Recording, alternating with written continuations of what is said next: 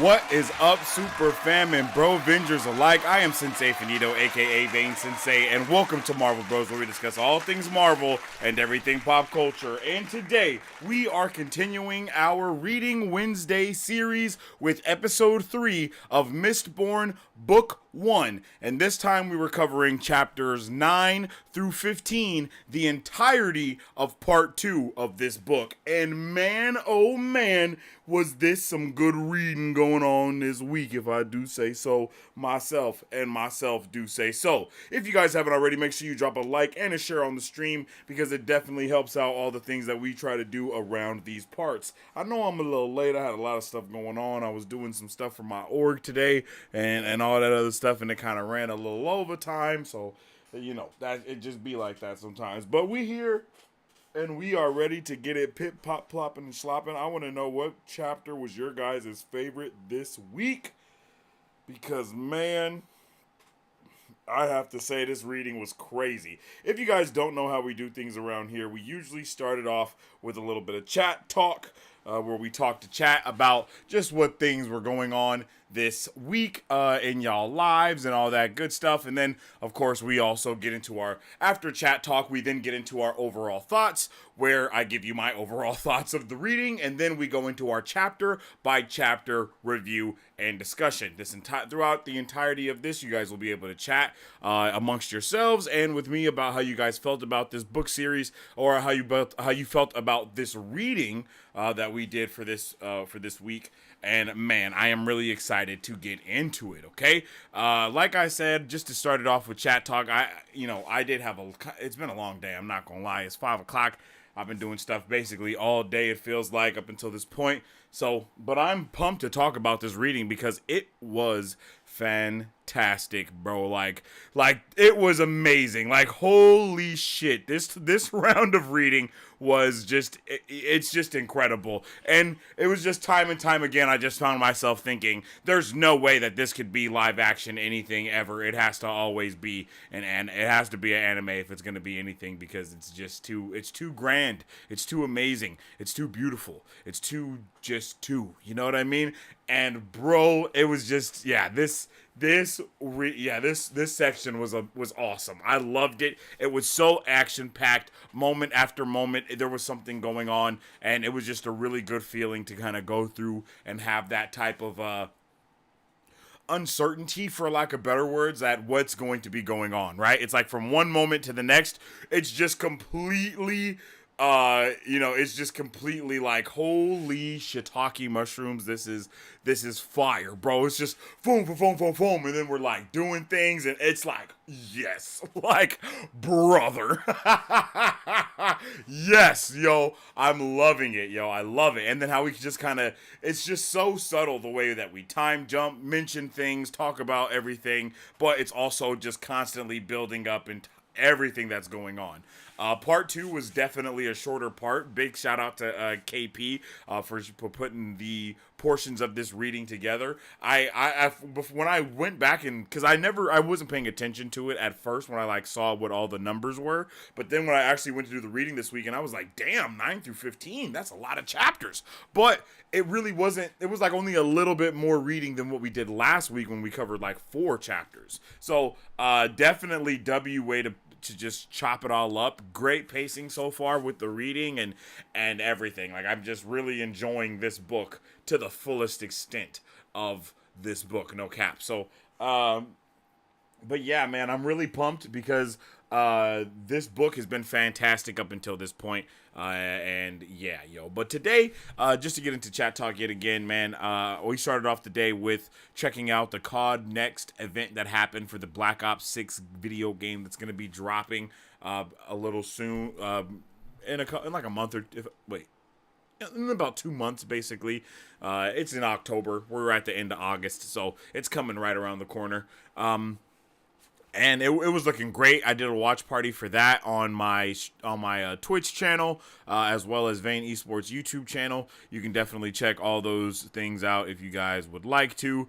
And yeah, man, it was a vibey day. I played some multiverses after that, and that was super duper fun. You know, like that was super fun. Got to vibe out and do all the things there. So man, I gotta change those links. Those are hella old links that I write there. Both of them from Streamlabs and from Nightbot. Those are old links. Don't click those. I don't even know if they work still. But you know, we're vibing. That was super fun. I've been, putting some stuff through DistroKid so I can have some music come out in a little while. So that's dope. Probably gonna start promoting that here soon. And just just going in and doing all that type of fun stuff today. Talking with some org members, talking with some of my managers that are part of the org and whatnot, and getting all those things, all those gears moving along over there. You know what I'm saying? Today I am wearing my Guardians of the Galaxy shirt. You feel me? Movie, not comic. You dig what I'm saying? Guardians of the Galaxy shirt. It's pretty gas. I'm not gonna lie. I like it a lot. And what else? This reading was fantastic. That's basically what that it was a good long day today. Not gonna lie to you. This reading was fire. And chat, let me know in the comment section down below what was your favorite chapter of this reading, and let me know what you guys have done today, what you guys did today, and how your day is going. And with all that being said, let's jump into chat and see how everybody is doing. Yo, what's up with the Thatch? Wait, what's going on? Where is this it? Nope, this is it right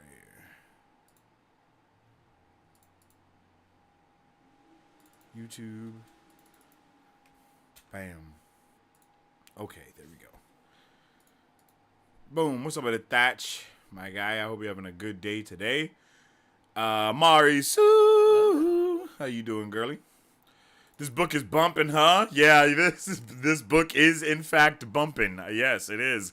It's been so good. It's so good that it's ridiculous. It's ridiculous how good this is. I should have wrote down what the interactive the interactive reading of this that had a full production around it, and I definitely need to check that one out for sure.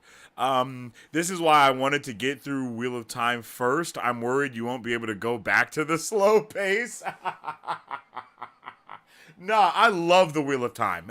I'm not a person where the pacing of something will ruin the pacing of something else for me necessarily. I'm not that type of person. I'm able to very much compartmentalize. But I can say that the pacing of this is I wouldn't say that it's far better than the Wheel of Time, because I just feel like those stories are told in different ways and it unfolds in a completely different manner. So I won't judge those books by each other, especially with this book having three. It's this book is a 3-book series, if I'm not mistaken, and then Wheel of Time is a 14-book series. It's hard to compare those things to each other in any manner. You know what I mean? Just in my opinion, because it's going to take so much longer for one story to go, because it's there's a lot of character development in each book and all these other things. So, but I feel, I understand. I understand what you're saying though, Mari Sue. The Crow remake is great. Yo, what is up with it? Cuphead, how you doing, Mr. Cuphead? I hope you're having a fantastic day today. Sharice, what's up, girl? How you doing? I hope you're having a good day today too. I heard differently, but I'm happy for you. Yo, yeah, I have not seen the Crow show, the Crow movie. I've seen the original one, but I haven't seen the new one. But I do like that actor, and I think he could do a damn good job if he's really able to do a damn good job. You know what I'm saying? But if he's not really able to do a damn good job, then it might not be the best. But we gonna see. Hi there, everyone. Yo. Hiya, Sharice. Mr. Bros, do you like the Crow remake? I haven't seen it yet. Didn't it just come out? I didn't even know it was out already. I thought it didn't come out until this week. Did it come out last week? I might have to check it out. Man, I got to get my my unlimited pass back for Regal. That's a good philosophy. You can't expect every author to have fast pacing. I feel like you can't expect every author to have similar pacing. just period. Like, it's not even just a fast pacing thing. It's, you just can't expect every author to have the same pacing. You can't expect every story to unfold at the same rate.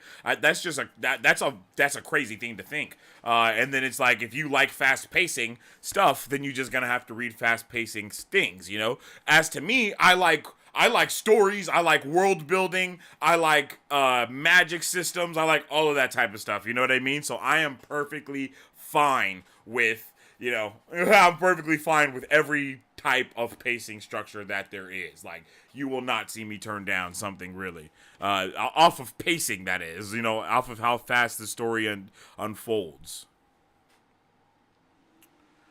I feel like the Mistborn Trilogy has to be faster than Wheel of Time because it's a trilogy. Yeah, facts. Exactly. I was just saying the same thing. Like, you don't have 14 books to grow these characters, to figure out what's happening. Like, you don't have that much time. You got to do what you got to do. You know what I mean? You got to do what you got to do. You got to finish the story, whereas Wheel of Time has 14 books. Facts. Beetlejuice 2, September 6th. I am ready for that, Mr. Bro. Whoa, September 6th? That's next week. Isn't that next week? Damn. Bro, I completely forgot about that. Like, I'm not even going to pretend. I completely forgot about Beetlejuice. Well, no, I didn't forget about Beetlejuice. I just didn't realize that it came out next week. Whoa, that's insane. That is crazy. I'm definitely hyped for it, yo. I'm going to be checking it out. Let me get a 1 in the chat if you guys are going to be watching Beetlejuice 2. You know what I mean? I'm pretty sure a lot of you guys are probably going to be checking that movie out. I mean, come on, come on, right? I mean, Winona Ryder, I was about to say Jason Ortega. What in the world? Who is that? What is her name? Jenna Ortega. You got a whole bunch of things going on there. So, I hope everybody is excited and hyped to get it pit pop plopping and slopping as we get into that. I'm definitely gonna have to watch that movie, do a full review for it, and all that good stuff. I'm looking forward to Beetlejuice. Me too. Tasarlin, yo, what's up with the girl? How you doing? Hello, Sharice. Hello, Sensei. Yo, how you doing? I hope you're having a good day today. Alrighty, man. Yeah, I'm really pumped for that. And then tonight, I don't know if you guys know, but later on tonight, literally after book club today, we are going to be watching none other than The Rings of Power, okay? The Rings of Power is set to premiere tonight at midnight. The first 3 episodes of the show. I have a full day today, yo. Full day of just content creating today. And you love to see it. You love to see it. So if you guys are, hyped for that, or if you guys are looking forward to checking out the Lord of the Rings, Rings of Power Season 2, then you guys can be here tonight at 11:30 p.m. PST when we'll be checking that out. Unfortunately, they're not doing the same time drop thing of it being, at 6 p.m. or 9 p.m. or they had a more prime time release for Season 1, but they're not doing that for Season 2. It's doing the midnight release. I really think that they have to release it on midnight on these streaming platforms, because then you're able to get a full 24 hours. Well, not a full 24 hours, but yeah, you're able to get a full 24 hours of, streaming, of viewership. That's exactly what it is. So then you get the day of it being aired. This is how many people watched it, because from midnight to midnight, you're able to account for all that time as to if you release it a little bit earlier or a little bit, whatever, then it'll have a big, possibility of, it not going through the same way. So that's gonna be amazing. So make sure you guys tune in and check it out tonight, where we will be checking out the Rings of Power Season 2 watch party and review, baby.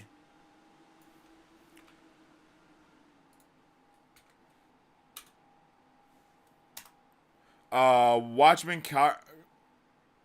Character 1 cartoon I enjoyed. Yo, did that come out already? Yo, I'm slipping. I'm missing all of the things. I had no idea that the Watchmen movie had came out already. Dang.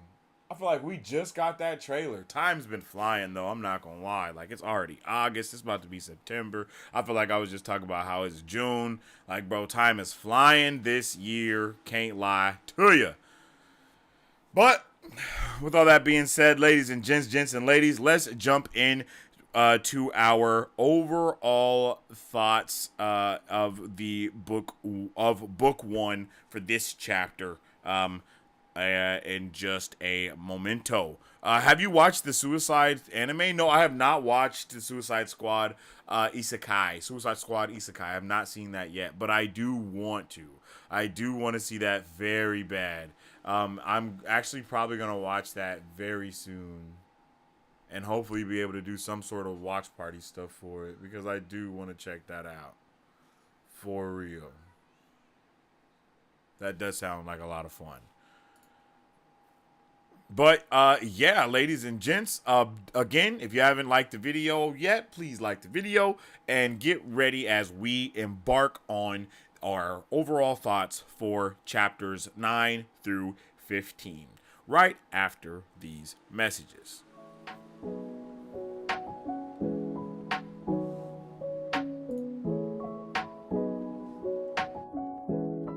Hi, my name is Dominique Pruitt, and I started Don's Bomb Gourmet Popcorn LLC in the summer of 2021 to introduce delicious and unique flavored popcorn not found anywhere else in the world. Why, you ask? Because I make it in my home with love, just for you. We offer over 10 flavors and are continuously creating new flavors that can be customized to any color or taste for your next event, party, or fundraiser. So go find yourself to our website and find a bombastic flavor of popcorn at donsbombgourmetpopcorn.com, or you can also follow us on Instagram or Facebook at Don's Bomb Gourmet Popcorn. Yes, sir, that is right. Make sure you guys go and get you some Dom's Bomb Gourmet Popcorn, where the popcorn is always bomb, and of course, is made by Dom, yo. All right. Let me see something real quick. Ha. Sorry about that. Something died over here, and I gotta charge it up. So just give me one real quick second while I plug this in. Oh shit.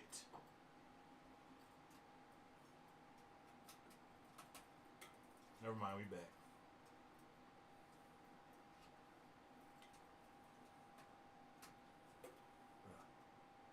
Plug in, bro. Boom, there we go. All right, ladies and gents and ladies. So, all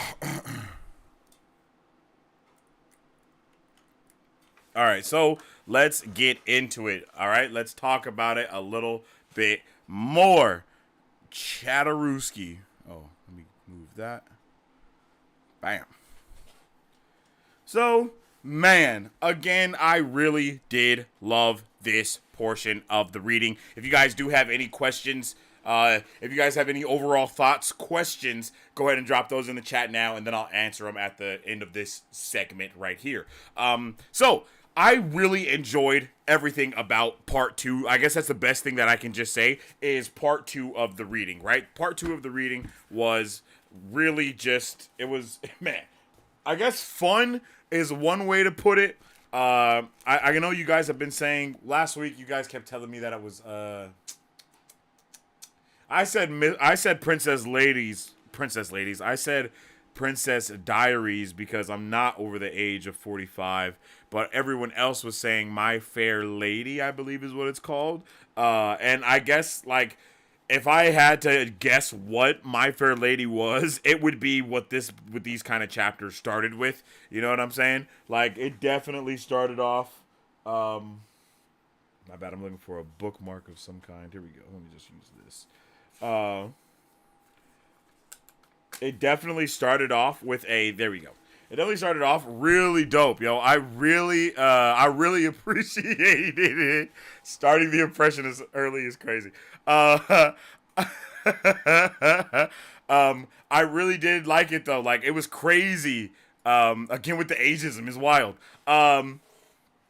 But yeah, it was fire. Like, I couldn't believe it. I could not believe how good this reading was, and how short it was too. Everything was very broken down into scenes by chapters and what characters are doing, and it just had a very nice flow to it, where one chapter went into the next chapter very well, and the questions that were raised were answered in a good fashion, and with some other questions being raised nicely.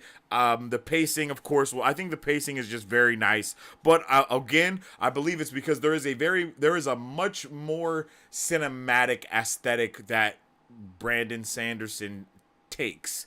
He definitely goes for the cinematography, and that's what he goes for, and you can very much tell by the text. It's in the text as you read it. The way he establishes a scene, the way he world builds things around, the way he writes his fight scenes. Just paragraph after paragraph of a fight scene, you're really able to experience what's going on in a different way. I don't know if you don't necessarily man, I mean, you feel it, but you don't feel it in the same way. It's kind of like feeling it versus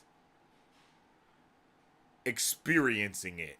Is that because even though I know of how you feel is part of the experience, and then experiencing something is definitely how it makes you feel, but it's just that I feel like Robert Jordan's writing is very much more feel, and this is very much more experience. I don't even know if that makes sense, but it does to me, and that's all that matters at this point in time. So we're sticking with it. So just being able to experience and see the things going on, seeing how Vin interacts with characters that she's talking to, the way that she's her timidness kind of is everything to her, and then how she wants to kind of hide, and then that realization that the mask that she's wearing is hiding. That is her hiding, but it's hiding in plain sight, and then it allows her to feel a lot more comfortable, right? It's like I understand that, like, it's like, damn, that's crazy. I love that. That's just really good at I can't say we need to I guess it is humanizing her more, and we do need that, right? Like, we should care about our characters, and that's what these chapters really made us do. I feel is these chapters made us care about our characters a little bit more, and it allowed us to see how much these characters care about each other, and that's something that really stood out to me and that I really appreciated. Especially the moment that we have between Vin and Breeze, and how he's like teaching her how to use her abilities, and then it all just weaves together in a really good way. And of course, Ham and Vin, they're of course friends, right? Like friends. Like he's a good fella. You know what I mean? Like Ham is just a good fella, and you can kind of feel the vibes there. Like, he's like, oh, hey, Vin. Like, he's waving at her. He's happy to see her. She's happy to see him. The whole thing. And it's just, it all worked really well for me yet again. And even seeing the way that she's never been treated so nicely. And then she gets so accustomed to it. And then she kind of gets that shock to her system when going back to the slums. It's like, everything about it just works, man. And I just really love it. We got a lot more, a little contextualization around the Lord Ruler in this chapter again, even though we still have not seen him, but we did get a little bit more context about who he is and what he does, and getting a little bit more questions raised as well. And that's something that I really did appreciate, is those questions that are being raised around the Lord Ruler, rather, wonder whether or not he really does exist, which is something that Sazed brought up last week, right? Do you really believe that he's the sliver of infinity, and all these other concepts? And then they kind of delve into those concepts a little bit more, not too much more, but those brief conversations that we have, those definitely give a lot more context of what's going on, as well as a ton of lore and world building going on in this part too, with basically the religions that have existed before the Lord Ruler, finding out more about Sazed and his species, I guess you can say, and introducing that new magic system that surrounds them. That's very like, what the hell does this mean? It's very questionable. I don't know what's going on. And I believe we also introduced another new magic system in this era, in this portion, which I don't know if they have anything to do with allomancy, but they are also somehow metal based, if I'm not mistaken. So I definitely want to know more about all of that. I definitely need to know more about that, and bringing up those terms and stuff, keepers, all of it. I just loved it all. It was a really good interconnected portion, and it was awesome to see Sazed like care about Vin, and you're like, oh yeah, he's really gonna protect her and all this stuff, and then you actually get to see it happen as well. But all of that just was, I love it. It just works in a awesome manner. So those are some of the things that kind of stood out to me. Kelsier as well, he continues to be just a curious menace, and I don't know what's up with him. It's like I'm so curious as what's going on with him. Marsh, I just don't trust him. I don't know why, but something about Marsh is just throwing me all the way off. We got to find out more about the obligators in this portion as well, and that was something I didn't expect. I love the little portion that we got to find out from them from the ball that Vin went to. Like I have heard your whatever, and then he like drops coins into something. Like, all of that is crazy. We got like another really good fight scene going on here, and it was amazing. Being able to actually see the freaking Inquisitors in action, bro, it just means so much to me. I was ecstatic to see the Inquisitors just go at it. Like, it was freaking fantastic to see them really just go crazy and really just whoop ass. You know what I'm saying? Like, they was whooping ass. And it was just nice to see them be a menace. I was a little nervous that we weren't going to see that happen until towards the end of the book. But hey, we got to see it, We got to see it. And that is crazy dope, bro. That's crazy dope. Really appreciated being able to just go through that and see what the hell they can do. Basically, you know what I mean?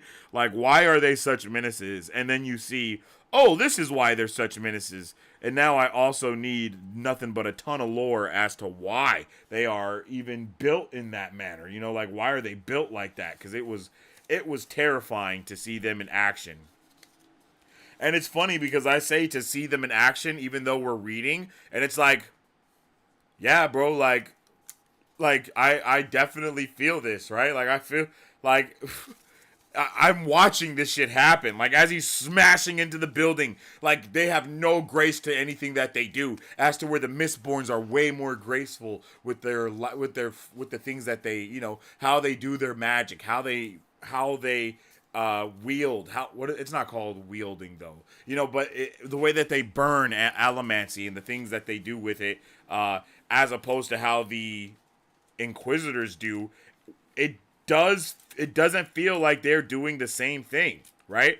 Like, it might just be me that thinks that, but while it I don't know, like, are all Inquisitors Mistborn or something? Because it low-key feels like whatever was going on there was going in. But who knows? Maybe they said that all Inquisitors are Mistborn and I just missed that part, and that's very possible.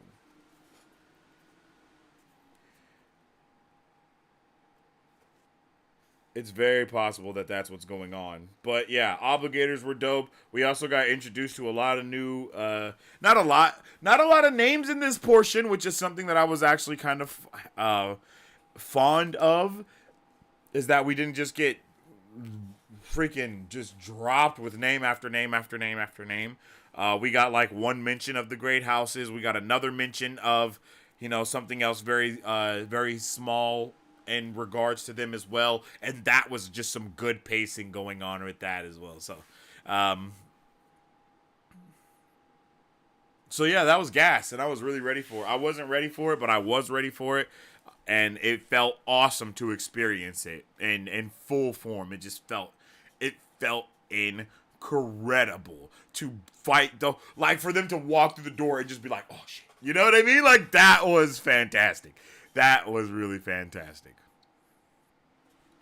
But I want to know what your guys' overall thoughts were for this portion of the reading. It was really fun for me. We got to see Vin be a little bit more comfortable. We got to see her come out of her shell and be completely nervous about it. We got to see her interact with another human being other than, just the people that are around her trying to help her out, which is, I mean, those people are, it's good that she's interacting with them for sure. Yo, I appreciate it. Chris, I believe I appreciate it, man. Welcome to the super fam. I hope you're having a fantastic day. There it is. Oh, that's not where it is. But yeah, man, it was just all of that worked for me very well. And very much so. I don't know if it worked for you, but I know it worked for me. So why don't y'all let me know if it also worked for you? Let's go to Streamlabs real quick, and then I will jump into the chat and see how your guys' feelings are, and then we'll be jumping into our chapter by chapter review and discussion after I jump into chat and see what y'all chatting about.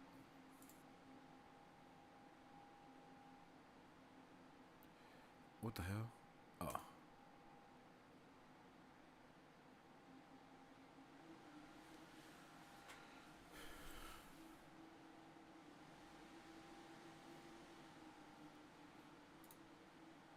Sorry, I'm just trying to get my... Yeah. Yeah, yeah. Okay, boom. And then, can I pop this out? Oh.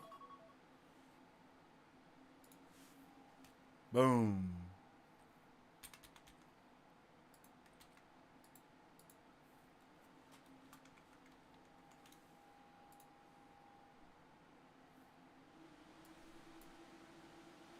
Ha ha ha. All right, cool.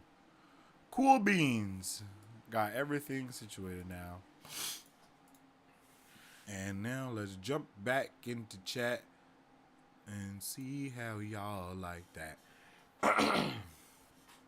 I'm curious if you think these epigraphs are written by the Lord Ruler. They're very humanizing. I've been saying every week I think I do. I really do think that they're written by the Lord Ruler. The vibe that it's giving me is my guy Sauron. You know what I mean? I'm getting like Sauron vibes from Rings of Power. Like before he was the menace vibe type of thing, you know? Like when he still had a vision of something better. Before that vision was perverted into something worse. Because it just seems like...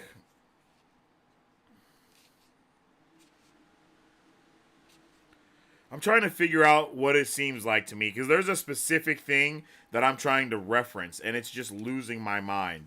Escaping my mind more so. It's like, I can't think of it.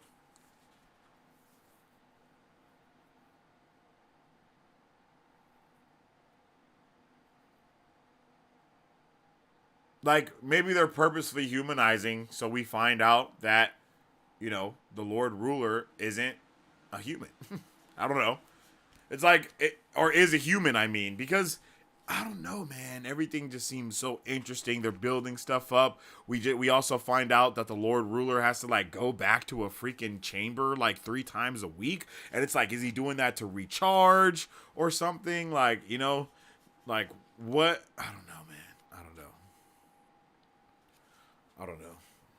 And then I got a little lost because I was under the impression that Atium was the 11th metal, but it's the 10th metal. So now I'm super confused as to what the 11th metal actually is. And maybe we haven't found out that part yet. And maybe I just crossed my wires because they were like, because it was like, yo, the 11th metal is something super big. And they were like, yo, the Atium mines is super big. And it was like, I don't know. So I got wires crossed around there. So maybe you guys can help me uncross those wires. A teeny taddy.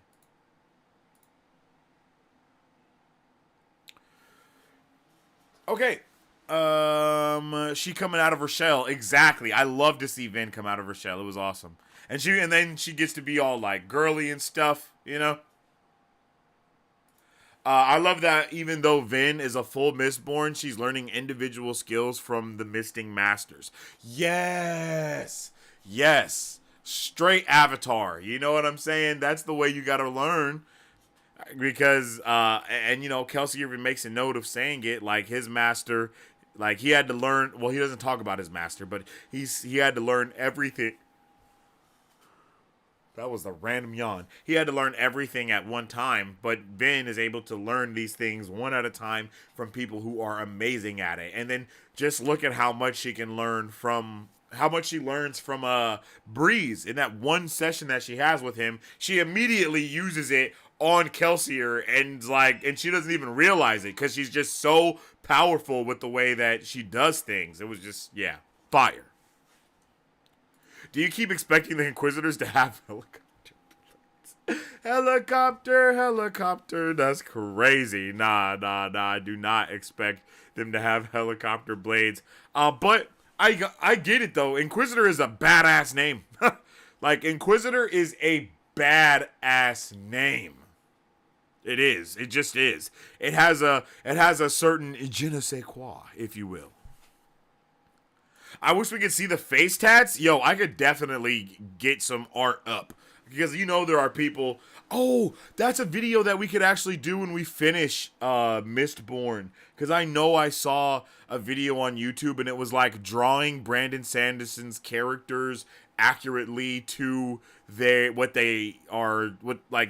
accurately to their description, basically. And I would love to see what an Inquisitor really looks like. Because like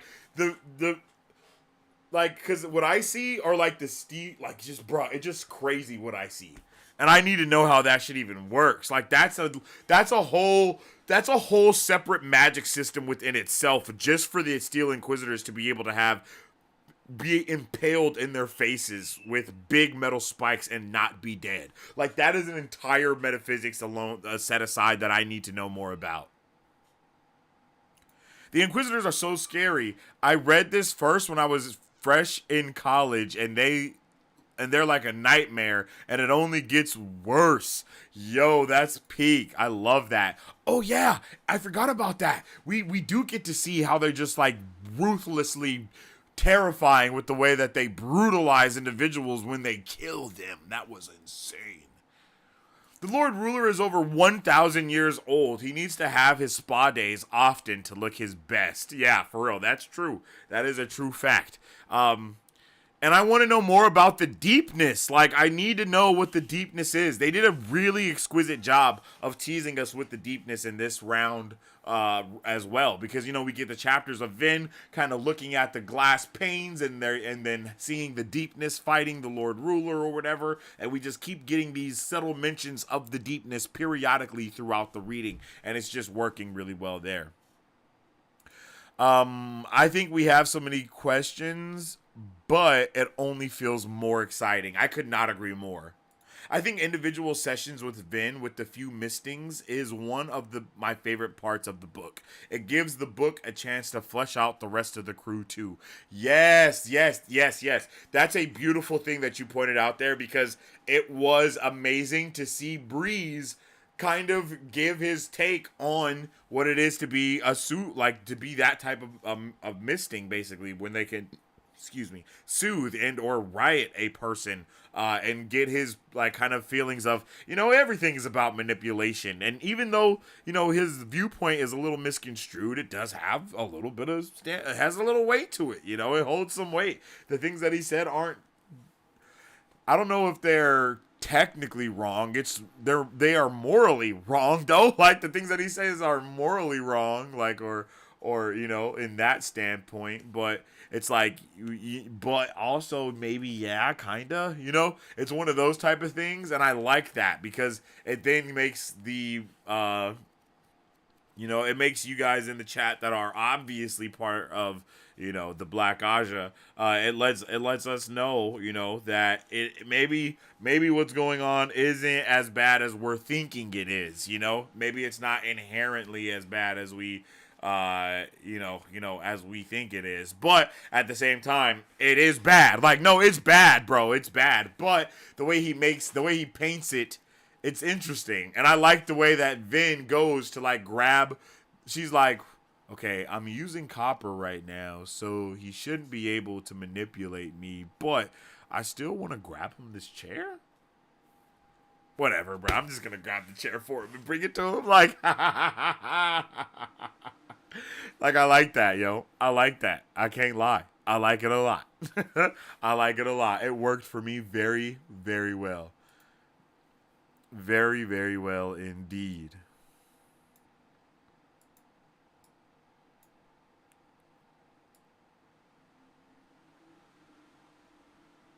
Boom.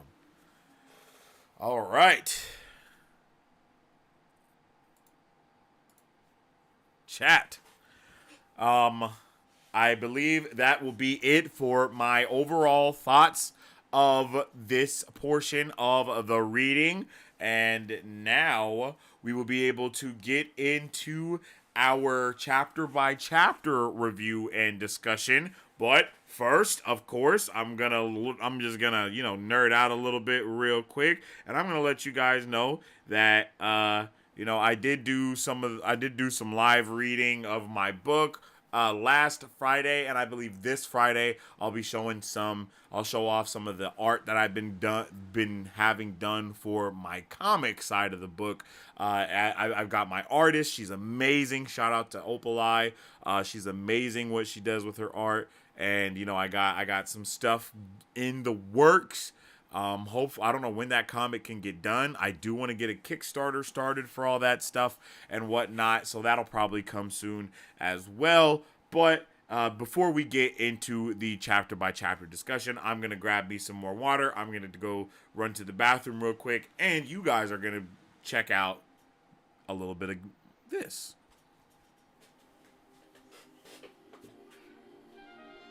Six nations divided, how the gods envisioned the lands of Ghaphora, where nations must praise their gods individually. Inguvu, the god of power, Altira, the goddess of reality, Akasha, the goddess of space, Akaili, the goddess of mind, Nafasi, the god of time, Isarin, the god of soul. Each god bestowed their name and universal property to their nation through the blood of their land. Diligent praise to these gods, along with the blood of the land, allows the inhabitants of Ghaphora to wield the universal property of their god. These inhabitants are called gifts. It is forbidden for these nations to fraternize with one another.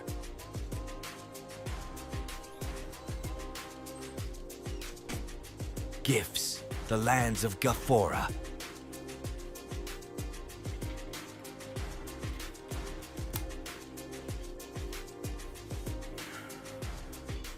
That is right. Gifts, the Lands of Ghaphora is my book, comic book, graphic novel series that I've been working on for a little while now. We're going to get a lot of stuff going on with that. This Friday, you guys will be able to come in, check out some of the artwork, talk about the book a little bit more, find out what gift you might even be in the world. What?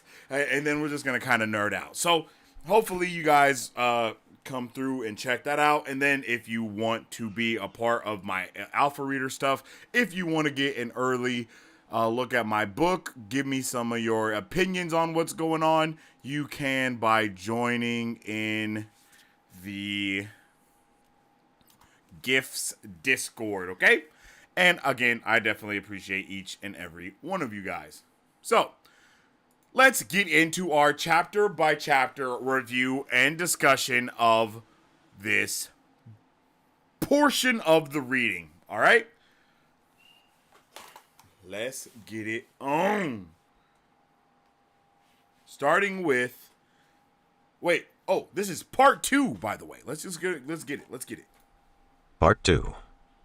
Rebels Beneath a Sky of Ash. In the end, I worry that my arrogance shall destroy us all. 9.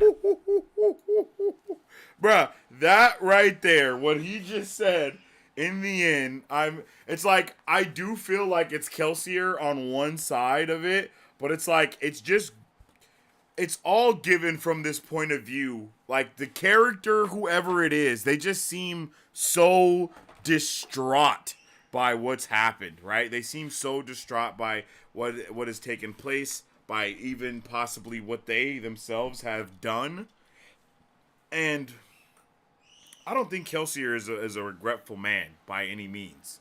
I just don't see that happening.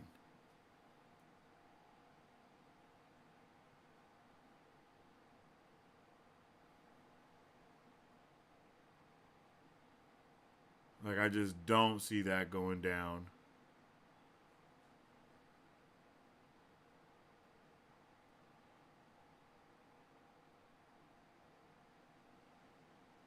My bad.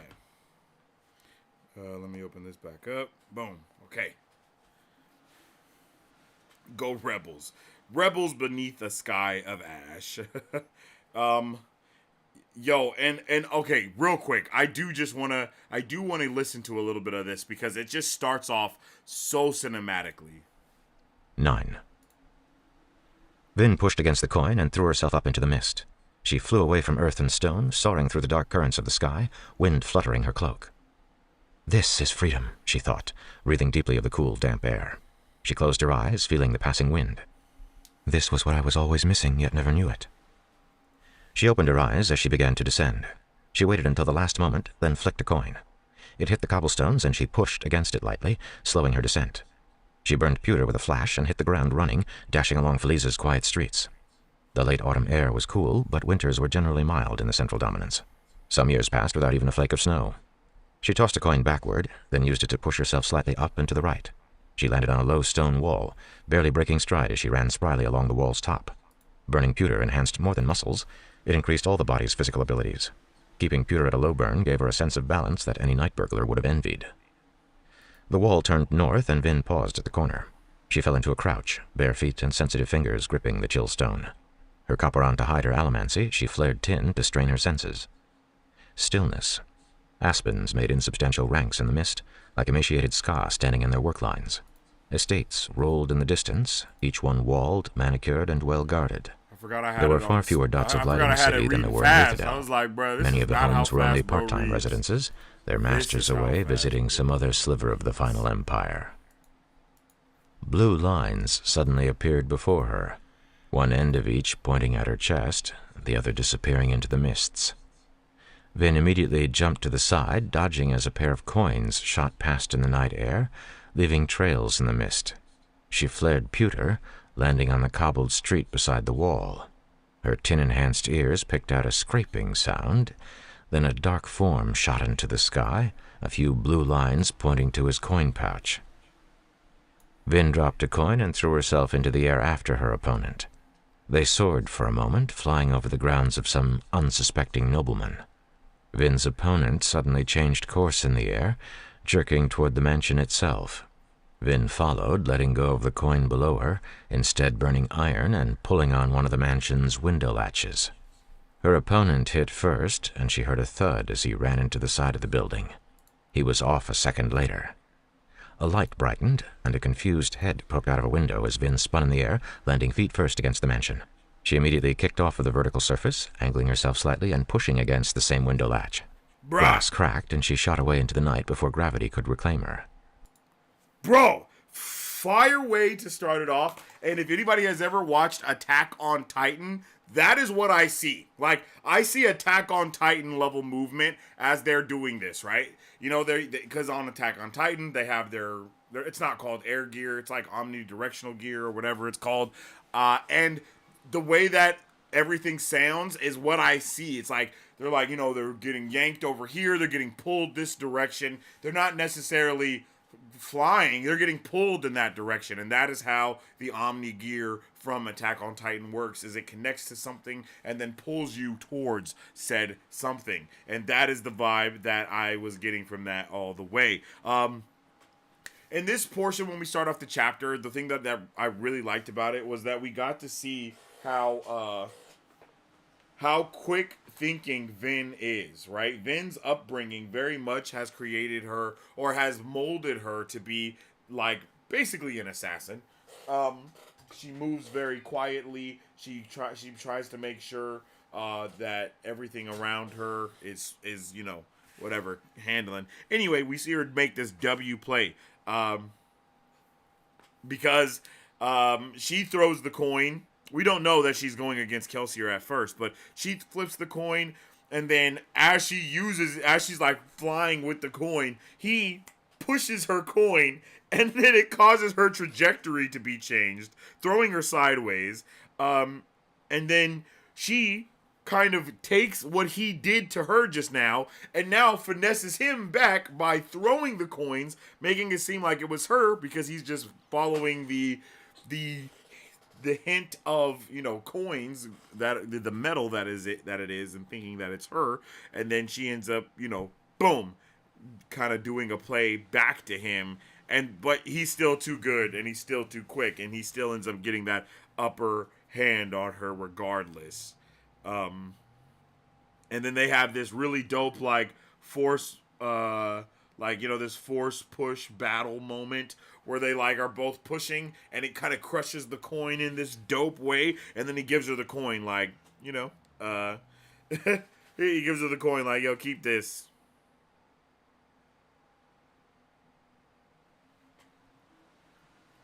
Oh, and then we get this dope little note from Kelsier, and he's like, I know it's instinctual, Vin, but you don't have to put your hands forward when you push, nor do you have to drop what you're doing, which is fire. It's like, you don't have to do that. Like, you're stronger than that. Right? It's like, you are so much stronger than that, you don't have to do that thing. And it's crazy.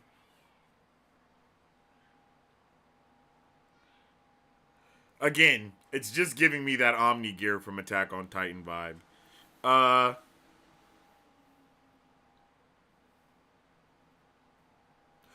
and then he tells her,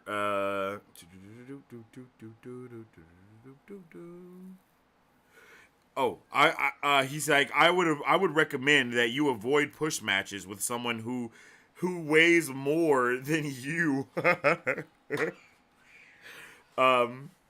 Yeah, someone who weighs more than you.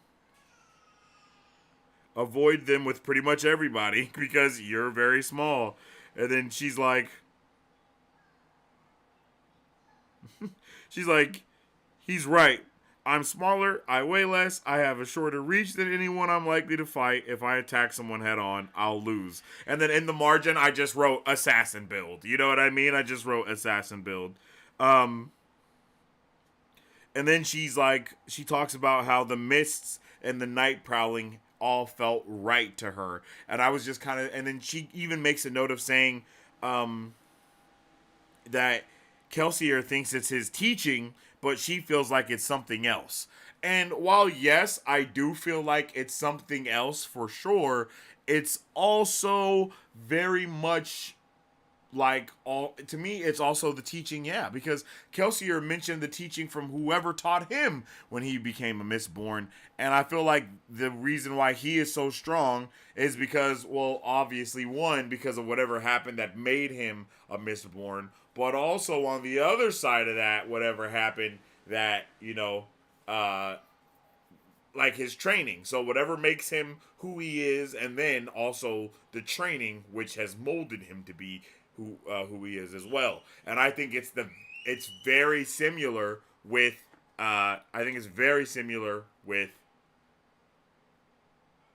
him teaching Vin as well, right? I think that's very much the same thing going on there. So that's dope. I'm hyped. I really like that though. And then, of course, we get to mention the Ska would fear Mist race. The nobility would have guessed that the Mistborn had caused the disturbance. Neither one was something a sane person would want to confront. Just kind of, it's like doing the due diligence to cover the tracks of how they're able to do these things without anyone figuring them out, which I appreciate. I really like that.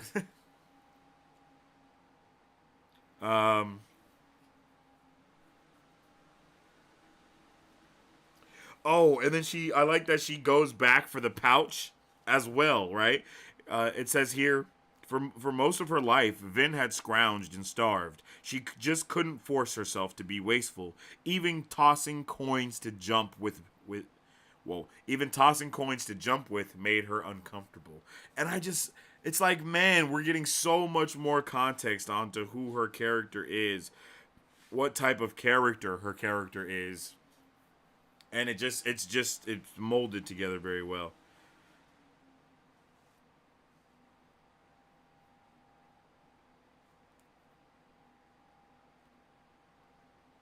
Oh, and then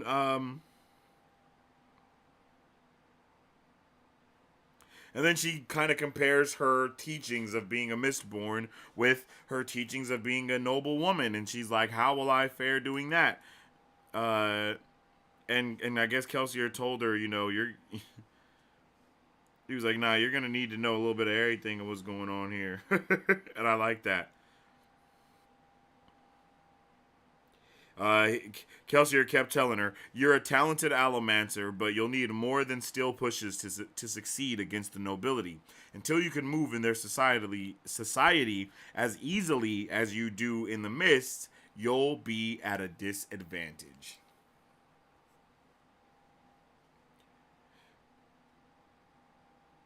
And then, so we also get the first drop of how long it's been since all of this stuff has been going on, right? It's been 2 months.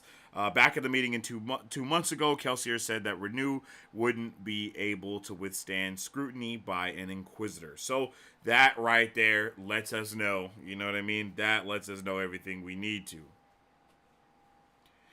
We get introduced to Kassan here, who comes through and starts doing Vin's hair, making her, cutting it and all that good stuff.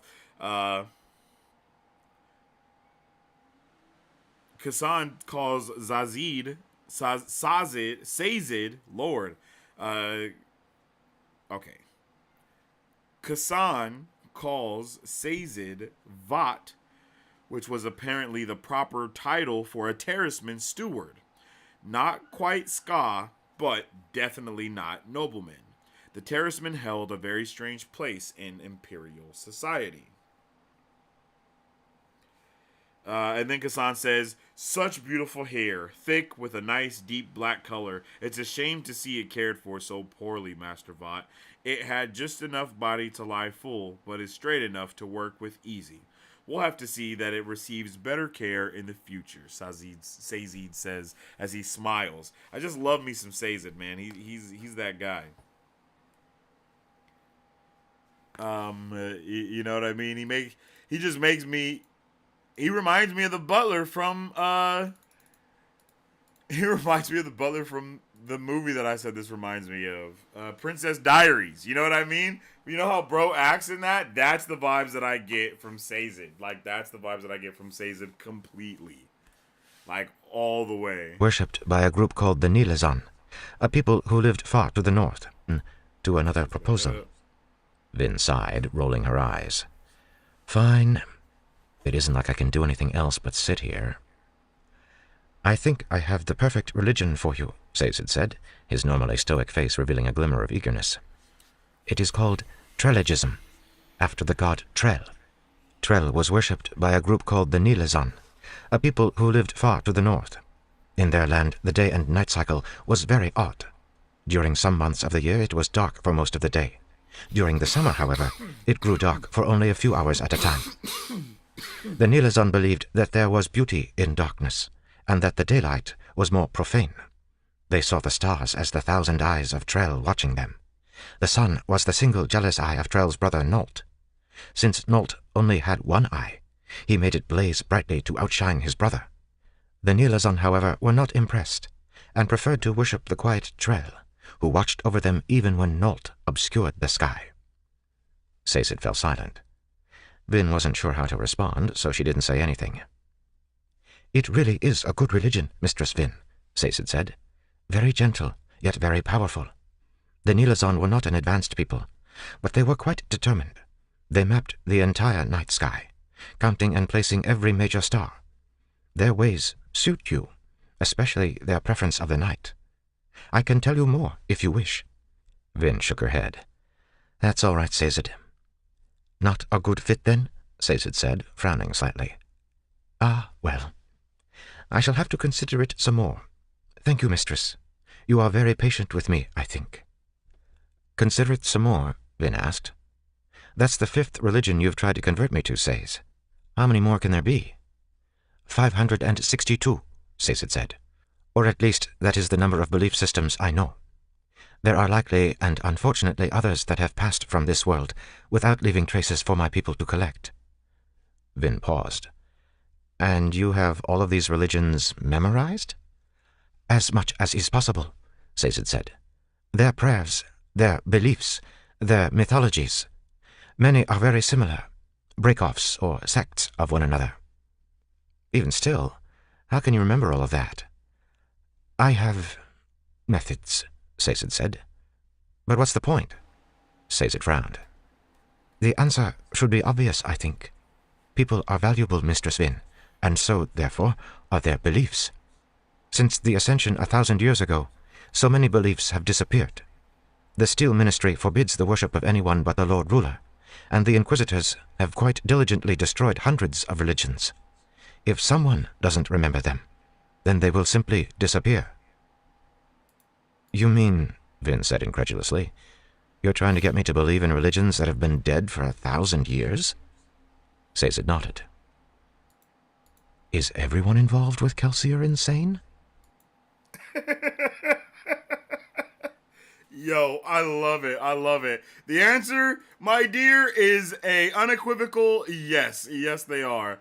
And I think that's awesome. I think it's awesome. This just is, again, I loved this portion of the reading. We got to see so much of the world building and the lore and backstory for how things used to be, finding out more about Sazed as well, and Sazed is freaking awesome, bro. He's freaking awesome. He just makes the story just like the introduction of him just makes the story so much better. I can't lie. Like I love his character. Y'all know how I feel about very intelligent side characters that know the lore for verbatim. Like that is my favorite type of character, bro. Like he is loyal. You know what I mean? Like he is the loyal right now. He's just also a badass. And I guess Loyal's kind of a badass, but this guy is not a big fluffy friend. You know what I mean? Nah.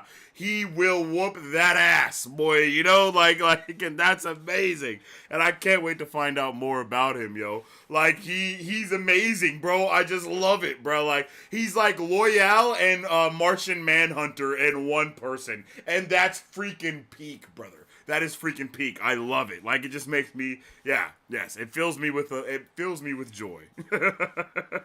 It fills me with joy, yo. I can't lie to you. Yeah, it fills me with a lot of joy to see that go down. Yeah, and then we find out that there's not a lot of keepers, but there are just enough for when the time. He basically says there's enough of us to pass the truth to the next generation. You know what I mean? There's not a lot, but there are just enough to pass what we know to the next generation and allow them to know the actual truth. But Tivan Renu, who owns this mansion, into the mists. All she could do was sit and listen. "Fine. Can you name all 10 great houses of Luthadel in order of power? Venture, Hasting, Alariel, Tikiel, Likal, Erkeller, Erakel, Hot, Urbane, and Buvidas." "Good," Sazed said. "And you are?" "I am the Lady Valette Renu, 4th cousin to Lord Tivan Renu, who owns this mansion. My parents, Lord Hadron and Lady Valette Renu, live in Chaket, a city in the Western Dominance. Major export, wool. My family works in trading dyes, specifically blush dip red, from the snails that are common there, and callow-field yellow, made from tree bark. As part of a trade agreement with their distant cousin, my parents sent me down here to Luthadel so I can spend some time at court. Sazed nodded. And how do you feel about this opportunity? I am amazed and a little overwhelmed, Vin said. People will pay attention to me because they wish to curry favor with Lord Renew. Since I'm not familiar with the ways of court, I will be flattered by their attention. I will ingratiate myself to the court community, but I will stay quiet and out of trouble. Your memorization skills are admirable, mistress, Sazed said. This humble attendant wonders how much more successful might you be if you dedicated yourself to learning, rather than dedicating yourself to avoiding our lessons. Vin eyed him. Do all terracemen, humble attendants, give their masters as much lip as you do? Only the successful ones. Yo, I love, bruh. He's that guy. For real. It's just awesome, yo. It's awesome. So after they kind of get done talking, Kelsier walks in. He's like, the haircut looks good. Nice job, Kassan. She looks into the mirror and she's like, she looks like a girl. And I just love that aspect, right? I love that minor aspect. The sudden realization is just, it's like, wow, like I've never got to look like who I feel like. You know what I mean? Like that's crazy. That's dope. I love the way that he was able to kind of write that in there, you know? And like, yeah. Yeah, bro. I like Vin, bro. I like Vin a lot. I like Vin. I love the female character that has never got to be girly in the way because she thinks it will she's been taught that it will diminish who she is as a person, and then they find out that that's not the truth. You know what I mean? Like, yeah, like you're not what they said. You feel me? Like, you can overcome this shit regardless. Like, let's go. Like, turn up. Like, turn up. You know what I mean? I'm ready, bro. Like, yo, you can still, like I'm not a fan of the trope of, you know, the Lady Briennes. You know what I mean? Like, Lady Brienne is an awesome character, but I'm just saying, like, I'm not a fan of it when it's, like, used as, like, the main character trope. You have to not be ladylike in order to be viewed as strong. Like, that's lame, bro. That's lame, bro. We need to see... Like, bro, I'm trying to see her I'm trying to see, like, the dress flowing in the wind as she's murdering everybody going through. You know what I mean? Like Harley Quinn. You feel me? Harley Quinn when she was in that, what was that movie? When she just goes through the hallway and she's murdering everyone and then it's just flowers and blood splattering everywhere. Like, bro, yeah. Shit like that's awesome. Okay. Let's see. And then I love how she even hears Reen's voice in her head. You don't want them to think of you as a girl. And then it's like, for once, she found herself wanting to ignore that voice. You know what I mean? It's like she's actually getting to be a person. Like her, it's like not it's been a defense mechanism. Now she can like really, it's like she feels like she can also defend herself now, you know, and she doesn't have to be as defensive necessarily, but that, like, not being as defensive does not mean that you are defenseless. You know what I mean? Like, two sides of the coin. Love it. I love it, bruv.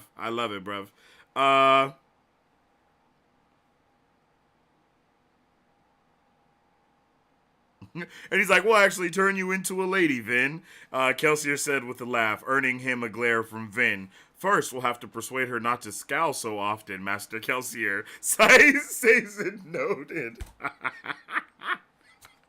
I just love how they're all assholes, bro. That's hilarious. They're all assholes to each other. And that's the best type of friendship. When you get to be an ass, when your assholeness is accepted and appreciated because it's also mixed with honesty. You know what I mean? You know?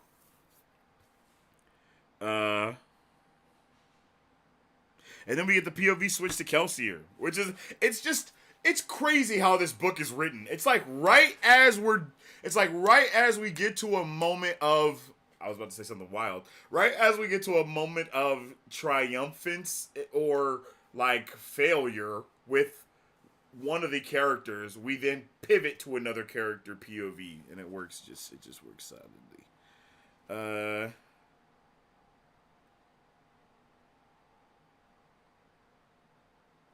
Then we're from Kelsier's point of view. Oh, we find out that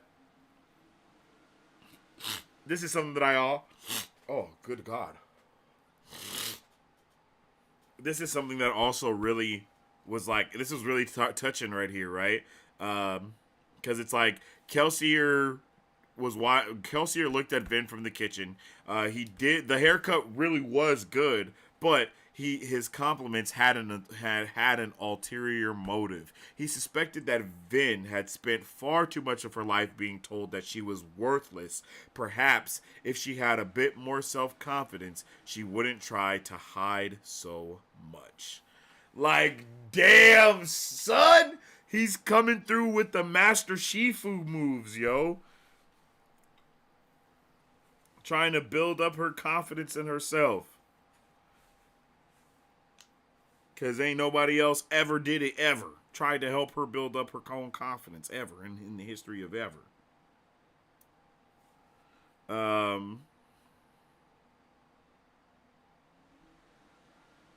Oh, and then we kind of they start talking about her a little bit, Sazed and Kelsier. She's extremely intelligent and perceptive, quick to memorize, extremely reserved. Sazed says that he senses that she doesn't see the full value in his lessons, but she is very obedient, but is also quick to exploit mistakes or misunderstandings. He says, if I don't tell her exactly when and where to meet, I often have to search the entire mansion for her. And I love that about the character. Like, you know, like, I love that. She's like, yo, hey, bro, you didn't say you just said that we had training at 5, so I was waiting for you. But you couldn't find me. That's on you. That's on you. I love it.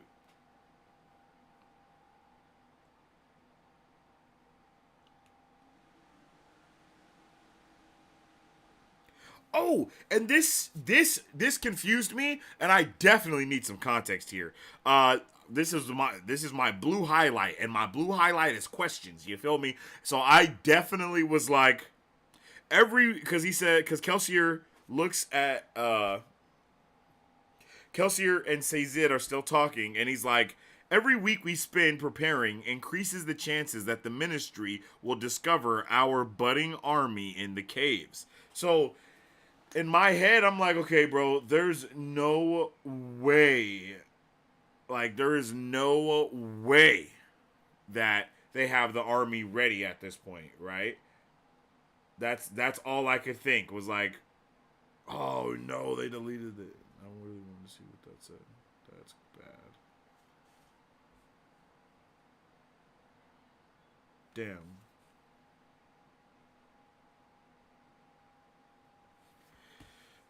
Anyway, yeah, so that was crazy.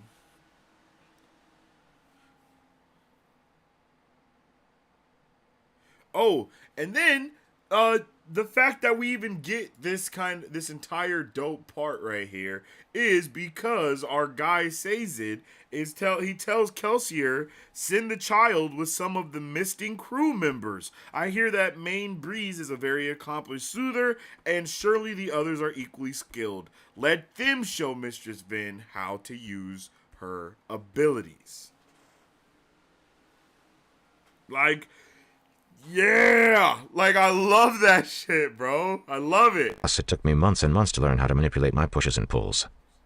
It's not as easy as it sounds, even that. I'm not sure. Today when we were training, we got into a steel push shoving match. The kid has to weigh less than half what I do, but she gave me a decent pummeling anyway. Different people have different strengths in allomancy, Sazed said. Yes, but the variance isn't usually this great, Kelsier said. Plus, it took me months and months to learn how to manipulate my pushes and pulls. It's not as easy as it sounds. Even something as simple as pushing yourself up onto a rooftop requires an understanding of weight, balance, and trajectory. But Vin, she seems to know all these things instinctively. True, she can only use the first 4 medals with any skill, but the progress she's made is amazing. She is a special girl. Kelsier nodded. She deserves more time to learn about her powers. I feel a little guilty about pulling her into our plans. She'll probably end up at a ministry execution ceremony with the rest of us. But that guilt won't stop you from using her to spy on the aristocracy. Kelsier shook his head. No, he said quietly, it won't. We'll need every advantage we can get. Just watch over her, Says. From now on, you'll act as Vin's steward and guardian at the functions she attends. It won't be odd for her to bring a Terraceman servant with her. Not at all, Says had agreed. In fact, it would be strange to send a girl her age to courtly functions without an escort. Kelsier nodded. Protect her, Says. She might be a powerful allomancer, but she's inexperienced. I'll feel a lot less guilty about sending her into those aristocratic dens if I know you're with her. I will protect her with my life, Master Kelsier. I promise you this. Kelsier smiled, resting a thankful hand on Sazed's shoulder. I feel pity for the man who gets in your way. Sazed bowed his head humbly. He looked innocuous, but Kelsier knew the strength that Sazed hid. Few men, allomancers or not, would fare well in a fight with a keeper whose anger had been roused. That was probably why the ministry had hunted the sect virtually to extinction. All right, Kelsier said. Get back to your teaching. Lord Venture is throwing a ball at the end of the week, and ready or not, Vin is going to be there.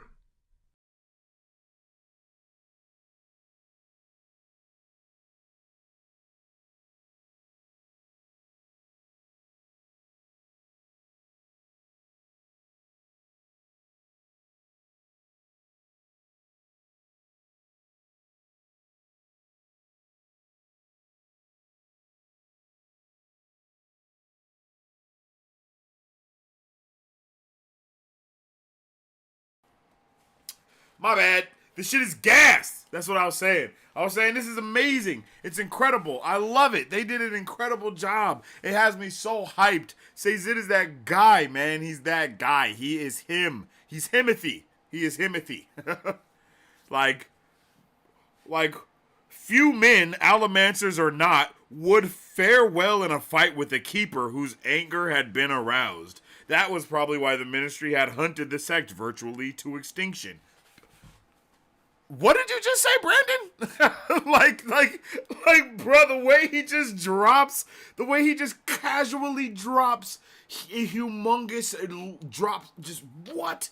Bro, what? Like, what? If you're not paying attention there, when he just pulls up out of nowhere later on, you're going to be so confused. You're going to be like, what the hell? Where the hell did he come from? Like, oh. It's because all of the keepers are them. Like, they are that guy. Like, that was fire. That was fire. I really liked it. I really liked it a lot. But let me know how you guys felt about chapter 1. 1 out of 10, what would you rate? This is not chapter 1, excuse me. Chapter 9. 1 out of 10, put it in the chat. What would you rate this chapter? I keep forgetting to do that. I keep meaning to do that, but I don't.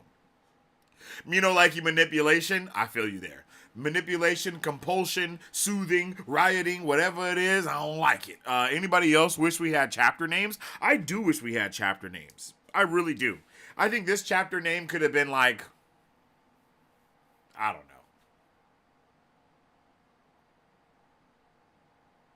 know. Something to do with like the haircut, like, or like reflection, something like that, I don't know. Chapter 9. Reflections of the I don't know. Reflections of a Sky. Boom. And then we're cooking. Yes and no, because I feel like chapter titles sometimes give things away. This is true. I like that, though. I like that. And that's my favorite thing. I'm not going to lie. My favorite thing is chapter titles. Because then you're able to be like reading it and you're like, that's why this shit is called. It kind of sets the scene a little bit, right? It's kind of like a scene setter, I guess. And I guess that maybe that's why Brandon doesn't use them as much, is because there are so many scenes in one chapter. Because usually the chapter name is the theme of the entire thing, and his chapters kind of go in a different pacing, you know. So I think it works. I think it works. But I wish we had chapters at the same time. Like, I really, really, really, really wish we had chapter names. Like, yeah. Or at least chapter icons. You know what I mean? Like, can we at least get a little icon of what's going on? Like, if this chapter icon could have been like a mirror. Or could have been like a mirror and scissors. You know what I mean? Like, just to let us know about that haircut thing. You know, because it's like, it doesn't need to be a huge spoiler about the chapter, but you know, just like a really dope pivotal moment or something like that, and just a mention of that, because that moment of her getting her haircut is really important. I don't know if she's ever even got a actual haircut. She says every time she's got her haircut before, it was by her brother, and he just is like doing it super quick. But we see that Kassan is like actually taking care of it, giving care to her hair. And you know, anybody that got long hair or any type of hair at all, taking care of it is a really important thing for your own physical being, right? So yeah, go Rebels. What is freedom is the theme we'll revisit. That's a good point. Yes, that's a good point, and I like that, and we're definitely going to talk about that. Okay, but Kelsier versus Magneto, who wins? I'm pretty sure Magneto wins every time, because he's just on a whole nother level. And he doesn't have to burn anything. There are no limits to what he does. Kelsier would have to take him out really quickly, and I don't think that would happen, because I'm pretty sure it would be something the power scale is very similar, but Magneto can literally just do anything. Like, he's just, and he has to like grab the thing and then throw the thing, and then I don't know if you can hover the thing. Can they like hover something close to them? You know, like all of that. I think there's just too many. There's a lot of constraints on what they can do. And as for Magneto, Bro can hit an EMP on the entire world and knock out communications. You know what I mean? On a high level. I don't know if Kelsier can do that by being a Mistborn. I would really love to see this as a video game. Yeah, it gives a lot of video game. What is the word? Video game tech tools. Video game technology techniques. It's one of those. But it does have a lot of video game tech. The blue lines they see is such a video game logic. Yeah, it's like the thing where you press down, you know what I mean? And then it highlights all the things around you that you're able to utilize. I feel you 100%. And I don't think this is the only time we've mentioned some type of video game logic being tied to this power system. I just want to know their power levels. Whose power levels? Magneto versus Kelsier is different. I think it could go either way. I don't know. I don't think it could go either way at all, to be honest. Because they, like, think about it. Think about it like this, right? They're not able to control the metal in another Allomancer's body. That is not a constraint that Magneto has at all. He literally rips the adamantium off of Wolverine's skeleton. So, if he could literally just rip all the metals out of Kelsier at the beginning of the fight, and then he has no metals to burn anymore. And it's over. I hear C-3PO, I am programmed in 3 million forms of communication. Facts. Say Zed is the best. He is basically loyal. Stop ducking classes, Vin. Vin is out of there. 90% of Vin's brain power has been focused on not being assaulted till now. We're finally seeing what she's capable of when it's unleashed.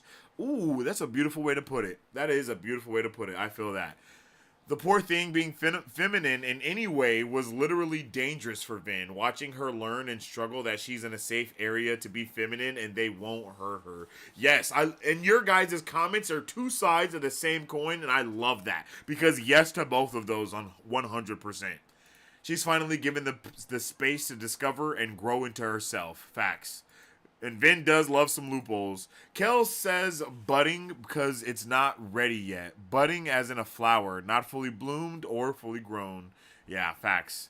Kelsier is really like by any means necessary, for sure. By any means necessary. And then he has to kind of figure out what that means when you take that stance. When you take the stance of by any means necessary, that shit gets tested quick.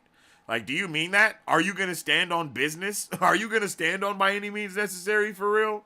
Vin and her two dads. What did you just say, Brandon? Is probably a very common phrase amongst cosmere readers. Because he's just casually dropping crazy knowledge. He's like, oh yeah, bro. Keepers are strong as alamancers.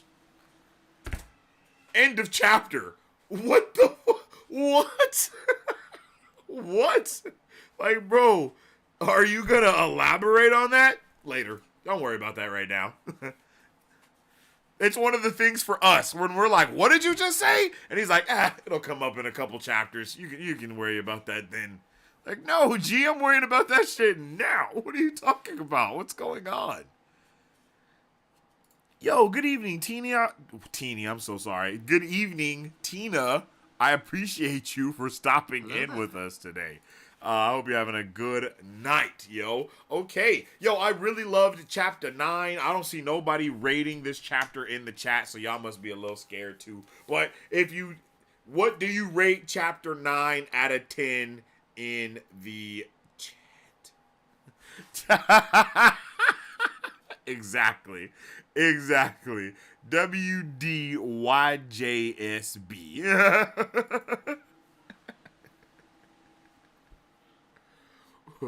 Wadijsba. Yeah. That's right.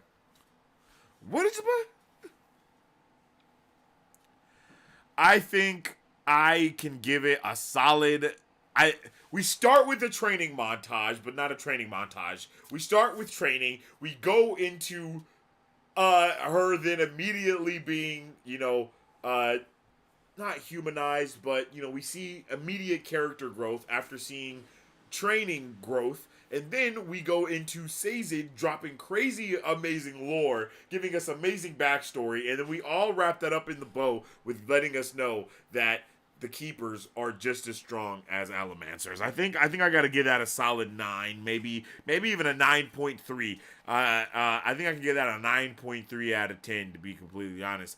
And I think I'm not going to give it a full 10 out of 10 just because I don't want to.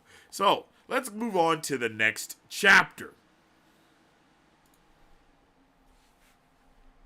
It amazes me how many nations have united behind our purpose. There are still dissenters, of course, and some kingdoms, regrettably, have fallen to wars that I could not stop. Still, this general unity is glorious, even humbling to contemplate. I wish that the nations of mankind hadn't required such a dire threat to make them see the value of peace and cooperation. Okay, all right, chat. This paragraph conflicted me on my theory of it being the Lord Ruler's diary entries or journal entries, and this made me kind of more think that it was maybe Yeadon or Kelsier or whoever starts to rule after the fact of the Empire falling. And that's the thing. I get the vibe of whoever this is from. It is their journal entries of going to the top, right? And I could 100% see this being the Lord Rulers, and he starts off as actually being, quote-unquote, a nicer guy, and then over the time of doing whatever is going on, it has turned him to be a darker character. And then because one of the things that I think is super dope with any characters that are said to be immortal is that when they become evil, it's awesome. And it's usually because the people around them die. Like Klaus, I believe, from Vampire Diaries, was one of the dopest characters out of the entire show. Not only because the actor was bringing his A game, but also because you got to see Klaus literally lose everything, and he told you he lost everything at least. And then that is the reason why he was like such a bad guy, because he saw what everything was before and all these other things. And I think there was an immortal character on Heroes that was very similar to that as well, that saw everything, went through everything, and then it turned them into a different type of person. And I just really appreciate that. And that is why, like this right here, it amazes me how many nations have united behind our purpose. There are still dissenters, of course, and some kingdoms, regrettably, have fallen to wars that I could not stop. Okay, so bro's trying to stop wars. So that's why it also makes me think that it might be Eden or whoever is ruling after they win this fight that they're in right now. But then you also have, it saying, I wish that the nations of mankind hadn't required such a dire threat to make them see the value of peace and cooperation, right? So now I'm getting the vibe of Watchmen, right? Ozymandias, is that what his name is? Ozymandias. What does Ozymandias do in Watchmen? He ends up faking that alien attack or whatever it is in order to cause more peace amongst the world. And that could be the vibe here. You know, it could be the vibe of someone that created a greater threat in order to establish more peace throughout the lands. So that's where that Wizard of Oz theory could really kick in and be like, okay, maybe the Lord Ruler doesn't really exist, and the Lord Ruler is more of a concept, and it is a concept that is being held over generations by people that are in a secret society that all know the truth of what's going on, and they're pretending to do that. Or there is a real Lord Ruler type of character of some kind, but he's just not as powerful as everyone thinks he is. He's just been able to live forever, right? And again, we also have him remembering all of the people that fought for him and giving their families and their generations more favor. And that seems like something that more of an honorable man would do, whether he's a villain or not, right? There's a lot of honor to uphold when you are, when the people that helped you rise to power always have favor after 1,000 years because you remember who they are. So just wanted to kind of drop a little bit right there, because those are all of the vibes that I got from this paragraph right here. From this epigraph, I mean. I was like, whoa, wait a minute. What does this mean? Like, there's so many interpretations of this. So yeah. So we're back with Vin's POV. She's walking along the street, and now she's in the slums. This is us going with Vin to meet Breeze. And this is awesome. I really appreciated this part as well. She's right here. The third paragraph says she'd almost forgotten how oppressive Luthadel could be. Her weeks in Felice had accustomed her to trees and washed stone. Here there was nothing white, no creeping aspens, no whitewashed granite. All was black. Like, that's just giving you such a paradigm shift of what her life has been, what her life is now, and going back to the life that she's always been in, right? It's a little triggering. It's like, it's crazy. And she says it's like things are actually brighter at night than they are during the day. Like, what a thought that is. She passed squads of garrison town guards, walking with full armor, breastplate, cap, and black cloak, trying to look as intimidating as possible. Vin ducked down as a group passed, pulling her hood close. She was old enough that she should have been either bearing children or working in the mill, but her size often made her look younger in profile. So my margin here was, what? Because ain't she 16? You know what I mean? Like, isn't she 16? What do you mean she's childbearing age? But that's just where that, what's it called, kicks in, right? That's where the, that olden days, vibe kicks in. I can't even think. What is that called? It's not primal. It's not the word I'm looking for. Feudal? Is that how it was in the feudalism day? Like, in like, you know, is that more feudalist? Like with kings and queens and shit? What is the term? What is the term for that? Like, other than gross, sickening, and downright just misconstrued of thought.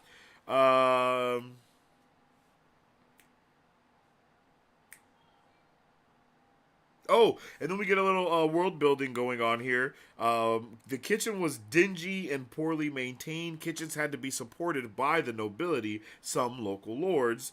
They paid kitchen owners to provide food for local sky, but workers would be given the workers would be given meal tokens for their time and would be allowed a short break midday to go and eat. The central kitchens would allow the smaller businesses to avoid costs of providing on-site meals. Since the kitchen owner was paid directly, he could pocket whatever he could save on ingredients. In Vin's experience, kitchen food was about as tasty as ash water, bro. Just painting a picture of this really dystopian world of just horror. Then walked in the indicated direction, passing through a filthy dining room, floors scattered with tracked in ash. And this is where, and then it's like, Vin, my dear, Bree said, and my margin immediately was, oh, it's this guy. Like, oh, it's this guy. All right.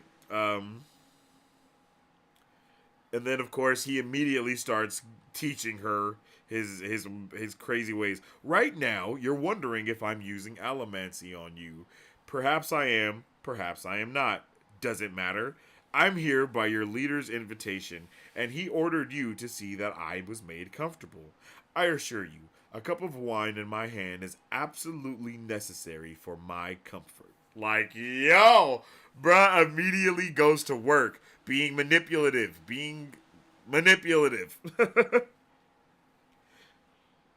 And I love this discussion, actually. Let me actually see if I can... I love this discussion right here. Let me see.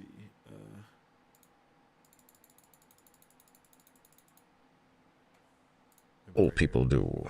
In fact, manipulation is at the core of our social... Everyone else. I ain't gonna lie. It was this chapter where bro really started eating. When all these other characters started really coming in and talking to each other. This is where I was like, oh wait, Michael Kramer is going crazy. And I did have to like speed it up to like 1.2 at the minimum. Because bro kind of does talk a little bit slower for my taste. So like 1.3 is like cool. But I like to fluctuate it as well, like going from 1.2 to 1.4, like in the action scenes or where some dope, crazy shit is going down. I'll definitely up it to 1.4 just to kind of increase it, or you know what I mean, to increase that feeling, or whatever. But yeah. Come on, what happened?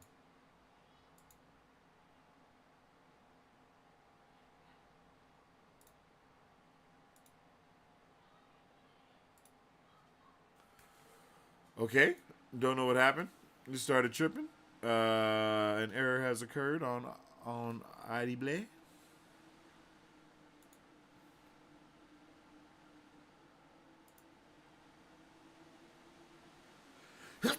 Oh.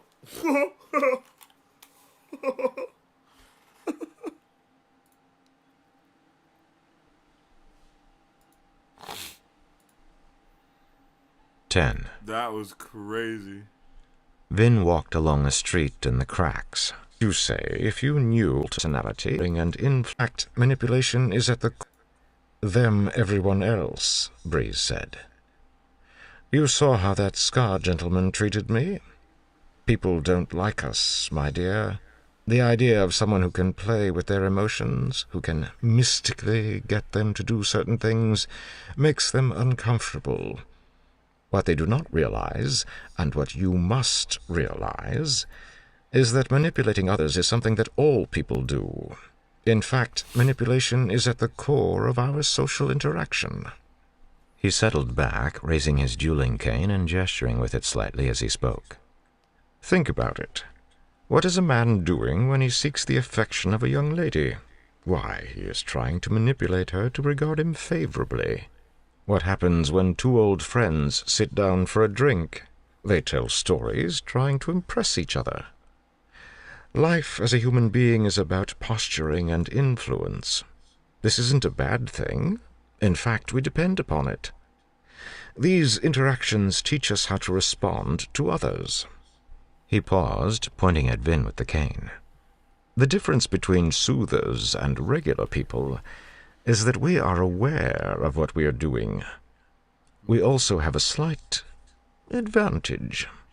But is it really that much more powerful than having a charismatic personality or a fine set of teeth? I think not." Vin paused. "Besides," Breeze added, "as I mentioned, a good soother must be skilled far beyond his ability to use allomancy. Allomancy can't let you read minds or even emotions. In a way, you're as blind as anyone else.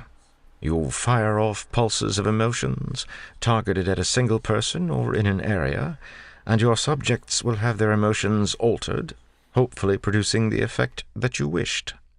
However, great soothers are those who can successfully use their eyes and instincts to know how a person is feeling before they get soothed." "What does it matter how they're feeling?" Vin said, trying to cover her annoyance. "You're just going to soothe them anyway, right? So when you're done, they'll feel how you want them to." Breeze sighed, shaking his head. "What would you say if you knew I'd soothed you on 3 separate occasions during our conversation?" She was paused. shook. "When?" she demanded. "Does it matter?" Breeze asked. "This is the lesson you must learn, my dear. If you can't read how someone is feeling, then you'll never have a subtle touch with emotional allomancy.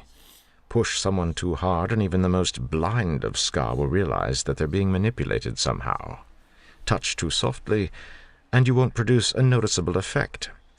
Other, more powerful emotions will still rule your subject." Breeze shook his head. "It's all about understanding people," he continued. "You have to read how someone is feeling, change that feeling by nudging it in the proper direction, then channel their newfound emotional state to your advantage. That, my dear, is the challenge in what we do. It is difficult, but for those who can do it well—" The door opened, and the sullen Ska-man returned, bearing an entire bottle of wine. He put it and a cup on the table before Breeze, then went over to stand on the other side of the room, beside peepholes looking into the dining room. "There are vast rewards," Breeze said with a quiet smile. He winked at her, then poured some wine. Oh, man. Vin wasn't certain what to think. Breeze's opinion seemed cruel, yet Reen had trained her well. If she didn't have power over this thing, others would gain power over her through it. She started burning copper, as Kelsier had taught her, to shield herself from further manipulations on Breeze's part. The door opened again, and a familiar vest-wearing form tromped in. "Hey, Vin," Ham said with a friendly wave. He walked over to the table, eyeing the wine. "Breeze, you know that the rebellion doesn't have the money for that kind of thing." "Kelsier will reimburse them," Breeze said with a dismissive wave. "I simply cannot work with a dry throat." "How is the area?" "Secure," Ham said, "but I've got tin eyes on the corners just in case. Your bolt exit is behind that hatch in the corner." Breeze nodded, and Ham turned, looking at Clubs' apprentice. "You smoking back there, Cobble?" The boy nodded. Okay, at that moment, my margin was, are they about to hit a heist? What's going on, right? I'm confused. I'm like, what's going on? So we can continue. We continue down that. We continue down this. Let's see. But whatever it is, we don't want to hear about it. Ham gave. Now we just have to wait for Kel's speech. Breeze checked his pocket watch. "He's not scheduled for another few minutes. Shall I have someone fetch you a cup?" "I'll pass," Ham said. Breeze shrugged, sipping his wine. There was a moment of silence. Finally, Ham spoke. So, no, Breeze interrupted. But whatever it is, we don't want to hear about it. Ham gave the soother a flat stare. Yo. You can't push me into complacence, Breeze. Breeze rolled his eyes, taking a drink. Like, it's hilarious. What? Vin asked. What were you going to say? Don't encourage him, my dear, Breeze said. Vin frowned. She glanced at Ham, who smiled. Breeze sighed. Just leave me out of it. I'm not in the mood for one of Ham's inane debates. Ignore him, Ham said eagerly, pulling his chair a little bit closer to Vin. So I've been wondering, by overthrowing the final empire, are we doing something good, or are we doing something bad? We're really going to have Vin to talk about paused. this. Marisu, I know Does this it is what you've been matter? waiting for. Ham looked taken aback, but Breeze chuckled. Well answered, the soother said. Ham glared at Breeze, then turned back to Vin. Of course it matters. Well, Vin said, I guess we're doing something good. The final empire has oppressed the Ska for centuries. Right, Ham said, but there's a problem. The Lord Ruler is God, right? Vin shrugged. Does it matter? Ham glared at her. She rolled her eyes. All right. The ministry claims that he is God. Actually, Breeze noted, the Lord Ruler is only a piece of God. He is the sliver of infinity, not omniscient or omnipresent, but an independent section of a consciousness that is. Ham sighed. I thought you didn't want to be involved. Just making certain everyone has their facts correct, Breeze said lightly. Anyway, Ham said, God is the creator of all things, right? He is the force that dictates the laws of the universe and is therefore the ultimate source of ethics. He is absolute morality. Vin blinked. You see the dilemma? Ham asked. I see an idiot, Breeze mumbled. I'm confused, Vin said. What's the problem? We claim to be doing good, Ham said. But the Lord Ruler, as God, defines what is good. So by opposing him, we're actually evil. But since he's doing the wrong thing, does evil actually count as good in this case? Vin frowned. Well? Ham asked. I think you gave me a headache, Vin said. I warned you, Breeze noted. Ham sighed. But don't you think it's worth thinking about? I'm not sure. I am, Breeze said. Ham shook his head. No one around here likes to have decent, intelligent discussions. The Ska rebel in the corner suddenly perked up. Kelsier's here.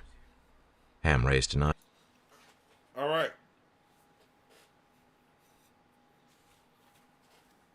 So it's up to us to have that discussion, right?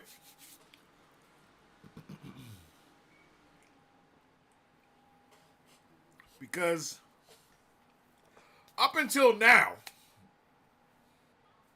I have not been working off the assumption that all of the things that everyone says about the Lord Ruler are true. But if they are, it is something to be concerned about if they try to kill him. I believe that's something that we can all agree on, right? I mean, what's happening is not, like, good, right? The things that are happening are not good in the world, but also, is it good to take out the thing that kind of stopped it from happening? You know, it's like, what is that show called on Netflix? The Blood of Zeus, right? They want to take out Zeus so freaking bad, but they always forget that Zeus is like the reason why the Titans, you know, were defeated, stay defeated. This is why all of the creatures of the world don't go wild just murdering humans, because they all fear Big Daddy Zeus. So, if you were to kill the Zeus character, it would probably send the entire infrastructure of everything into a crazy array. And that is, I think, is where the question of is the world after better than the world that was before? I think it's a question worth asking. I think it's a question worth going into, because it's like, if they kill the Lord Ruler and then the deepness comes back, or they kill the Lord Ruler and then nothing is ever the same and the entire system goes to shit and then everyone has nothing for the rest of forever. If that happens, then, maybe,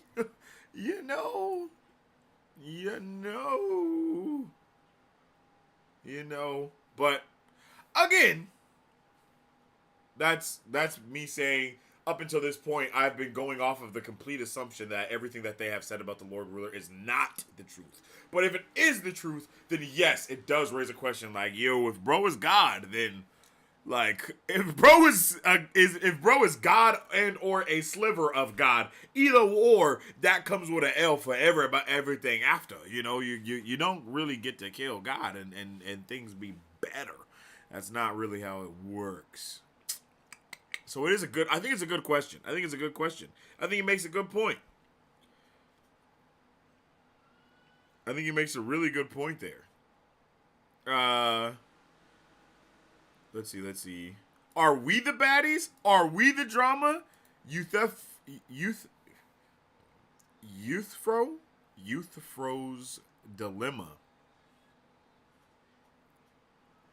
Ham's argument is predicated on the assumption that the Lord Ruler is God. If he is not God, then there's no argument. Yo, that's a good point. And what's up with it? Akam, how you doing, man? Welcome to the chat. You always got a plan for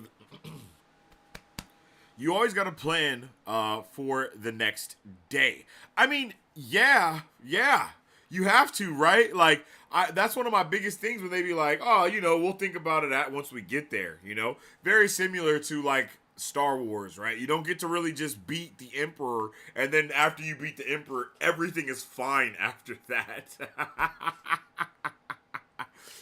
That's not how things go. There's going to be another Sith that's going to want to take the power. The rule of two is a thing, but Sith are always trying to be there. Acolytes, Inquisitors, everything. Someone else is going to try and take that throne and be the new Emperor of the galaxy. Like, oh, Vader and the Emperor died? Well, we have 30 other Inquisitors that are here to take the spot. So, you know what I mean? And not to mention the Knights of Ren, like, I'm not about to just get on a tangent there, but I'm just saying, like, I'm just giving that example. Like, there are other things that could happen after that thing can go down. Which is a thing to really make note of. That I don't think anybody has. And that should be concerning. And I'm happy that Ham brought it up. Ham is a good guy. Even if bro is God or a sliver of God, Kelsier's hands are rated easy for everyone, so the question doesn't matter. Bruh's arms are mostly scars, and he's ready to give out that unadulterated beating to anybody that come through. Euthyphro's dilemma is one of Plato's classical arguments about morality. Are the gods moral because they are gods, or because they are moral?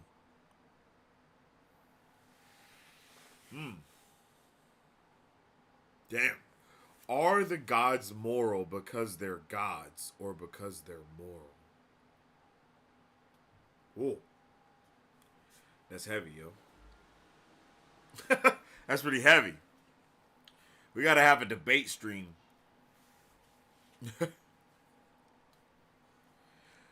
I'm just gonna start doing video essays on everything. Like, you're just gonna see a video tomorrow, 30-minute video on Euthyphro's dilemma.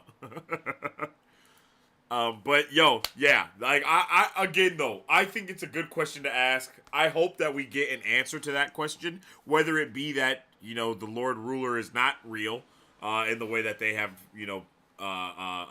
built him up to be, or whether that be something completely different. This next bit is probably, like, I really enjoyed this chapter, and this next portion is one of the biggest reasons why. At any given time, they will have a dozen different emotions churning within them. An experienced soother can dampen its effects. With emotions, however, you can often... Room fell quiet. Kelsier began to speak. The difference was stark enough, Vin decided. If he'd come in a suit, it would have been too much. He put his arms behind his back, and slowly the crowd of workers quieted. Vin frowned, watching through the peep slit, wondering at Kelsier's ability to quiet a room of hungry men by simply standing before them.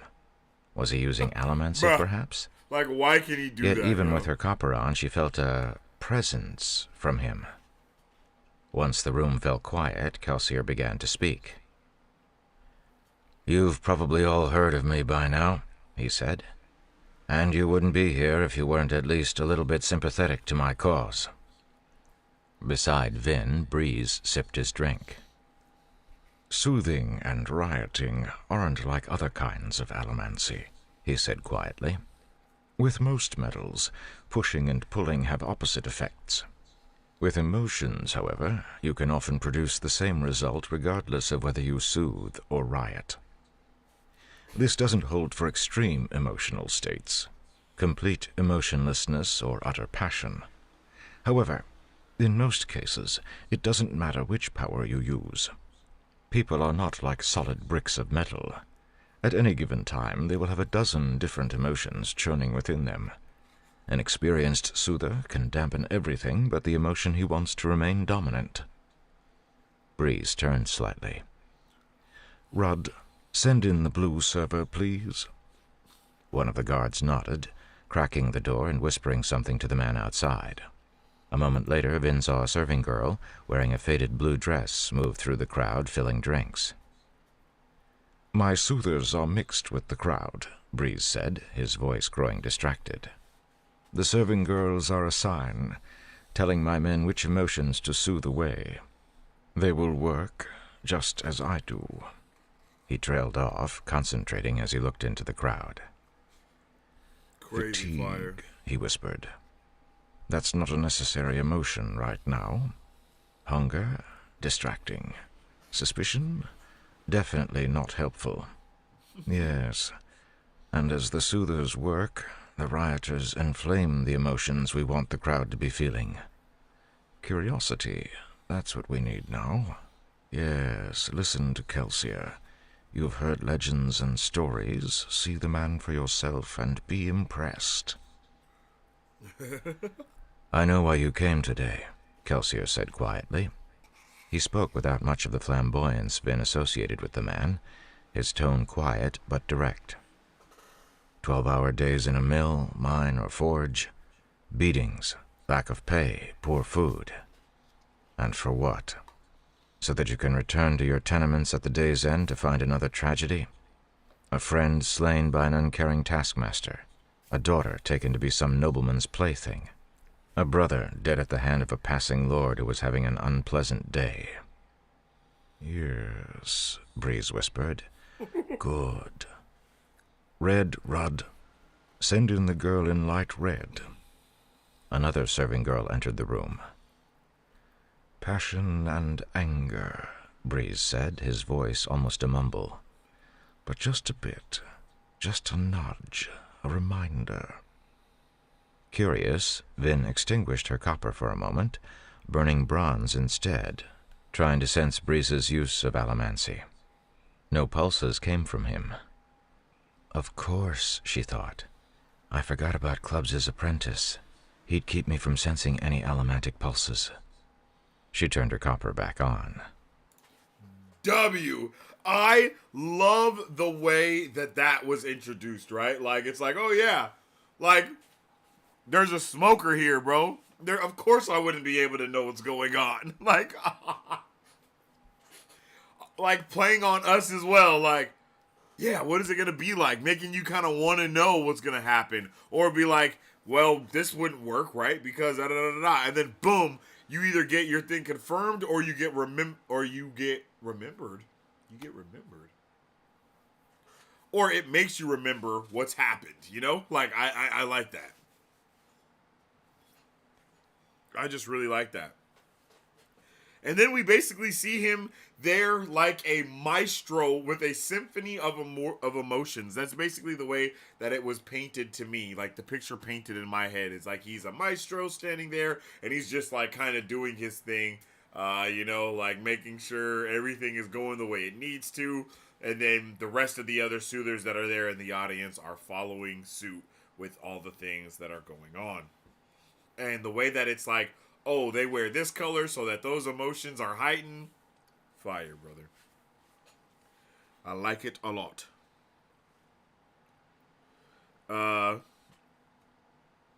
Yeah, it definitely fire. They did a really good job with all of that setup right there. Kelsier continued to speak. My friends, you are not alone in your tragedy. There are millions just like you, and they need you. I've not come to beg. We've had enough of that in our lives.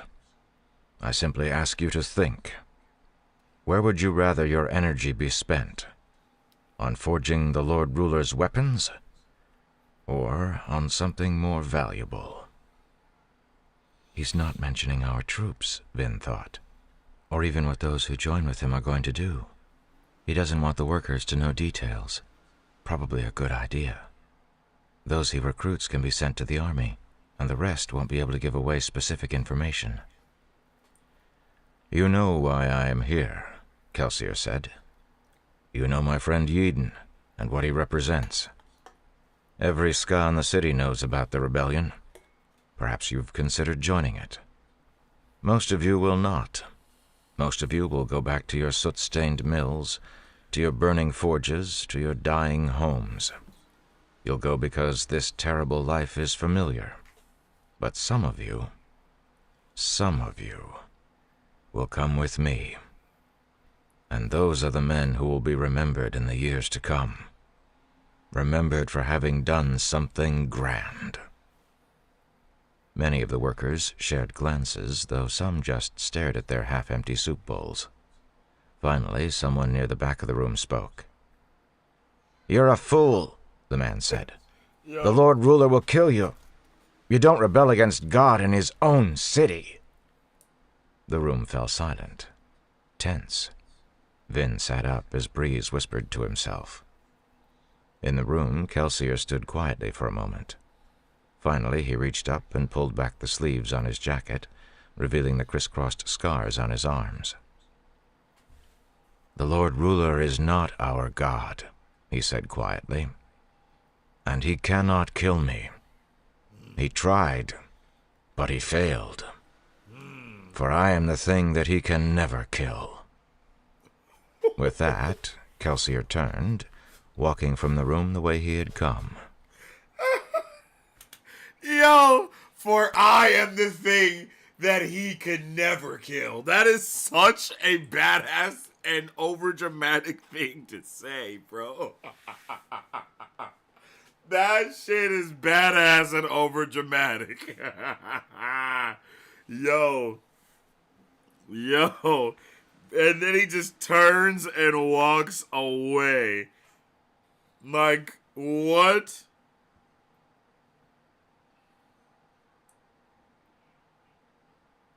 Wait, what is yo?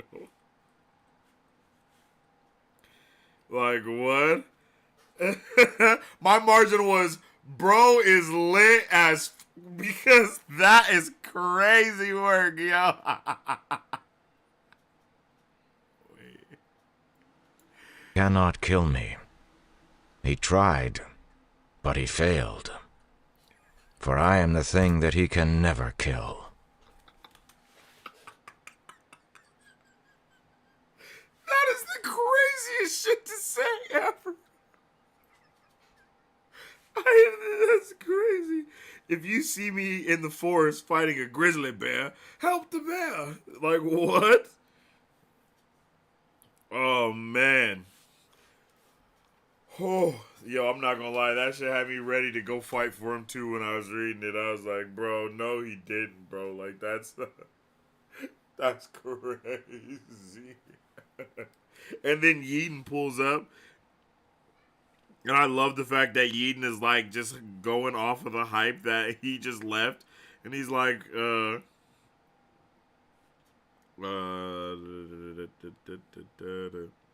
because Yeaton just starts talking. Hold on, I missed the. Oh, right here. He's like, you heard Kelsier, the survivor of Hath's sin. The rumors about him are true. He's given up his thieving ways and turned his considerable attention toward working for the Ska Rebellion. Men, we are preparing for something grand, something that may indeed end up being our last struggle against the final empire. Join with us. Join with your brothers. Join with the survivor himself. Like, what? Like, I'm not gonna lie, they was cooking. Like, they was cooking. Like, and then, like, they were straight cooking. I love that. I love that.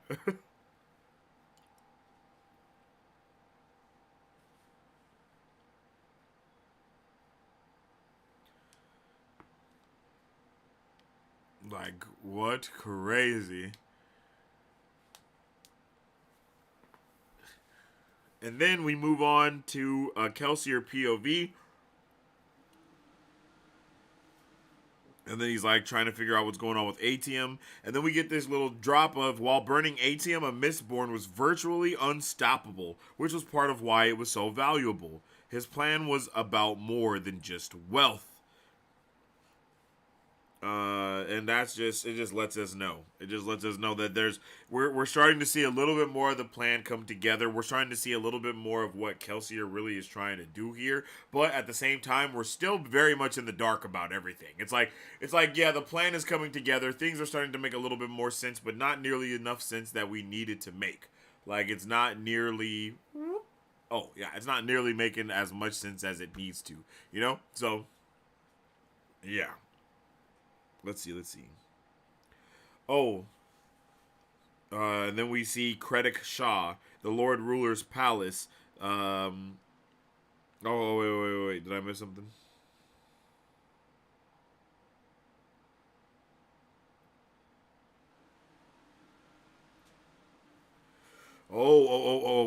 They're talking about Atium.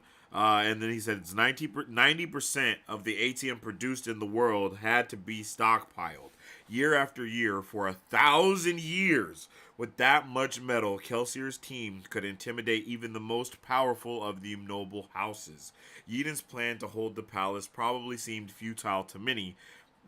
Indeed, on its own, it was doomed to fail. However, Kelsier's other plans, the 11th metal, he knew the rumors about it. He started them. Now he just had to make good on them.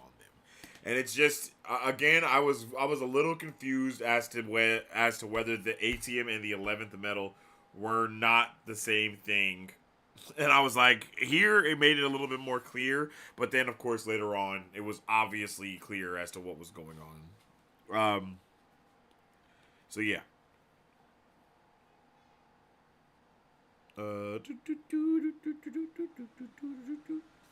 Let's see.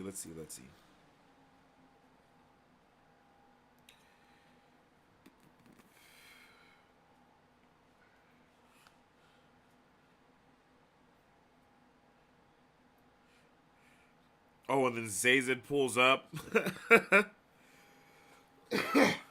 Zazid just pulls up while he's up there, looking at Kredek Shah. And then Zazid is like,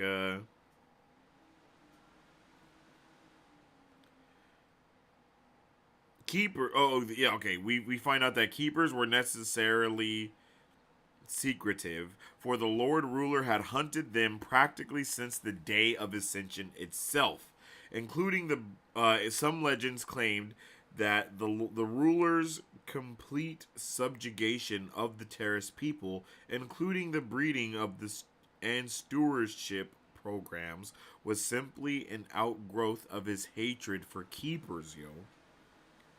So bro is like just not with it. And then he's like, yo, he fears us.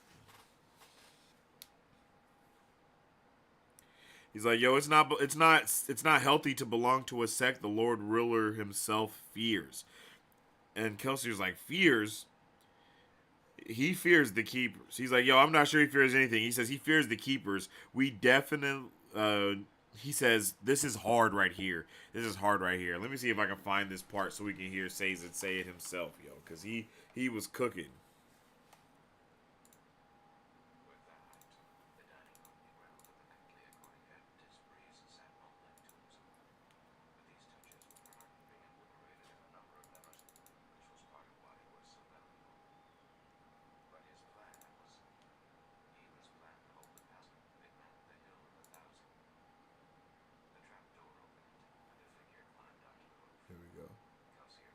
His eyebrow as Sazed brushed off his robe, then approached in his characteristically respectful posture. Even a rebellious terraceman maintained the form of his training.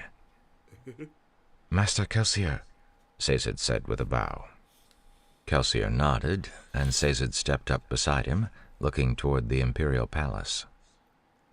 Ah, he said to himself, as if understanding Kelsier's thoughts. Kelsier smiled. Sazed had been a valuable find indeed. Keepers were necessarily secretive, for the Lord Ruler had hunted them practically since the Day of Ascension itself.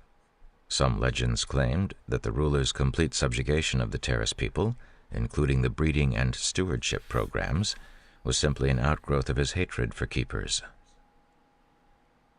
I wonder what he would think if he knew a keeper was in Luthadel, Kelsier said. Barely a short walk from the palace itself. Let us hope we never find out, Master Kelsier, Sazed said. I appreciate your willingness to come here to the city, Sazed. I know it's a risk. This is a good work, Sazed said, and this plan is dangerous for all involved. Indeed, simply living is dangerous for me, I think. It is not healthy to belong to a sect that the Lord Ruler himself fears. Fears? Kelsier asked, turning to look up at Sazed. Despite Kelsier's above-average height, the terraceman was still a good head taller. I'm not sure if he fears anything, Sazed. He fears the Keepers, Sazed said. Definitely and inexplicably. Perhaps it is because of our powers. We are not Allomancers, but something else. Something unknown to him. Bruh, are they Kelsier aliens? nodded, turning back toward the city. He had so many plans, so much work to do.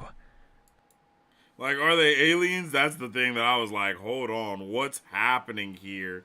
Like what's going on, brother? Like, I was so like, bruh, what's going on here? You know, like, bruh, we are not Allomancers, but something else. Something unknown to him. And that just was crazy. I didn't know what was happening there. He then, of course, tries to convert him to another religion. And then he meets with some of the team. Marsh is there. Clubs is there. I still don't trust Marsh. That's just me personally. Don't know why. And then we get the assistant or the sidekick dude. And Vin, I can't think of what Brez's name is right now. But Vin asks, Lester Bornis. Lester Bornis. I forgot, bro. That's a crazy name. Freaking Lester. Vin asks Lester, you know what I mean? Is that his nickname? And he's like nodding with the call of his parents. He wasn't, though. And his nickname was Iron Eyes. And it was too close to calling, a Inquisitor. Which is, like, to me, I'm like, but is that foreshadowing to us that he is low-key working with the Inquisitors that are then pulling up at the other place to smack everybody later on? I don't know, man. I don't know. But, yeah. That's what I was, yeah. So we find out Brez's name was Iron Eyes.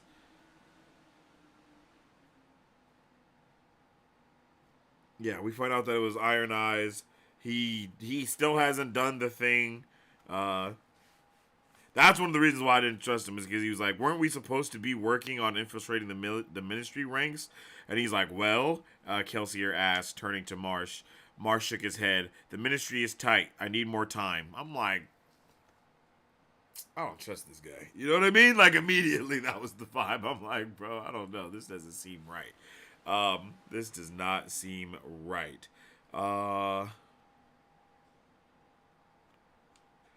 Let's see. Oh, I like this. We find out that Ham has finally found 2 ex-soldier instructors. Renew and I are making a contact and initiating deals, but we can't move very quickly. Fortunately, when the weapons come, they should come in bulk. So we find out that they're also getting their weapons down. Like, all of the things are starting to fall in place. Slowly but surely, yo. And then Kelsier has definitely got people riled up about the 11th metal that Kelsier has been spreading rumors of. And they're like, yo, we gotta, and then Ben makes a note that they don't think that Kelsier can kill the Lord Ruler. And I don't think that's a bad assumption for them to make. It's not like they don't believe in their friend or anything. It's just Brez going up against the sliver of infinity, as we know, as we've heard him to be. So it doesn't, cause too much too much excitement. But,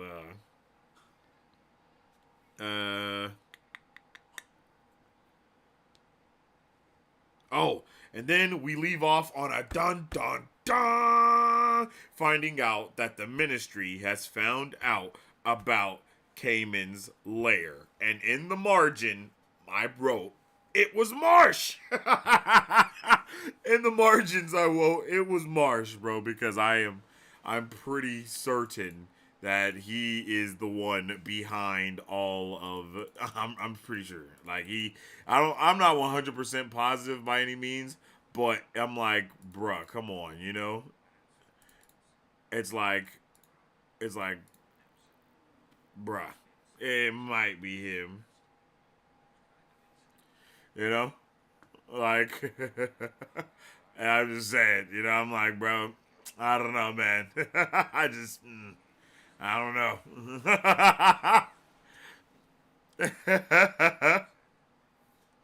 You don't trust my name. Oh shit, yo, that was crazy. Wait, y'all saying sleep well, and who's leaving? Mari Sue, where you going, girl? I have to start getting ready for bed. Early day tomorrow. Okay, Mari Sue, will you sleep well and wake? I appreciate you for tuning in with us, yo.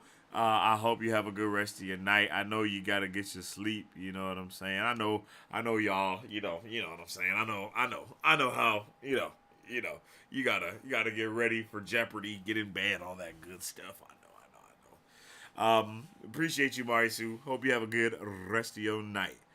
Let's see. Let's see how y'all was feeling about this chapter. Zeus was completely immoral. Just ask Hera. Yeah. Now, he was immoral for sure. He's not a good moral compass for that, I can agree with you there. 1 out of 10, let me know what you guys thought about this chapter. I love seeing the play-by-play of how the magic system worked from Breeze. That was just amazing. I can't lie to you. Where therein lies the dilemma. The other side of the dilemma, are you moral because you're loved by the gods, or are you loved by the gods because you're moral? Man, that's a good point. Damn. Those are really good dilemmas to have. Well, not good dilemmas, but those are good arguments on both sides. Over dramatic, Kelsier? Never. For real. He's wildin'. I am the thing. I am the thing monsters have nightmares about. Bro really said, I'm the one who knocks. Buffy the Vampire Slayer. Say what you want about Kelsier, but he knows how to sell it. Yeah, bro got it. Mic drop indeed. Kelsier should definitely work in business development partnerships. Like, bro, he had it down. And then he just left. Like, what? He's a survivor? Hey. That's crazy. That's crazy. What did Marsh do to you? I don't know. I don't know what Marsh did to me, but I just don't trust it.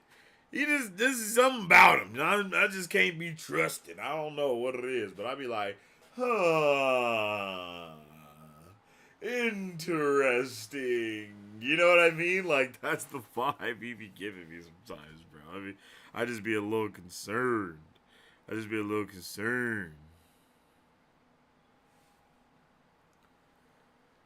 Oh, you don't trust my man.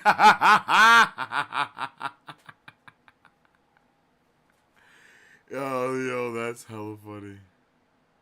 Marsh is Kelsier's brother, so I don't know. He could be a ticking time bomb on getting filled up with Kelsier's BS. And in my opinion, he is fed up with Kelsier's BS and he's given up, you know? Those are two things that you don't want to mix together because they mesh well and they make something just not good. And it seems like he would definitely, like, he literally was like, bro, there's no reason for us to fight anymore. You know what I'm saying? And I understand, like, you know, he fought and he lost and he's seen people die. I understand it. It's just like when you have someone that has that standpoint and then they flip on it on another note, you're like, I don't trust you. You know what I mean? That's just it. I do not trust you, brother. You got to prove yourself to me, my guy, because you already had the benefit of the doubt to the extreme point because you were the guy that led the thing. But then not only do you not lead the thing anymore, but you also completely go to the other side and tell everyone else to give up fighting. Sorry, buddy. I can't trust you ever again, bro. You gotta literally sacrifice yourself in order to get my respect. No, I'm just playing. But for real, it's just like, bruh, like, what the hell? You know, he's wildin'. But then again, is Kelsier really trustworthy? I mean, he's standing on business and he's, you know, I mean, I don't know if he's, I mean, I guess it depends on what type of trustworthy we're talking about. I believe, you know, on one end of the bill, it's like, yeah, bro, the things that he's doing are ethically questionable, right? But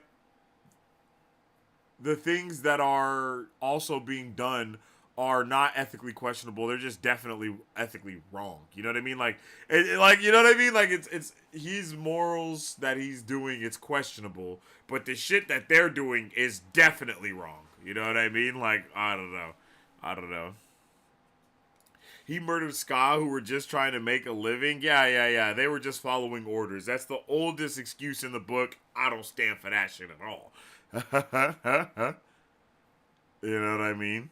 You know, like, only a Sith deals in absolutes. Yeah, exactly. Which is an ironically absolute statement. Exactly. And I think that this statement right here being said by a Jedi is all the things that you need to know how misconstrued their own viewpoints were. You feel me? You feel me? Like, excuse me, sir? What did you just, but is that not an absolute then? Like, so does that also, so if only a Sith deals in absolutes, does that mean that you're a Sith, or does it mean that this statement that you said is not 100% true? Because it has to mean one or the other. Like, it has to, because that's how that works. But, you know, but I feel what you're saying though. But it's like, he did murder Ska, but like, it's also been said multiple times, yo, Ska that turn on their own kind are worse than anything that could be anything. And it's like, I feel you.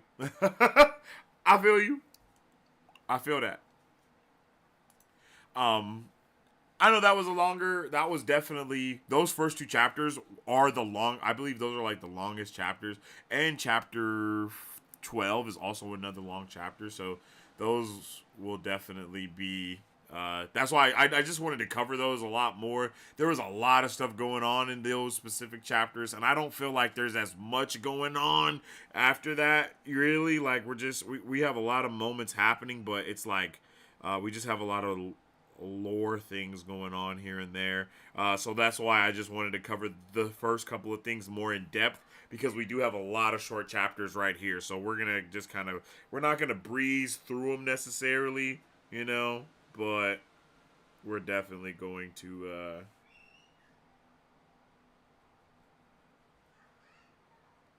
cover each one of them.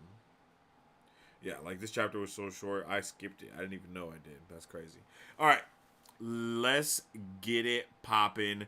But first, before we do, I'm gonna go use the restroom right quick, and y'all are going to check out some of the Marvel Bros merch, and we will be making some more soon, so you definitely can check it out.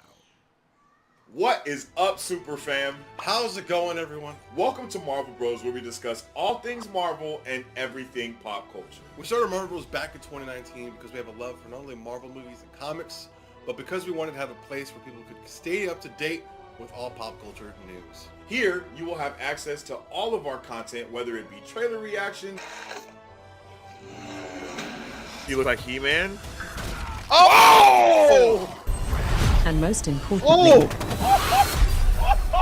controllable. Go! Character breakdowns. Welcome to Marvel Bros Breakdown. Welcome to Marvel Bros Breakdown, where we dive deeper into characters and theorize about the latest films. Pop culture news updates. On today's pop culture news update. And on today's pop culture news update. Or movie reviews. We love to have open discussions here on the channel, so feel free to join us when we go live. Battle Cove, I like that Kang's motives are understandable in the same way Thanos' motives were. That's exactly what we're saying. That was pretty awesome. Well. Or jump in the comment section of a trailer reaction or breakdowns so we can theorize, converse, and nerd out. Follow us on social media at Marvel Bros to stay up to date with the latest news, rumors, content, and more. You can also join our Discord, where we are constantly having conversations pertaining to Marvel, DC, Star Wars, anime, and everything pop culture. All of our past pop culture news updates are available wherever you listen to podcasts at. If you guys would like to support Marvel Bros, all you gotta do is visit our website at www.marvelbros.com and buy some merch. Represent the superfan. To get early access to content, patron-only scoops, giveaways, private Q&As, and those sacred watch parties. Well, look at that. That was just a perfect timing right there. Let's get it with the next chapter, ladies and gents. Where's that?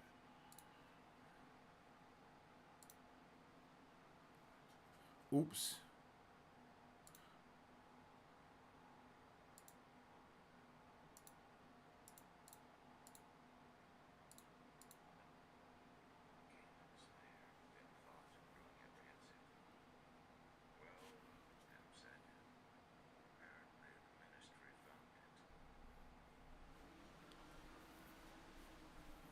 It seems Rashik represents a growing faction in Terrace culture. A large number of the youths think that their unusual powers should be used for more than just fieldwork, husbandry, and stone carving. They are rowdy, even violent, far different from the quiet, discerning Terrace philosophers and holy men that I have known. They will have to be watched carefully, these Terracemen. They could be very dangerous, if given the opportunity and the motivation. Bruh, I'm just saying, it sounds like it's the Lord Ruler, bro. That's all I'm saying. Kelsier paused in the doorway, blocking Vin's view. She stooped down, trying to peek past him into the lair, but too many people were in the way. She could only tell that the door hung at an angle, splintered, the upper hinge torn free. Kelsier stood for a long moment. Finally he turned, looking past Doxson toward her. Hammer's right, Vin. You may not want to see this. Vin stood where she was, looking at him resolutely. Finally, Kelsier sighed, stepping into the room. Doxson followed, and Vin could finally see what they had been blocking. The floor was scattered with corpses, their twisted limbs shadowed and haunting in the light of Doxson's solitary lantern. They weren't rotting yet, The attack had happened only that morning, but there was still a smell of death about the room. The scent of blood drying slowly, the scent of misery and of terror. Vin remained in the doorway. She'd seen death before, seen it often on the streets. Knifings in alleys, beatings in lairs, children dead of starvation. She had once seen an old woman's neck snapped by the backhand of an annoyed lord. The body had lain in the street for 3 days before a ska corpse crew had finally come for it. Yet none of those incidents had the same air of intentional butchery that she saw in Cayman's lair. These men hadn't simply been killed. They had been torn apart. Limbs lay separated from torsos, broken chairs and tables impaled chests. There were only a few patches of floor that were not covered in sticky dark blood. Kelsier glanced at her, obviously expecting some sort of reaction. She stood, looking over the death, feeling numb. What should her reaction be? These were the men who had mistreated her, stolen from her, beaten her. And yet these were the men who had sheltered her, included her, and fed her when others might have simply given her to the whoremasters. Reen probably would have berated her for the traitorous sadness she felt at the sight. Of course, he had always been angry when, as a child, she'd cried as they'd left one town for another, not wanting to leave the people she'd grown to know, no matter how cruel or indifferent they were. Apparently, she hadn't quite gotten over that weakness. She stepped into the room, not shedding any tears for these men, yet at the same time wishing that they had not come to such an end. In addition, the gore itself was disturbing. She tried to force herself to maintain a stiff face in front of the others, but she found herself cringing occasionally, glancing away from mangled corpses. The ones who had performed the attack had been quite thorough. This seems extreme, even for the ministry, she thought. What kind of person would do something like this? Inquisitor, Duxon said quietly, kneeling by a corpse. Kelsier nodded. Behind Vin, Sazed stepped into the room, careful to keep his robes clear of the blood. Vin turned toward the terraceman, letting his actions distract her from a particularly grisly corpse. Kelsier was a Mistborn, and Duxon was supposedly a capable warrior. Ham and his men were securing the area. However, others, Breeze, Yeadon, and Clubs, had stayed behind. The area was too dangerous. Kelsier had even resisted Vin's desire to come. Yet he had brought Sazed without apparent hesitation. The move, subtle though it was, made Vin regard the steward with a new curiosity. Bruh. Why would it be too dangerous for Mistings, yet safe enough for a terraceman steward? Was Sazed a warrior? How would he have learned to fight? Terracemen were supposedly raised from birth by very careful trainers. Sazed's smooth step and calm face gave her few clues. He didn't appear shocked by the carnage, however. Interesting, Vin thought, picking her way through shattered furniture, stepping clear of blood pools, making her way to Kelsier's side. He crouched beside a pair of corpses. One, Vin noticed in a moment of shock, had been Ulif. The boy's face was contorted and pained, the front of his chest a mass of broken bones and ripped flesh, as if someone had forcibly torn the ribcage apart with his hands. They get ripped apart. Vin shivered, looking away. This isn't good, Kelsier said quietly. Steel Inquisitors don't generally bother with simple thieving crews. Usually the Obligators would just come down with their troops and take everyone captive, then use them to make a good show on an execution day. An Inquisitor would only get involved if it had a special interest in the crew. You think, Vin said, you think it might be the same one as before? Kelsier nodded. There are only about 20 Steel Inquisitors in the whole of the Final Empire, and half of them are out of Luthadel at any given time. That's crazy. I find it too much of a coincidence that you would catch one's interest, escape, and then have your old lair get hit. Vin stood quietly, forcing herself to look down at Ulif's body and confront her sorrow. He had betrayed her in the end, but for a time he had almost been a friend. So, she said quietly, the Inquisitor still has my scent? Unfortunately, Vin, yes, he does, and that is a crazy way to go through it, bro. Like just insane, man. Like, wow, to be introduced so subtly to these Inquisitors, drip-fed piece by piece, only for what happens next. To it's just insane. It's just insane. So. And then of course Sazed is in, or Saze is in the he starts doing a death chant of the Kazi, that basically, and he gives us a really, really, really good saying right here. I love it. He says He's like, I can teach you of the religion if you wish, mistress. And she's like, no, it's good. But you said the prayer is in the religion. Do you believe in them? And she was like, yo, he says, I believe in them all. And then she says, do they contradict each other? He says, often and frequently they do. But I respect truths behind them all. And I believe in the need for each one to be remembered. How did you decide which religion's prayer to use? It just seemed appropriate. And I just really, really like that. Yo, Sazed's character, just time and time again, is just getting better and better throughout this part. Part 2 is all about my guy Sazed. Like, my guy Sazed is the guy. Sazed teaching her how to be ladylike, and then Kelsier teaching her how to be a Mistborn. It's just awesome. And then you have all of the other uncles in the fam, you know, teaching her how to do something too. Like, Brad, yeah, we're cooking.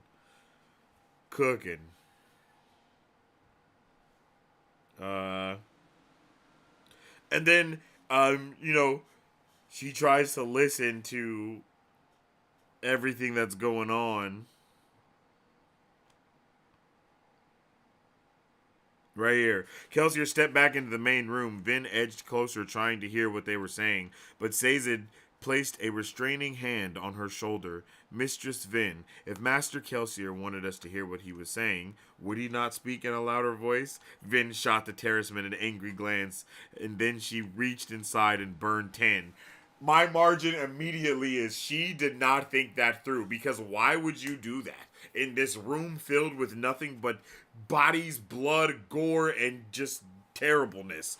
The sudden stench of blood almost staggered her. She could hear Sazed's breathing. The room was no longer dark. It was bright light with 2 lanterns, and she became aware of the stuffy, unventilated air. Like, bruh, she was not paying attention. And then Kelsier immediately starts talking loud after that, and then she jumps, and then Sazed's like, wow, you're using allomancy. Like, he immediately knows, yo. He immediately knows. It's hilarious. It's hilarious. I love how much they show us that he's so perceptive, man. He's like such a perceptive person. He has all this stuff going on. It's just crazy. You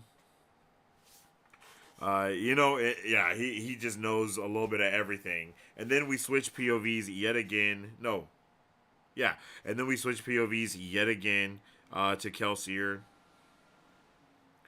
And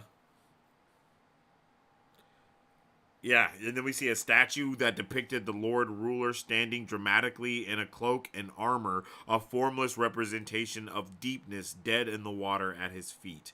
Only Ska with severe disfigurements were allowed to beg. Their pitiful life, however, was not something even plantation Ska would envy.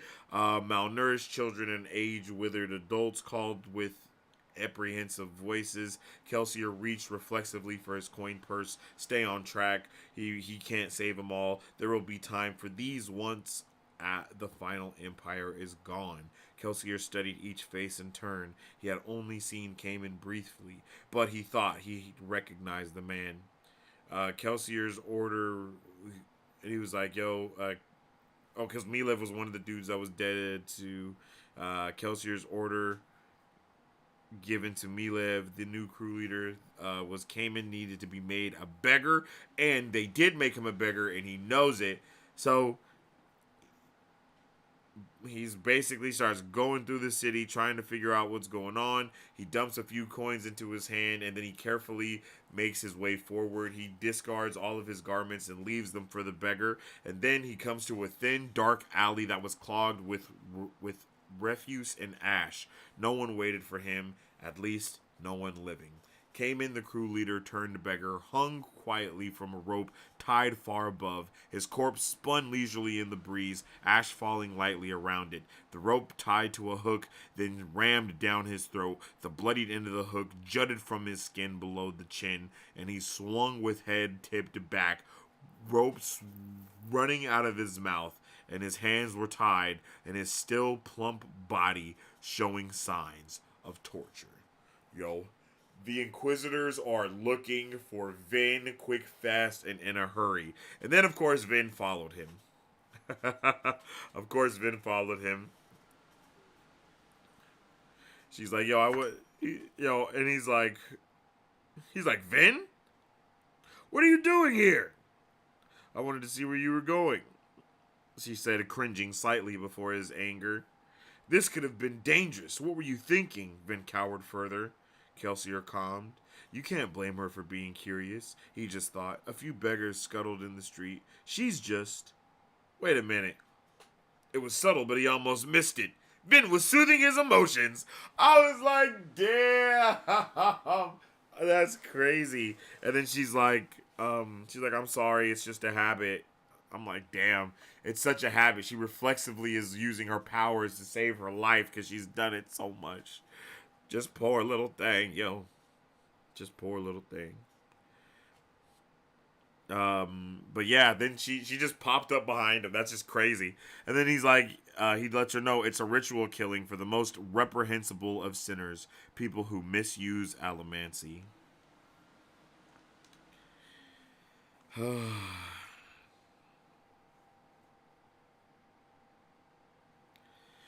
And then this is when he says, he must have admitted to something heinous during his torture.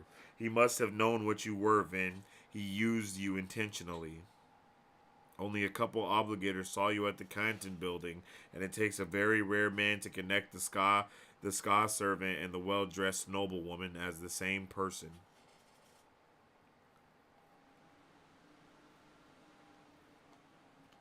Like, this chapter was fantastic. I really, really, really, really, really, really liked chapter 11. And it was hella short. Like, I don't know why, but I just loved it. It was like, bro, it was moving hella quick. And then boom. Like, whoa. Like, yo.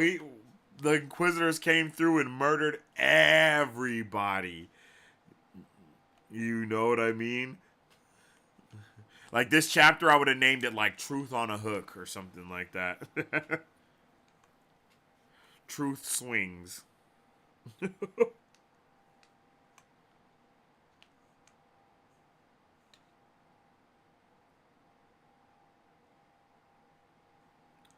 Unanswered questions. Like, bro, just fire. What a wonderful chapter, yo. For real, for real. Let me know what you guys would give this chapter a rating of. Mistborn is a legit masterpiece. I may be a biased fan. There's nothing less than an 8 out of 10. I like that. They didn't just kill him, they destroyed them. A finger. That's all that was left. Vin is always listening and assessing. My grandparents would have been like, stay out of grown folks' business. Straight up, period. Just stay out of grown folk business. What are you doing? You should not be up here listening to us in the first place. It's so sad Vin reflexively soothes Kelsier's anger out of self-preservation, even though he's never laid a finger on her and never would. Yeah, facts. So, like, it's so sad that she's like, yeah, she's only used to it. Just reminiscent to how, what was it last week when she was like, so did your brother beat you a lot? And she was like, what? Nah, he never beat me. That was so sad, bro. She don't even know. Like, you're not supposed to get beaten by your brother. Like, that's not normal. Like, damn. That shit was hella sad. That shit was hella sad. All right, let's move on to the next chapter. Finally said, we've already attracted too much attention. What would it be like if every nation, from the Isles in the south to the Terrace Hills in the north, were united under a single government? What wonders could be achieved? What progress could be made if mankind were to permanently set aside its squabblings and join together? It is too much, I suppose, to even hope for. A single, unified empire of man? A final it could empire, never maybe? happen. Maybe a final 12. empire? Is that what we're talking about? Huh? Is that what we're talking about, baby?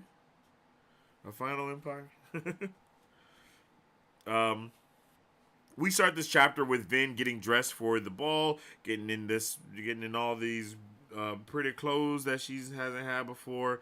It says, The fabric pulled slightly around her waist and chest, and it fell to the floor with several layers of ruffled fabric.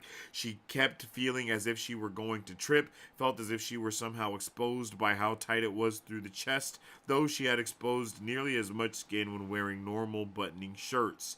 The light blue dress with its white ruffles and lace matched the sapphire barrettes in her hair. Sazed claimed he wouldn't be happy until her hair was at least shoulder length.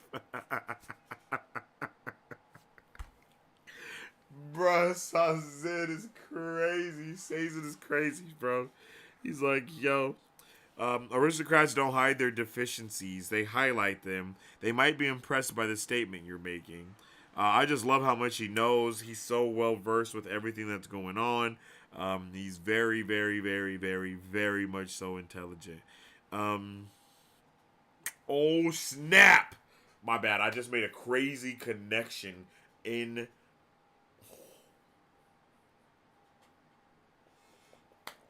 I just made a crazy connection. I just cooked right now. All right. Perhaps it was on... What happened? What happened? Oh, and then she's like, "Yo, I could have paid. I could have lived for decades off of how much the jewelry that she was wearing costs and stuff."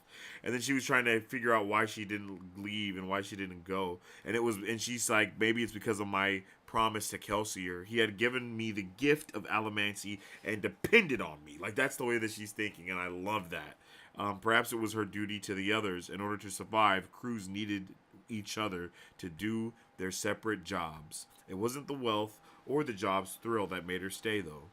It was the shadowed prospect, unlikely and unreasonable, but still seductive, of a group whose members actually trusted one another. She had to stay, and she had to know if it lasted, or if it was, as Reen's growing whispers promised, all a lie. Damn, bro. Damn. Just yet again, solidifying that she does not even trust her own thoughts, because her brother's thoughts and her brother's feelings and her brother's words are just scratching at the back of her mind.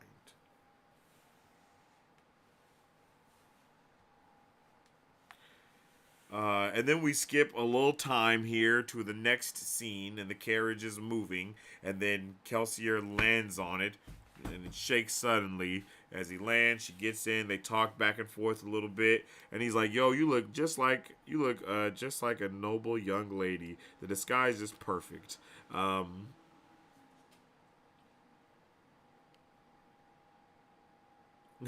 Oh, and he's like, "Yo, I told Sazed that I would be here during the trip," and she's like, "You didn't tell me." And he winks at her, and he's like, "I figured I still owed you for surprising me in that alleyway last week." So we know that there's been some more time that has passed since the last we've seen, them together.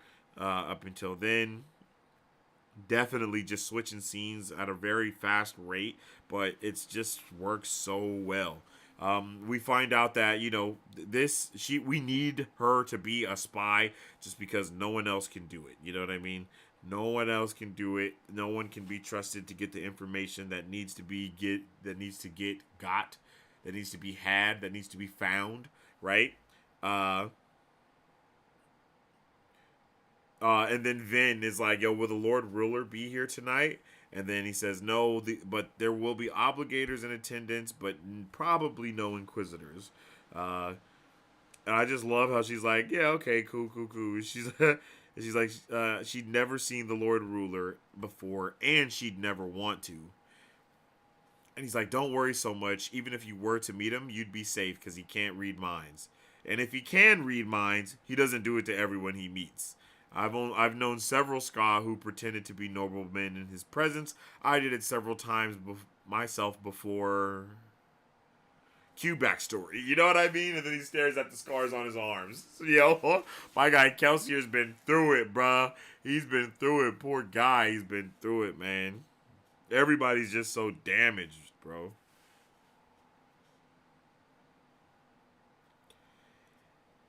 And then as they pull up to the keep later on, she sticks her head out the window to see 8 enormous lights blazed along the outside of a rectangular building. It was bright as bonfires, yet far more steady. And they had mirrors arranged behind them to make them shine directly on the keep. So it basically sounds like there was like lights and illuminating light onto something else. You know, like dope. You know, like just dope. And then and then he's like, head inside. Says it's like, head inside, please, Mistress Vin. Proper young ladies do not gawk. And then he glares, and then she glares at him again. Hella funny. And then she leaves the car trying not to trip. And then she was grateful for the footman. And then immediately she was like, oh, this is why ladies need a hand when they're getting out of a carriage. It's not just some silly custom. They're wearing all this stuff that's going on, so they actually need some help walking. And I'm like, yo, that's such a cute thing for her to like I don't know. I just thought that was crazy. I just love the way that she just looks at the world. The way that you get to see the stuff from her viewpoint is awesome.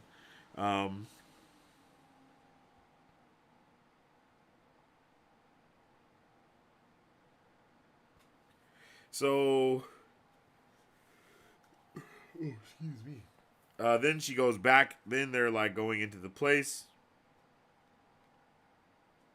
He and then says it's like forward, mistress, up the carpet so that your dress doesn't rub on the cobbles. And then her steps were nowhere near as graceful as those of the girls around, of the ladies around her. So her hands began to sweat, and then she like starts kind of going through it in her own mind. And then she's like, yo, what am I doing? All this other stuff. And then she's like kind of like just starts attacking her brain, and then says it's like, forward, mistress, remember your lessons. And then she's like, hide, find a corner, shadows, missed anything, get out of here. And then, you know, she just started to worry. She couldn't remember names, customs, anything. She stopped just inside the foyer, and an imperious-looking nobleman in a black suit turned to regard her.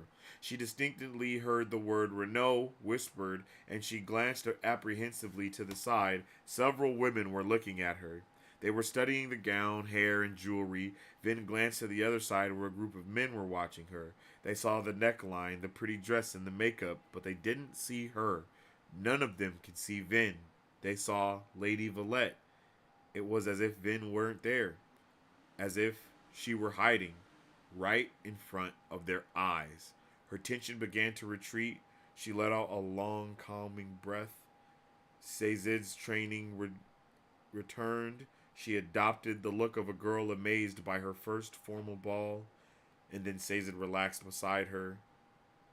She shot him a smile, and they walked into the ball. Like, bruh! Hell yeah! Hell yeah, Vin! Hell yeah! That's what I'm talking about. You go, girl.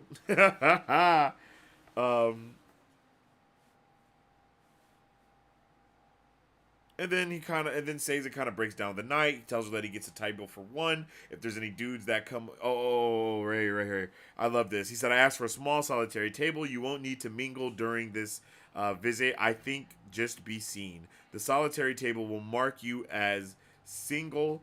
Eat slowly. Once your meal is through, men will come up to ask you to dance. You didn't teach me how to dance. She goes off, and he's like, you don't have to worry. Respectfully and rightly refuse.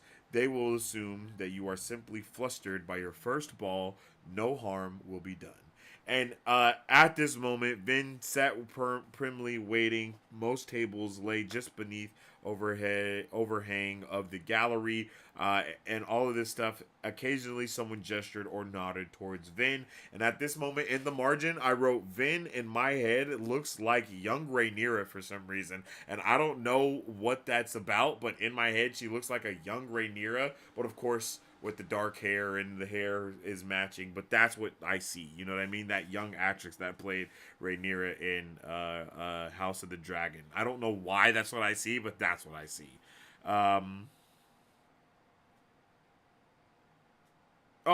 And then she looks and she sees no, she starts thinking about how Sazed knows a lot about the Lord Ruler and the mythology as he did about the other religions, though it seemed odd to her that he would study the very religion he found so oppressive. Oh no. Okay, there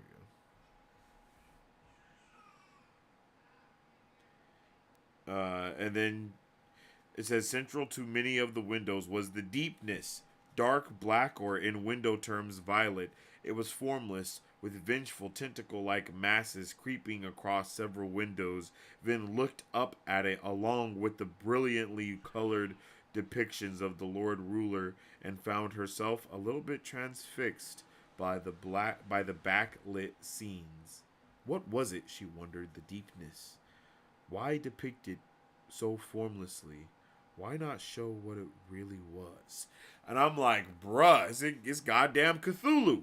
Like, I'm like, bro, this dude was fighting Cthulhu and threw him into the water. I don't know, that's crazy.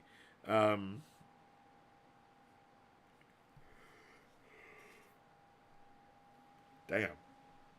Excuse me.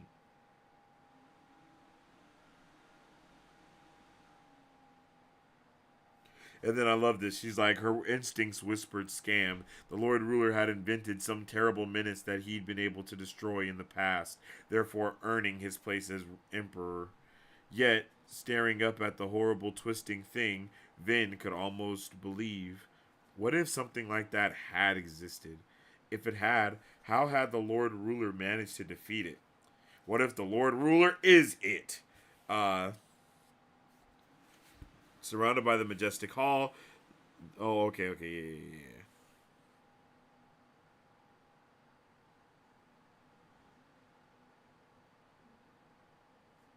Oh yeah, she like is like all chilling, leaning on the table, and then she gets tapped on the shoulder, and then she like has to sit up all straight and more ladylike. And I'm like, I was just rolling off of that. I really like that. She eats her food. She tries to like eat it slowly, but there wasn't a lot. And as soon as she finishes, she gets like 4 suitors back to back. First dude was named Lord Rian Strobe. Oh, and then I guess she like throws on an accent and just kind of pretends to be a noble lady for real at this moment. And I love it because it's also a callback to Cayman, because she had went on multiple jobs with Cayman where he had to pretend to be other people. So it's not outside of the realm of possibility for her to know how to do that, because she's obviously a quick learner, and she absorbs the information around her very quickly because of all this other stuff. So her being on Cayman's team and a part of his crew actually did help her, be more in this moment, like be able to assume this other personality.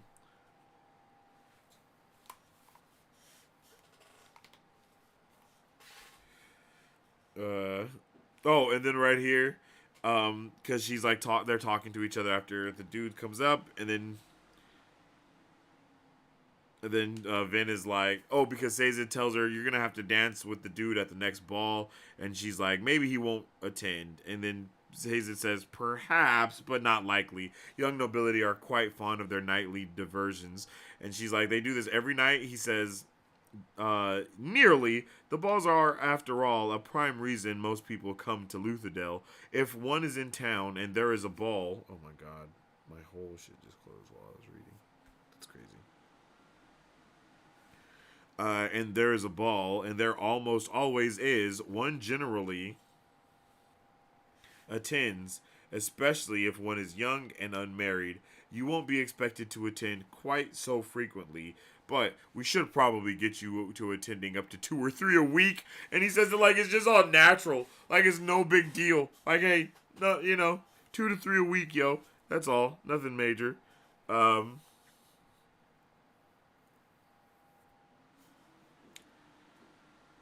then it's very interesting. We get this bit of world building where she sees the obligators are constantly doing something, right? Her attention turns to the obligators. They often stood apart from the groups of chatting nobility. Occasionally, they would join in. A group would pause and seek out an obligator, waving one with a respectful gesture. Why does my shit keep closing, bro? Come on. What's happening right now?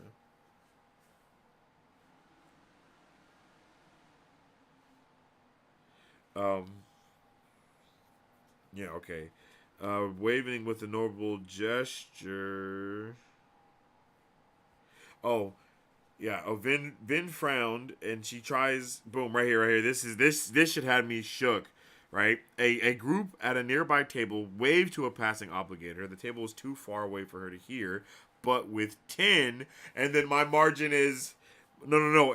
But with 10, and then the next it says she reached inside to burn the metal, but then paused. Copper first. Literally, my heart sank. I was like, Vin, you're about to do the dumbest shit ever. What are you doing, girl? Don't do that. But then she paused and burned the copper first. I was like, yo, why are you not like, oh my God. I was just like, yo, I was so nervous. I was so nervous for her. But she overhears, swear that I'll share the news of my engagement with him before anyone else. One of the people said. Then opened her eyes a slit. It was one of the noblemen at the table. Very well, said the obligator. I witness and record this. The nobleman reached out a hand and coins clinked. Then extinguished her 10, opening her eyes all the way in time to see the obligator wandering away from the table, slipping something, likely the coins, into the pockets of his robes. No idea what that shit means, but it happened. So it seems like they're witnessing some type of oath, maybe, or something, and I don't know what they have to pay. I don't know, bro. That is just crazy. I don't know what's going on there.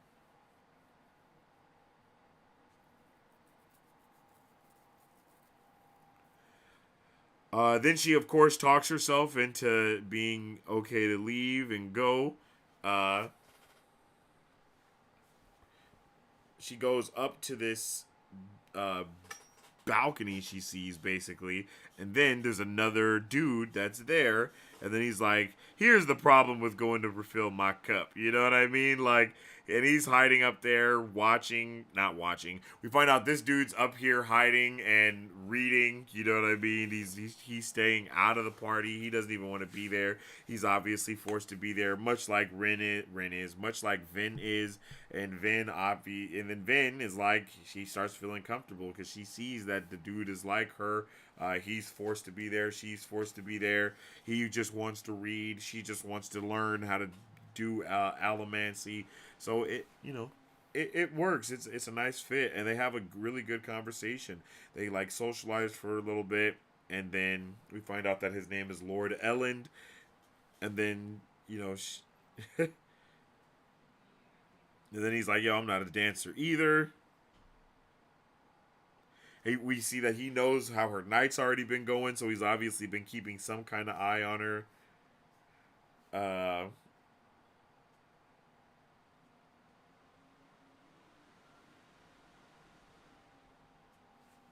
And then it's like, oh,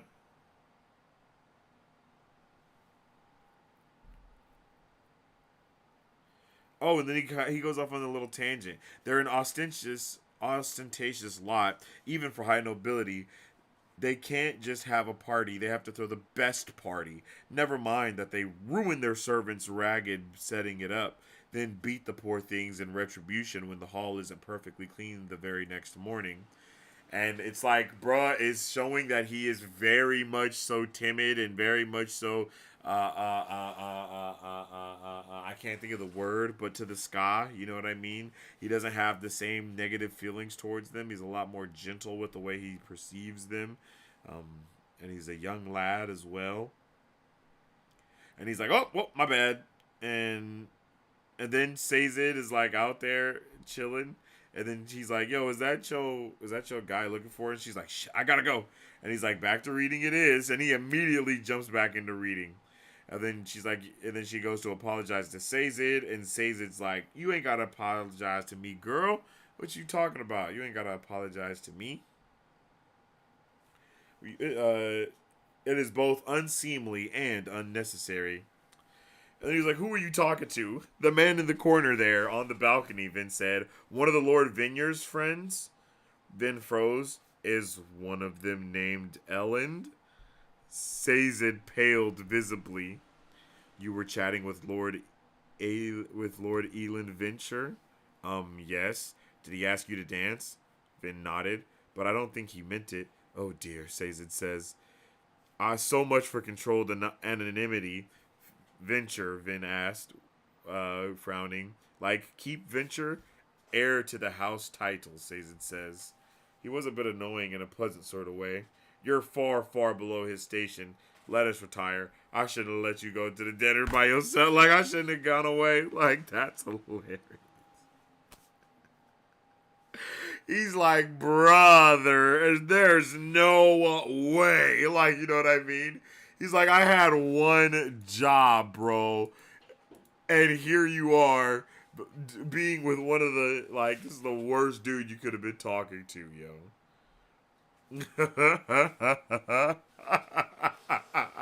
Hilarious, for real, for real. I love it, yo. I love it. Sazed is like, you know what? This is my fault, bro. Literally, though. That's literally what happened. It low-key was his fault, you know what I'm saying? But not really. I mean, it's not his fault. It's not her fault. It just happened. You know, you can't control when things just happen. But also, she definitely didn't want to be left alone. Like, bro was gone for like 10 minutes. And she got into she found the, like, worst person she could have ran into. Freaking hilarious. Elend is a vibe? Yeah, he is a vibe. For real, he is. Bro's just up there chilling, reading a book under candlelight. Like, you. I ain't worried about this party. These people suck here. They're about to give all of us a heart attack. Dead ass. My heart was... I was like, hey, yo! Yo, Vin, what are you doing? Like, imagine her doing it, and then all the obligators just look at her. Whoa. I love Vin's debut. It's so much fun. Yes, yes. Giving me all of the Princess Diary vibes. You feel me? I'm sorry, yo, but it's giving me all of the Princess Diary vibes. What's that movie with... Maybe I'm tweaking. The movie with Amanda Bynes? When she's like... Doesn't she find out that she's like a princess or something? Maybe I'm tweaking. Wait. Oh, I like the moment in the carriage with Kelsier's day. I had to get you back for last week. Yeah. I like that too. Because it's so good-natured, letting us and Vin know there is no hard feelings. Good character building. Yes, and great relationship building. Yes. Automatically letting us know that they have a kind of it's a mutual respect between these two, and he obviously understands that she is just lighthearted and willful and just really wants to know, like bright-eyed, bushy-tailed vibes, and he, on the other hand, is not that. You know what I mean? You know, like, he is not that, bruh. He's not that at all. Sazed's be like, I should have known better than to leave you alone for 10 minutes. Legitimately, though. Yo, Sazed definitely should have known. At least Elend is woke. Nah, woke is crazy. Oh, yo, that's hella funny. But, I mean, yeah, he is, huh? I guess he is, technically. Yo, that's hella funny, yo. Let's get it and moving on to the next chapter. Smiled and let Sazed usher her to their carriage. I know that I shouldn't let a simple packman perturb me. However, he is from Terrace, where the prophecies originated. If anyone could spot a fraud, would it not be he? Nevertheless, I continue my trek, going where the scribbled auguries proclaim that I will meet my destiny, walking, feeling Rashik's eyes on my back, jealous, mocking, hating. My margin here was, hey, wait a minute, because, yo, did the Lord Ruler take the 11th metal and become this immortal being?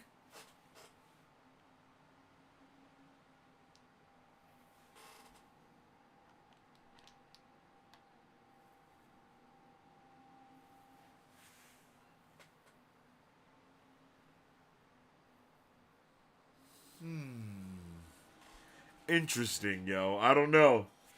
I just had so many questions there, yo. 13. Vin sat with her legs crossed beneath her on one of Lord Renew's fine easy chairs. It felt good to be rid of the bulky dress, instead getting back to a more familiar shirt and trousers. Automatically, she's like, yo, get me out of here. Get me out of that dress as soon as I get back to the hut.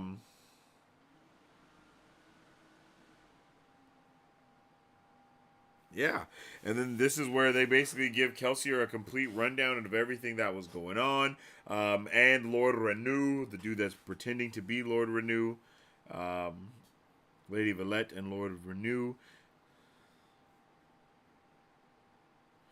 And then we find out that Sazed has been very worried about her exchange that she had with the dude. And she's like, yo, maybe he's a soother, thinking about the guy. Because she's like, how had Elend been able to evoke her true self so quickly and so thoroughly? And it's like, yo, maybe because she's never been able to have another just natural human conversation with someone ever, bro. And it's like, damn, it's just so sad. It's like someone in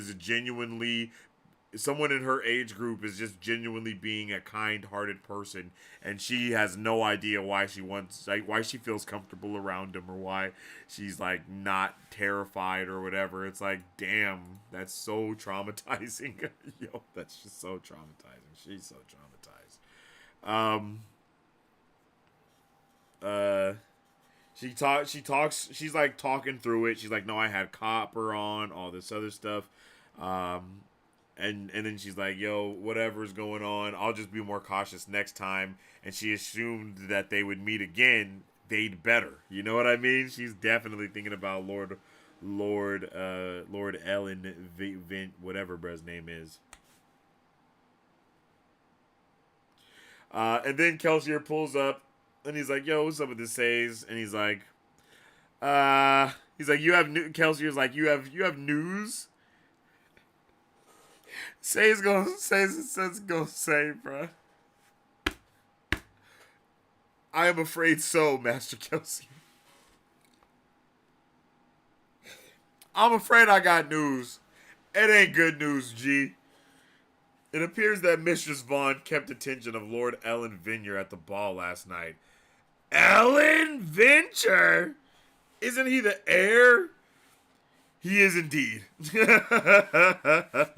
He is indeed, Renew says. I met the lad perhaps 4 years ago when his father visited the West. He struck me as a bit undignified for one of his station. 4 years? There's no way he's been imitating Lord Renew for that long. Kelsier only escaped the pits 2 years ago. Boom, she's doing all the math. She is us. She is us, the nerd, and I love it.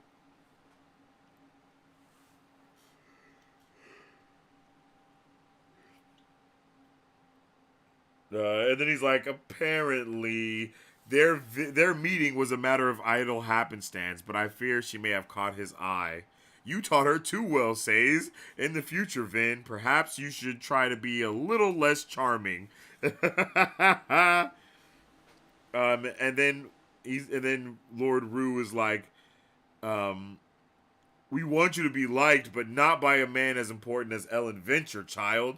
You need to make alliances, not scandals. Kelsier nods. Venture is young, eligible, and heir to a powerful house. Your having a relationship with him could make serious problems for us. The women of the court would be jealous of you, and the older men would disapprove of the rank difference. You'd alienate yourself from large sections of the court. To get the information we need the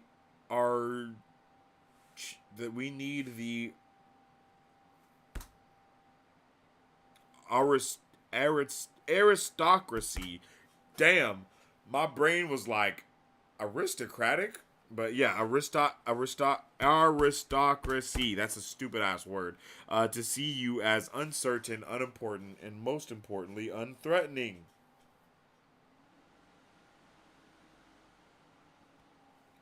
It's unlikely that Eland Venture has any real interest in you. He is known to be a court-centric. He is probably just trying to heighten his reputation by doing the unexpected. Bruh, yo, it's going crazy. She starts feeling bad about it, you know what I mean? She's like, oh man, that's so sad. And then Kelsey is like, it's probably best that you avoid him completely, offend him, or give him a couple of those glares you do. And then Vin glares at Kelsier, and he's like, that's the one! Bro, Kelsier is a full-blown menace, bro. Yo, she is a full-blown, he's a full-blown menace for sure, for sure.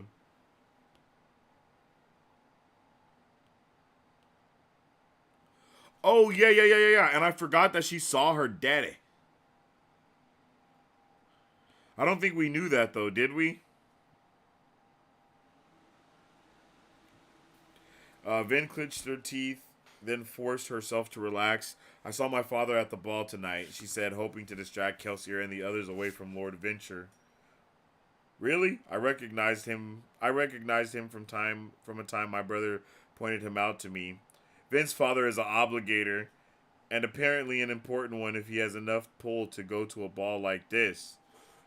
And then he's like, description? And she's like, bald, eye tattoos. I love the way that they do the tit for tat thing with each other. Like, that shit's hella funny.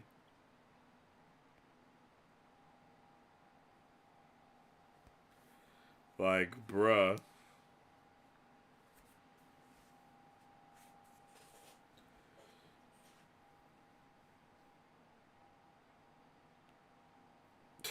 And then Kelsey was like, all right, I gotta go somewhere. And then she's like, where are you going? You just got in. And then Kelsey, again, he hits her right back. That's the funny thing about arriving somewhere, Vin. Once you're there, the only thing you can really do is leave again. Get some sleep. You're looking a bit ragged. Damn, a bit ragged. A bit ragged. You're looking a bit ragged, yo. That's just crazy work.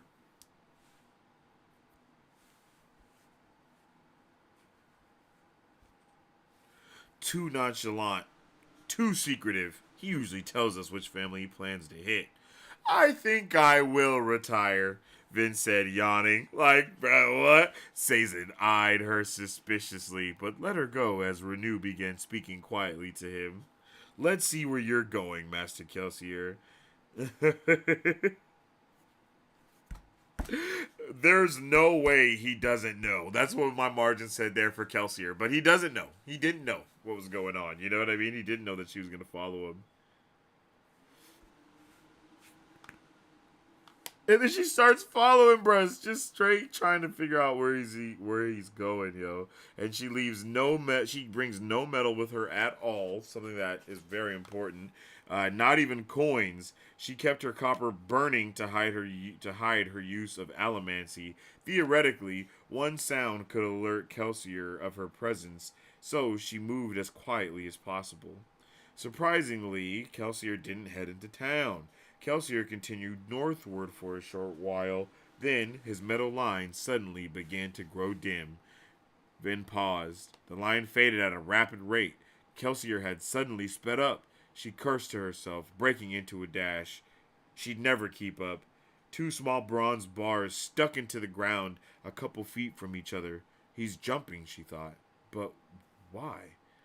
It was hard to tell in the night, but it seemed that 4 bars made a line that pointed directly toward Luthadel. She gripped the first bar in her palm.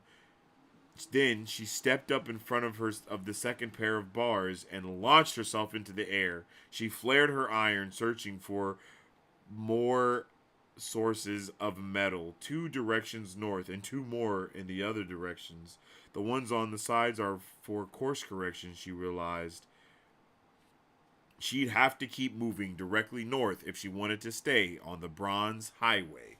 Fire, bro! Fire! Other Allomancers have come through this way, dug these bronze bars into the ground, So other Alamancers can basically just doink, doink, doink, doink, doink, and just follow their way all the way to where they need to go in a fast manner. That's just amazing, brother. I really like it.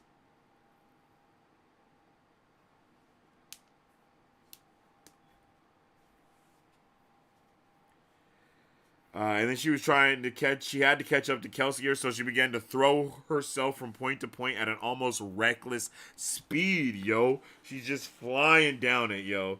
And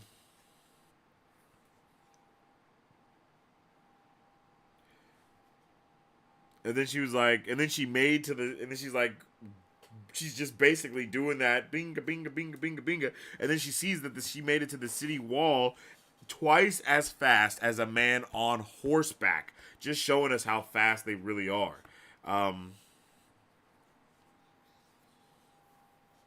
However, though, she had lost Kelsier. So she's sad, she frowns about it, whatever. She's like, I guess I'll just head back to Felice. She wandered randomly, pushing off of window glass and bits of metal, using the bronze bar, then pulling it back into her hand when long jumps were necessary. It wasn't until she arrived that she realized she'd unconsciously gone to a specific destination. Keep Venture rose before her in the night. Then she noticed motion to her right. She crouched immediately and flared her 10.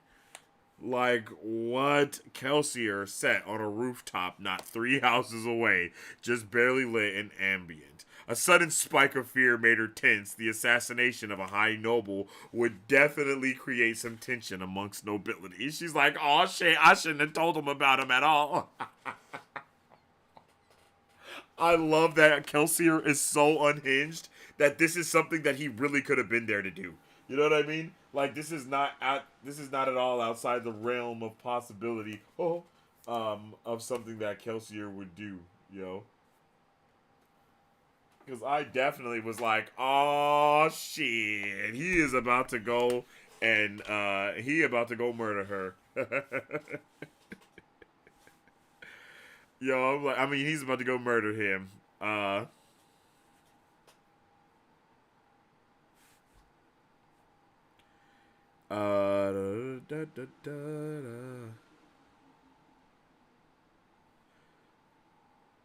So then,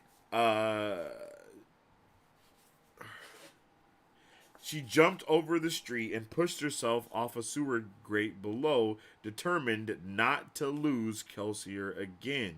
He moved toward the center of the city. He was moving. Perhaps Kelsier planned to do something to interrupt its supplies. She's trying to figure out what he's doing. She lands on a rooftop and pauses as she watches Kelsier shoot off into the night. He's moving so fast again. A hand fell on her shoulder, then yelped, jumping back, flaring pewter. Kelsier regarded her with a cocked eyebrow. You're supposed to be in bed, young lady. Like, bro is a super ninja. I have no idea how he even did this. I have no idea how he was able to just teleport around and then just be there.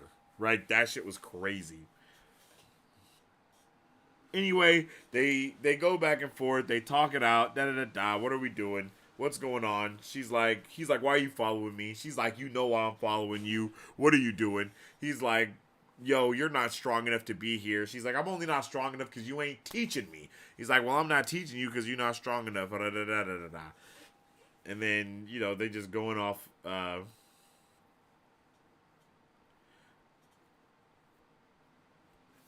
And then we find out that bro is going to Kredikshaw, the Hill of 1,000 Spires, the Lord Ruler's palace. He's going to confront the Lord Ruler, is what we all think. But no, he's not going to confront the Lord Ruler.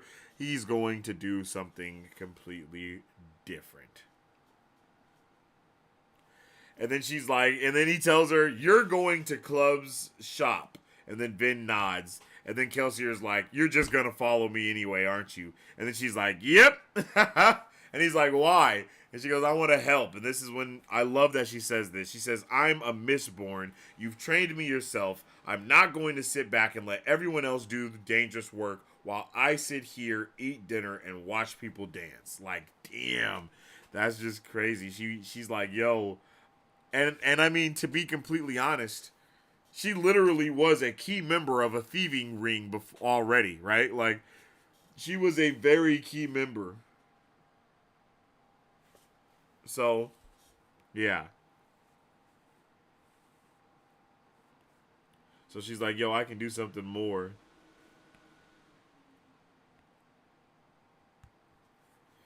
The best practice is doing, she tells him. My brothers trained me to steal by taking me on burglaries. It's too dangerous, Kelsier shakes his head. Kelsier, she says in a serious tone, we're planning to overthrow the final empire. I don't really expect to live until the end of the year anyway. You keep telling the others what an advantage it is to have two Mistborn on the team. It's not going to be much of an advantage unless you actually let me be a Mistborn. How long are you going to wait? Until I'm ready? I don't think that will ever happen. Like, damn, bruh. Like, damn. She was really cooking right here. She was really cooking.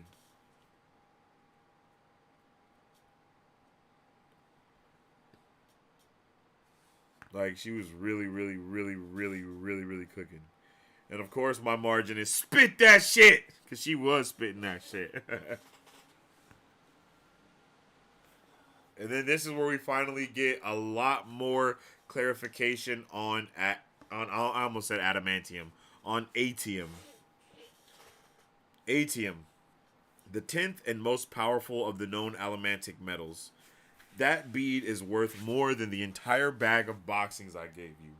This little bit, atium only comes from one place, the pits of Hathsin, where the Lord Ruler controls its production and distribution. The great houses get to buy a monthly stipend of atium, which is one of the main ways the Lord Ruler controls them. Go ahead and swallow it. Hey, yo. He's like, you can't sell it anyway, so just take it. He's like, yo, burn it. Burn it as I start walking. So she burns it, and then she sees a reverse shadow, a duplicate of everything that Kelsier did, except the image moved first. So what I put in my margin here was before image is so raw, because a lot of people already know what an after image is, right? Like, we see after images, they use it a lot in comics and manga in order to show when a character's moving fast. They use it in everything, like after image, of course. But a before image is actually peak, bro. A before image is peak. No lie. Like, that is a amazing thing, bro. Before images is just insane. And then lore drop. ATM lets you see just a bit into the future. It lets you see what people are going to do a little bit in the future. It enhances your mind, allowing you to deal with new information, allowing you to react more quickly and collectedly. While you're burning atium, nothing can surprise you. You can swing a dagger, knowing confidently that your enemies will run right into it. You can dodge attacks with ease because you'll be able to see where every blow will fall. Atium makes you quite nearly invincible. It enhances your mind, making you able to make use of all the new information. I can see what you're going to do. And that changed. And then Kelsier starts burning atium as well. And then now there was dozens of images around Kelsier's body, a ton of before images around Kelsier's body. So now he can see what you're going to do, and that changes what I'm going to do, which in turn changes what they're going to do. And so the images reflect the infinitum of possibilities that are going on. And then my margin here was, there is no way this could be anything but an anime. And I stand on that. There is no way that this could be anything but an anime. Legit.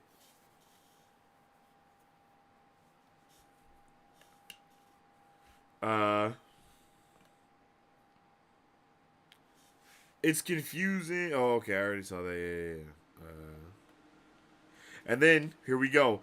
Atium is only valuable because of allomancy. So, if we didn't burn it, it would be worthless.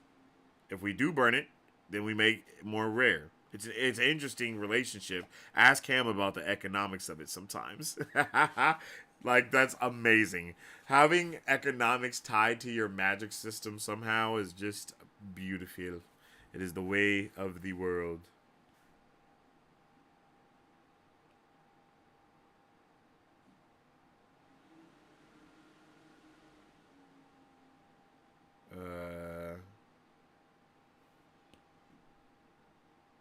Yeah. And then right here, that's how we end it, yo. He's like, yo, it could get very dangerous. I want you to know that. This could be terrifyingly dangerous. I don't intend to meet the Lord Ruler, but I do intend to sneak into his stronghold. I think I know where we might find a clue on how to defeat him. And then he gives her an ATM bead that was several times larger than the one he had given her to practice on. And he gives her another vial. And then they go and retrieve. And then he's like, first, let's go retrieve my coin purse. Because he has now done the exact thing that Vin did to him. He pushed his coin purse into the distance, but actually didn't go that way. And then he popped up behind her and grabbed her arm and finessed her the way that she had finessed him. Like, what a beautiful way to kind of do that, yo. Like, it's just amazing. It's impeccable. It is truly impeccable the way that this magic is, the way that everything is just weaved together and built. I just love it. It gets me excited.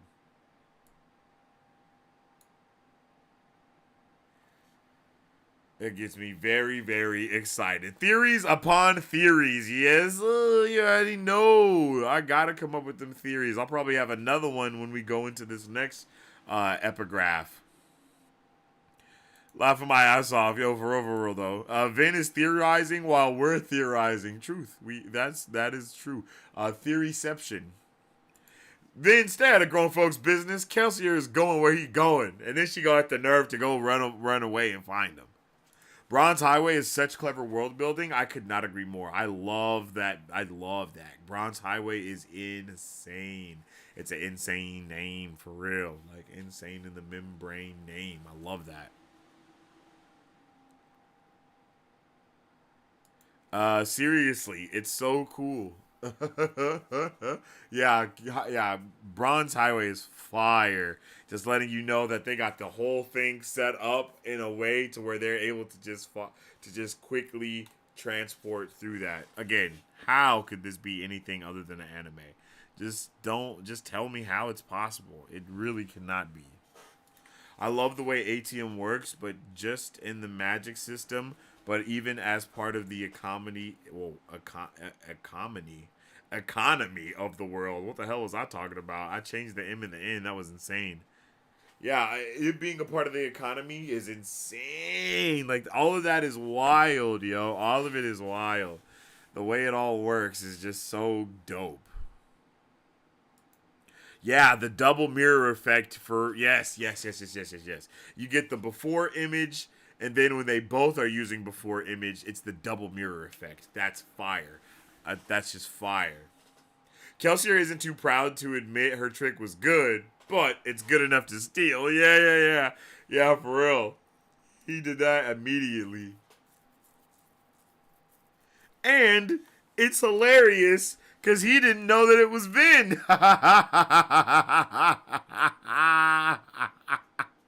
So he was really using the ability just to use it against someone. Like, he wasn't even trying to get back at Vin because, she did it to him. He was literally just doing it because it's genuinely a really good, it's like, just genuinely a good move to do. And that is comedy. Like, actually, that's hilarious.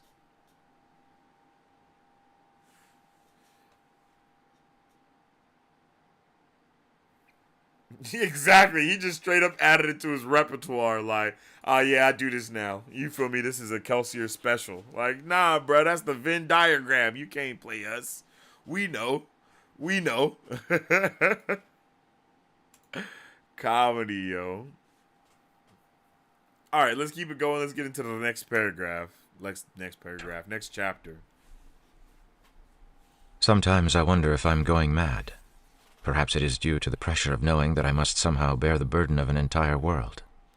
Perhaps it is caused by the death I have seen, the friends I have lost, the friends I have been forced to kill. Either way, I sometimes see shadows following me, dark creatures that I don't understand nor wish to understand. Are they perhaps some figment of my overtaxed mind? 14. Hey, yo, sounds like It started mystery. raining just after they located the coin pouch. It wasn't a hard rain, but it seemed to clear the mist slightly. Vin shivered, pulling up her hood, crouching beside Kelsier on a rooftop. He didn't pay the weather much heed, so neither did she. A little Man, dampness y'all wouldn't already hurt. know. Y'all already know, man. This chapter, y'all already know. We ain't about to waste no time in this chapter, bro. We're about to waste no time in this chapter. They do a mad dash for the Lord Ruler's palace. And this is something that was amazing to me, though, is that she straight up talks about it as it felt like depression to even look in the way of the Lord Ruler's castle. The spikes and towers had a foreboding cast in the damp, misty night, like the ash-blackened sky of a long-weathered carcass. It's simply being close. That's crazy that my shit keeps doing this. I'm sorry. Like, my book keep randomly closing on my iPad as I'm reading it. It's such a weird thing to do.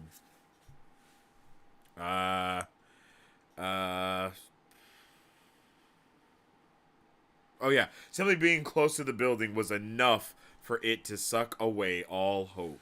Like, oh my god. That's insane. And then we find out that they're going to go to them for a room at the very center of the complex. Once every 3 days, the Lord Ruler visits that chamber. Like, once every 3 days, the Lord Ruler visits the chamber. Already, I'm like, bro. Every 3 days, the Lord Ruler visits this chamber, and you're going there solo, buddy? You're just going there solo, buddy? You don't think he got anyone guarding a place that he goes once every 3 days? Are you kidding me, bro? Like, we gotta watch that area, you know? Like, watch that area and see what's going on.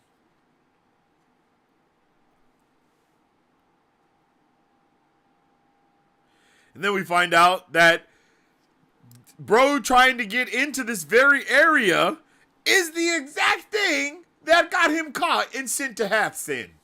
And his woman absolutely murdered. But I'm pretty sure his woman betrayed him. But, you know, it got her absolutely murdered, yo. Like, what? He planned the job for months. Look, this is crazy.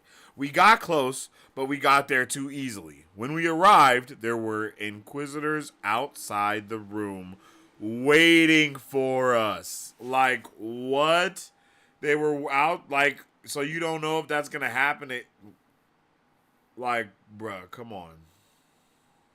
Someone told them you were coming? Kelsier nodded. We planned that job for months. We were confident, but we had reason to be.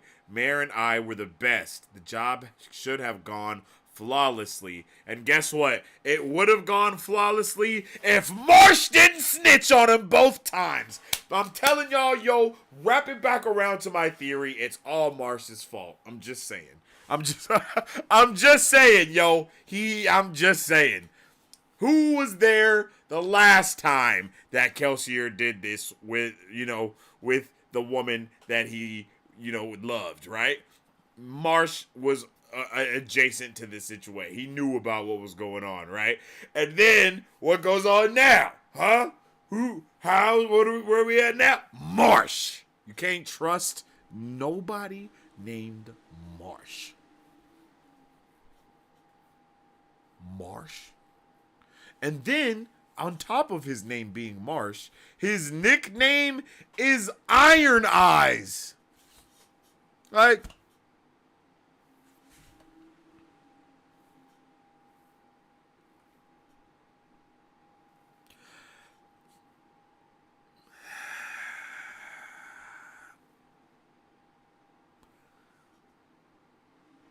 All right.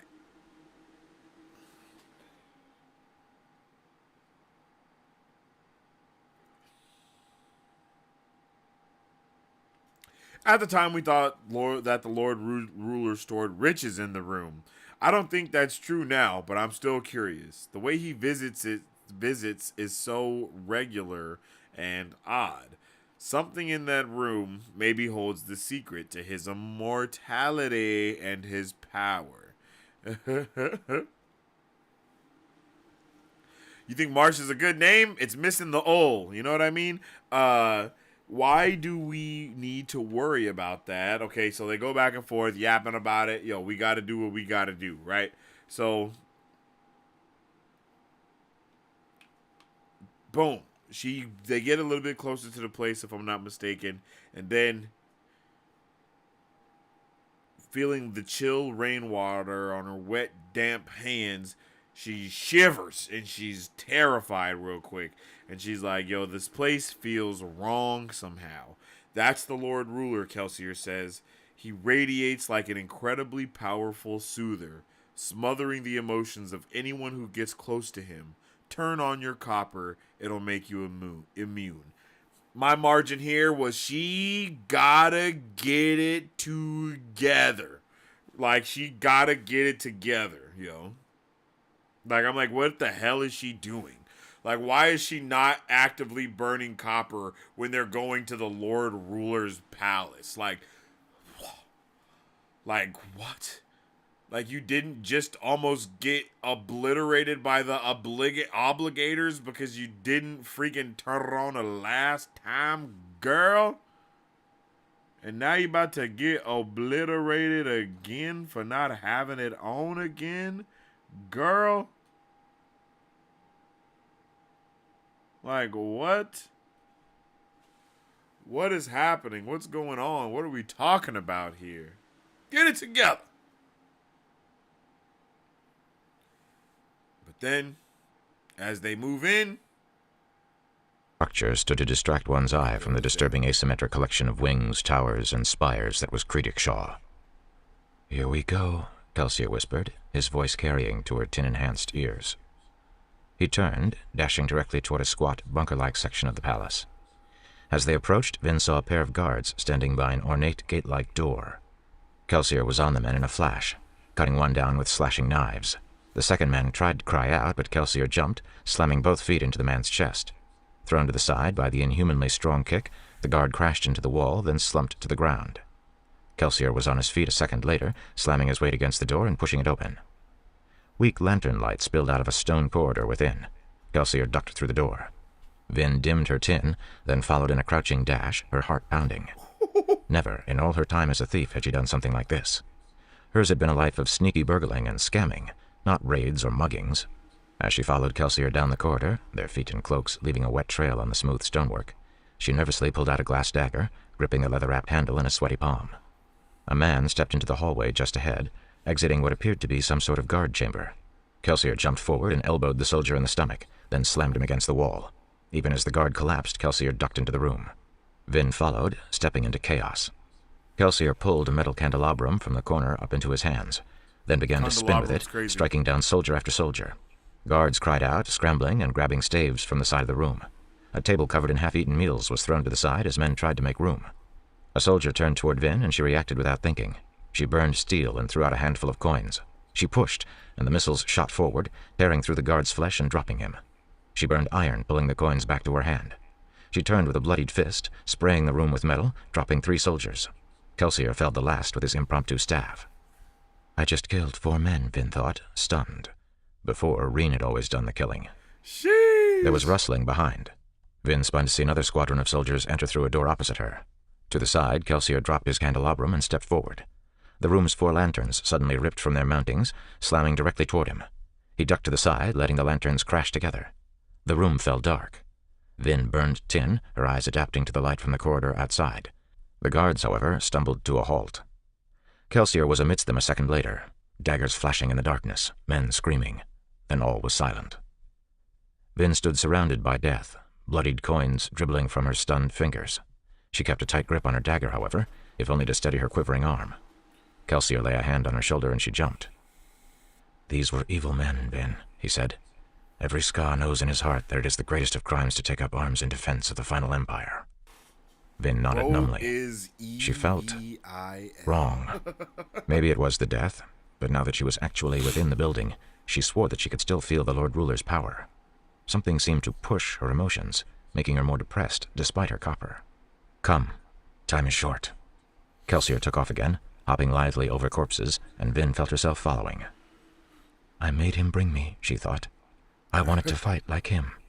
I'm going to have to get used to this. They dashed into a second corridor, and Kelsier jumped into the air. He lurched, then shot forward. Vin did the same, leaping and seeking an anchor far down the corridor, then using it to pull herself through the air. Side corridors whipped past, the air a rushing howl in her tin-enhanced ears. Ahead, 2 soldiers stepped into the corridor. Kelsier slammed feet first into one, then flipped up and rammed a dagger into the other's neck. Both men fell. No metal, Vin thought, dropping to the ground. None of the guards in this place wear metal. Haze killers, they were called. Men trained to fight allomancers. Killers, you feel me? Kelsier ducked down a side corridor, and Vin had to sprint to keep up with him. She flared pewter, willing her legs to move faster. Ahead, Kelsier paused, and Vin lurched to a stop beside him. To their right was an open, arching doorway, and it shone with a light far brighter than that of the small corridor lanterns. Vin extinguished her tin, following Kelsier through the archway and into the room. 6 braziers burned with open flames at the corners of the large dome-roofed chamber. In contrast to the simple corridors, this room was covered with silver-inlaid murals. Each obviously represented the Lord Ruler. They were like the windows she had seen earlier, except less abstract. She saw a mountain, a large cavern, a pool of light, and something very dark. Kelsier strode forward, and Vin turned. The center of the room was dominated by a small structure, a building within the building. Ornate, with carved stone and flowing patterns, the single-story building stood reverently before them. All in all, the quiet, empty chamber gave Vin a strange feeling of solemnity. Kelsier walked forward, bare feet falling on smooth black marble. Vin followed in a nervous crouch. The room seemed empty, but there had to be other guards. Kelsier walked up to a large oaken door set into the inner building, its surface carved with letterings Vin didn't recognize. He reached out and pulled open the door. A steel inquisitor stood inside. The creature smiled, his lips curling in an eerie expression beneath the 2 massive spikes that had been pounded point first through its eyes. Kelsier paused for just a moment. Then he yelled, Vin, run! As the Inquisitor's hand snapped forward, grabbing him by the throat. Oh my God, Vin froze. run! To the sides, she saw 2 other black-robed Inquisitors stride through open archways. Tall, lean, and bald, they were also marked by their spikes and intricate ministry eye tattoos. The closest Inquisitor lifted Kelsier up into the air by his neck. Kelsier, the survivor of Hathsin, the creature said in a grinding voice. Then he turned toward Vin. And you. I've been looking for you. Come on. I'll Ain't let this no one die way quickly that if you'll they tell me knew, which bruh. nobleman He know spawned you, both of them. half-breed. Ain't no way anyone Kelsier was coughed, ready for struggling that. for Ain't no breath as he way. pried at the creature's grip. The Inquisitor turned, regarding Kelsier with spike-end eyes. Kelsier coughed again, as if trying to say something, and the Inquisitor curiously pulled Kelsier a bit closer. Kelsier's hand whipped out, ramming a dagger into the creature's neck. As the Inquisitor stumbled, Kelsier slammed his fist into the creature's forearm, shattering the bone with a snap. The Inquisitor dropped him, and Kelsier fell to the reflective marble floor, coughing. Gasping for breath, Kelsier looked up at Vin with intense eyes. I said run, he croaked, tossing something to her. Vin paused, reaching out to catch the coin pouch. However, it lurched suddenly in the air, shooting forward. Abruptly, she realized Kelsier wasn't throwing it to her, but at her. The bag hit her in the chest. Pushed by Kelsier's allomancy, it hurled her across the room, past the 2 surprised Inquisitors, until she finally dropped awkwardly to the floor, skidding on the marble. Vin looked up, slightly dazed. In the distance, Kelsier regained his feet. The main Inquisitor, however, didn't seem very concerned about the dagger in his neck. The other 2 Inquisitors stood between her and Kelsier. Like, what's One happening? turned toward her, and Vin felt chilled by its horrifying, unnatural gaze. Run! The word echoed in the domed chamber, and this time, finally, it struck home. Vin scrambled to her feet, fear shocking her, screaming at her, making her move. She dashed toward the nearest archway, uncertain if it was the one she had come in through. She clutched Kelsier's coin pouch and burned iron, frantically seeking an anchor down the corridor. Must get away. She grabbed the first bit of metal she saw and yanked, tearing herself off the ground. She shot down the corridor at an uncontrolled speed, terror flaring her iron. She lurched suddenly, and everything spun. She hit the ground at an awkward angle, her head slamming against the rough stone, then lay dizzily, wondering what had happened. The coin pouch. Someone had pulled on it, using its metal to yank her backward. Vin rolled over and saw a dark form shooting down the corridor. The How Inquisitor's fire robes is it fluttered as he to dropped see the lightly to his feet a Inquisitors short use distance the from shit Vin. that she just He strode learned forward, against his her face in way impassive. harder flared of tin a and way pewter, than she clearing her ever mind and could, pushing like, away the than she pain. ever has She whipped done out a few before or coins, seen pushing it them at the done. Inquisitor. He raised a hand, and both coins froze in the air. Vin's own push suddenly threw her backward, and she tumbled across the stones, skidding and sliding. She heard the coins pling against the floor as she came to a rest. She shook her head, a dozen new bruises flaring angrily across her body. The Inquisitor stepped over the discarded coins, walking toward her with a smooth gait. I have to get away. Even Kelsier had been afraid to face an Inquisitor. If he couldn't fight one, what chance did she have? None. She dropped the pouch and jumped to her feet, then she ran, ducking through the first doorway she saw. The room beyond was empty of people, but a golden altar stood at its center.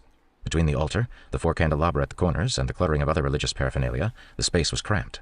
Vin turned, pulling a candelabrum into her hands, remembering Kelsier's trick from before.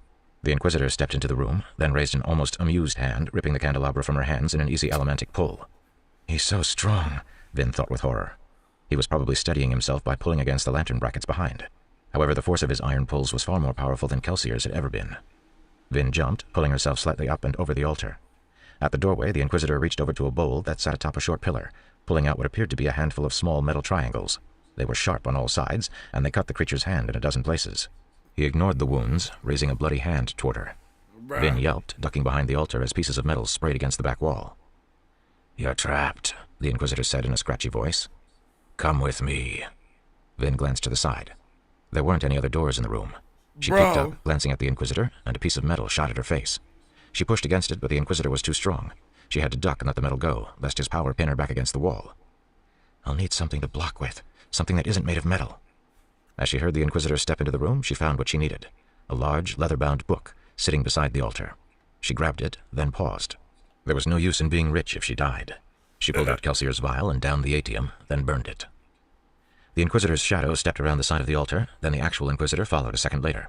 The atium shadow opened its hand, and a spray of tiny translucent daggers shot at her. Vin raised her book as the real daggers followed. She swung the book through the shadowy trails just as the real daggers shot toward her. She caught every one, their sharp, jagged edges digging deeply into the book's leather cover. The Inquisitor paused, and she was rewarded by what seemed to be a look of confusion on its twisted face. Then 100 shadow images shot from his body. Lord ruler, Vin thought. He had atium too. Not pausing to worry about what that meant, Vin hopped over the altar, carrying the book with her as protection against further missiles. The Inquisitor spun, spike eyes following her as she ducked back into the hallway. A squad of soldiers stood waiting for her. However, each one bore a future shadow. Vin ducked between them, barely watching where their weapons would fall, somehow avoiding the attacks of 12 different men. And for a moment she almost forgot the pain and fear, and they were replaced by an incredible sense of power. She dodged effortlessly, staves swinging above and beside her, each one missing by just inches. She was invincible. She spun through the ranks of the men, not bothering to kill or hurt them. She only wanted to escape. As she passed the last one, she turned around a corner.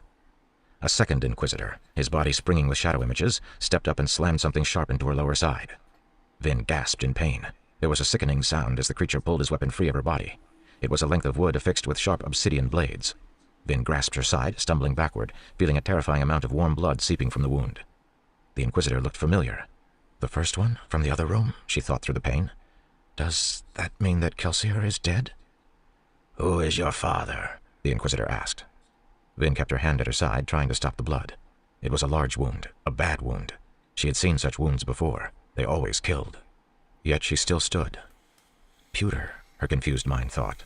Flare pewter. She did so, the metal giving her body strength, letting her stay on her feet. The soldiers stepped back to let the second Inquisitor approach her from the side. Vin looked in horror from one Inquisitor to the other, both descending upon her, blood pouring between her fingers and down her side. The lead Inquisitor still carried the axe-like weapon, its edge coated with blood. Her blood. I'm going to die, she thought with terror. And then she heard it. Rain. It was faint, but her tin ears picked it out behind her. She spun, lurching through a door, and was rewarded by the sight of a large archway on the other side of the room.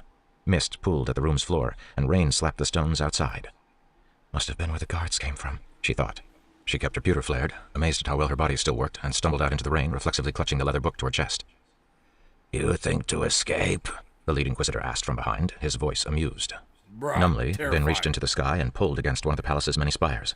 She heard the Inquisitor curse as she pitched into the air, hurling up into the dark night.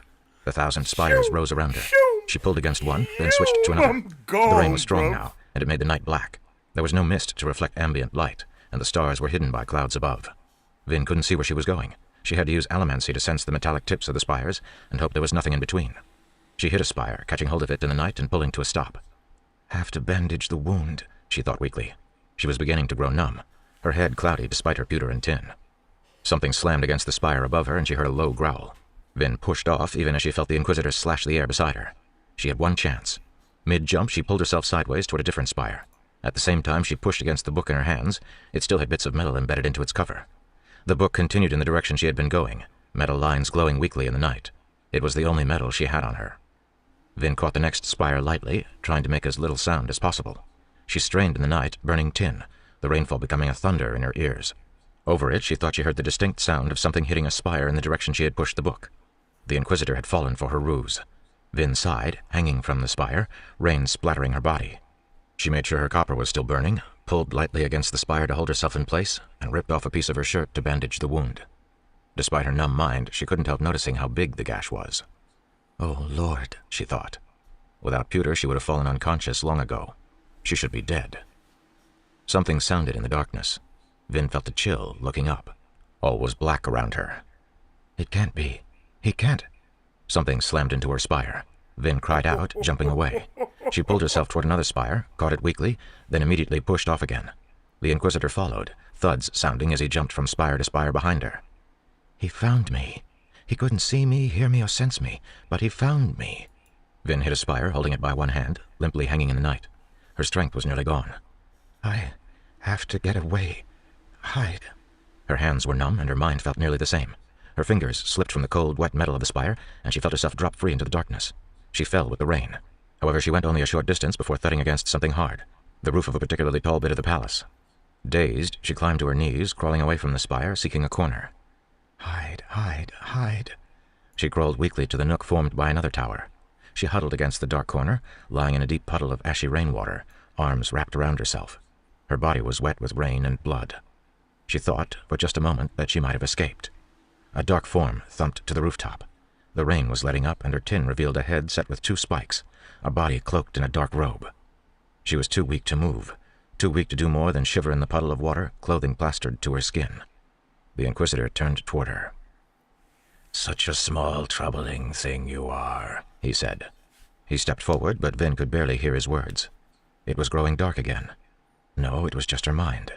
Her vision grew dark, her eyes closing. Her wound didn't hurt anymore. She couldn't even think. A sound like shattering branches. Then arms gripped her. Warm arms, not the arms of death. She forced her eyes open. "Kelsier?" she whispered. But it wasn't Kelsier's face that looked back at her, streaked with concern. It was a different, kinder face.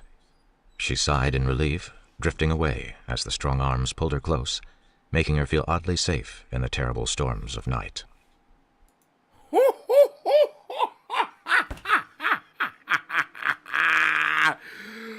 Brother, that has to be the hardest. That has to be the hardest shit ever. Oh my goodness, bruv. Like, oh my goodness, bruv. What? What? Bruh, that's crazy. That is crazy. That is absolutely so freaking lit. Like, bruh. Chapter 14 is insane. First, we get introduced to the Bronze Highway, which is an amazing concept that they freaking put it, like, in the way that it works, right? We get all of that, and then we have an amazing moment between her and Kelsier where he just uses her ability against her, you know what I mean, in order to catch her, and he doesn't even know that that's what's happening. And then she's like, yeah, I'm gonna go and leave. No, I'm coming with you. They, like, what? Her first fade ever. This is her first time ever fighting. This is her first time ever in an action sequence. And she kills 4 dudes at one time. The very first thing she does as his apprentice in an action, like her first mission as an apprentice, is freaking murdering 4 dudes, and they go up against 3 Inquisitors, and they both get away by the skin of their teeth, and she almost dies, bruv. Like, yo, part 2 is hype. Like, part 2 is crazy. Part 2 is insane, man. Like, what? Are you kidding me? They were moving, brother. Like, they were moving. They were whooping ass and taking names and getting swifty in there. Like, what? Are you kidding me? Are you kidding me? That entire action sequence was bad ass. Kelsior, of course, is a badass, just doing his damn thing. And then she's like behind him, like, oh my goodness. She's like, holy shit, this is way more than I thought I was going to be able to handle. And she's like, wait, no, I asked for this. I have to rock. I have to get it popping. Yo, I gotta go. And then she just follows him. And then he lunges into the air. And then she lunges into the air the same way he does behind him. Oh my God. Bruh. Yes. Let's go. Like, that's the only thing I can say. Like, let's go. Because that's crazy. That shit is raw. It's too raw, bro. Like, what? Bruh. I just was not prepared by any means. I was not prepared for it to go so hard. And then, as she's like, all right, bruh, I'm not going to be able to do this. She runs away, and she gets, bro, and then she just gets loose. She gets loose. And the Inquisitor is on her tail. She's boom, boom, boom, boom, and he's just boom, boom, boom, boom. Like, what? She's wha-pow. He's wha-pow. Then she's like, oh my God, bro. Oh my God. Okay, in Age of Ultron, when Hulk and Iron Man are fighting against each other, and then like Iron Man slams into the wall in the Hulk Buster, and then the Hulk is like flying straight towards him, and then he moves at the last second, and then he slams into the wall. Like, bro, that's the type of shit that I saw going down. Like, whoa, bow, bow, wow, wham! Like,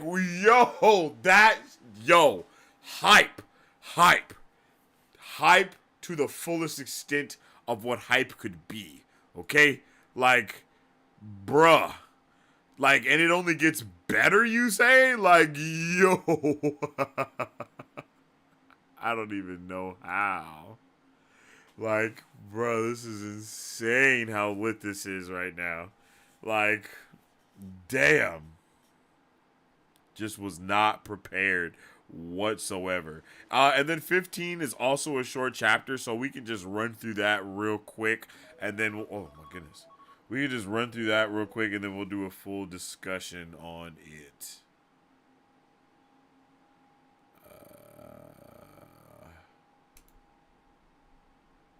I don't know why Quan betrayed me. Even still, this event haunts my thoughts. He was the one who discovered so me. fire. He was the Terrace philosopher who first called me the hero of ages. It seems ironically surreal that now, after his long struggle to convince his colleagues, he is the only major Terrace holyman to preach against my reign. Okay, right 15. now, theory now, right? So my theory from that is now I'm like, okay, bruh, so is the Lord Ruler the dragon reborn that falls to the dark side? You know what I mean? Like, that's what that made me think of, yo. Because I'm like, okay, wait a minute.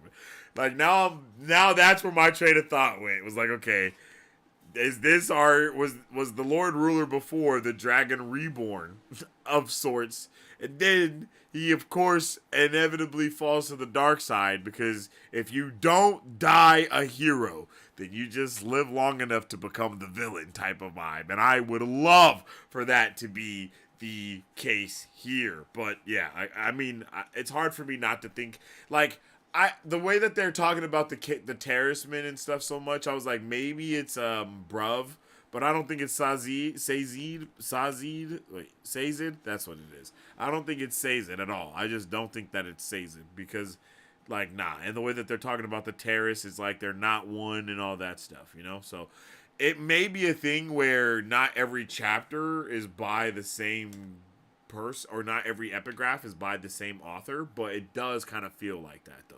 Yo, we are 1 like away from 10 likes on the streamy weemy. Can somebody drop a like on there? I appreciate you kindly. Okay, so chapter 15. It's a small chapter. It's quick. It's quick, fast, and in a hurry. In a hurry. You feel me? So, Doxson's like, yo, you took Vin to Critic Shaw. Are you bloody insane? Like, and he's like, well, of course he is. Like, we already know this. And he's like, yes, you've been right all along. I'm a madman, a lunatic. Perhaps I should have just died in the pits and never came back to bother any of you.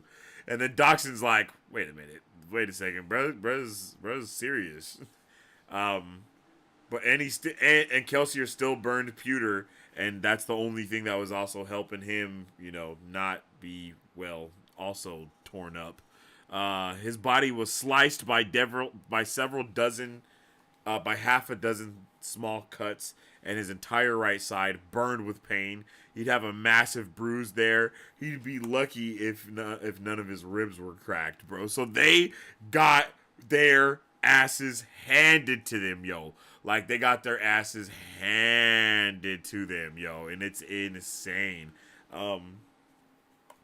His blood sliced by a half dozen... Oh, yeah, I just read that. I just heard that. Even my oldest friend swears by the Lord Ruler's name. What are we doing? How can we face this? There were 3 Inquisitors waiting for us, Dox, and you left her there? Like, bro, they're just going back and forth. He's like, bro, I had no... Like, bro, you don't understand. Like, it was going down. I told her to run. The only reason why they both got away is because she ran. Like, if they would have stayed there and tried to fight together, Kelsier probably would have died, one trying to save Vin, or they both would have died. But they, like, splitting everyone up and doing all the things that they did, it allowed them to really get swifty and do the things that they needed to do.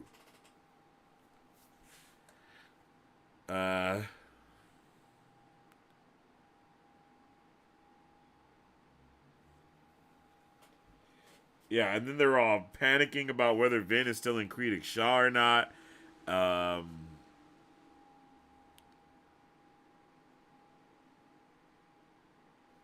then boom, immediately they were about to get in action, bro. They were literally about to jump right back into action and go and get.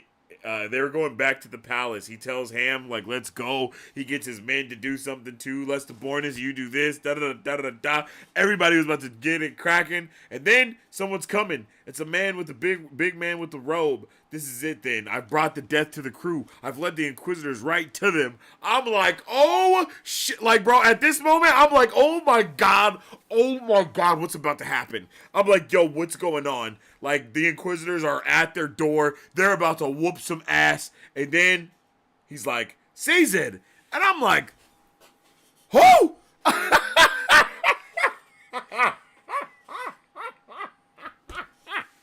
I'm like,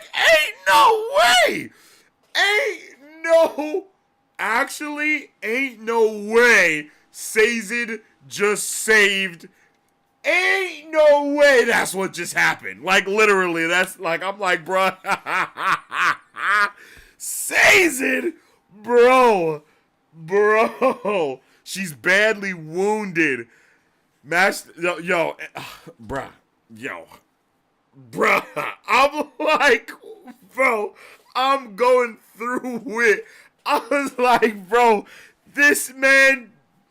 I was like, so did he just smack the Inquisitor? Was that the sound of a branch breaking? Did he just murder the Inquisitor and bro. Bro. Exactly. What did you just say, Brandon? Yo, what's happening, bro? A tall, dark form in wet robes stood in the rain, and he carried a cloth-wrapped figure in his arms. And I'm like, yo, bro, what's happening? That shit was lit, bro.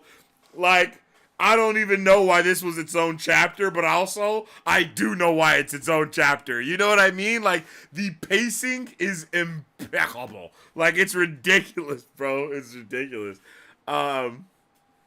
Honestly, it's insane. It's so she's so small, Kelsier thought, barely more than a child. How could I have thought to take her with me? Oh my goodness, bro. Now I'm in turmoil now because not only is Ben hurt, now Kelsier is like, bro, what have I done? Like he was ready to sacrifice everything yet again to go and get Vin, bro. I'm like, oh my god, bro. I'm like, what's happening, bro? I'm like, what's going on, bro? What's going on? And then they give her some pewter. She gets some color back in her and all of this stuff because she's able to burn the metals while she's unconscious, or she's unconsciously able to burn the metals. Oh, that is, I was just filled with just wow. And then Sazed was no ordinary healer. Religious rites were not the only thing that keep her stored in their uncanny memories. Their metal minds contained vast wealths of information on culture, philosophy, and science. So now I'm like, brother, excuse me? You know what I'm saying? Metal minds? Bro, what did you just say, Brandon? That terminology, there's no way you're just saying they're metal minds in a, you know what I mean? You're not just saying that, bro. What do you mean by that? You know what I'm saying? What do you mean by that? What's happening, bro? Is bro a robot? Did I miss something? You know what I mean? Like, I was like, what? Bro, this is crazy. Bro, this is insane, honestly. And then says it's like, yo, I don't know, she might be able to survive. We also find out that the pewter can like help her make more blood cells. And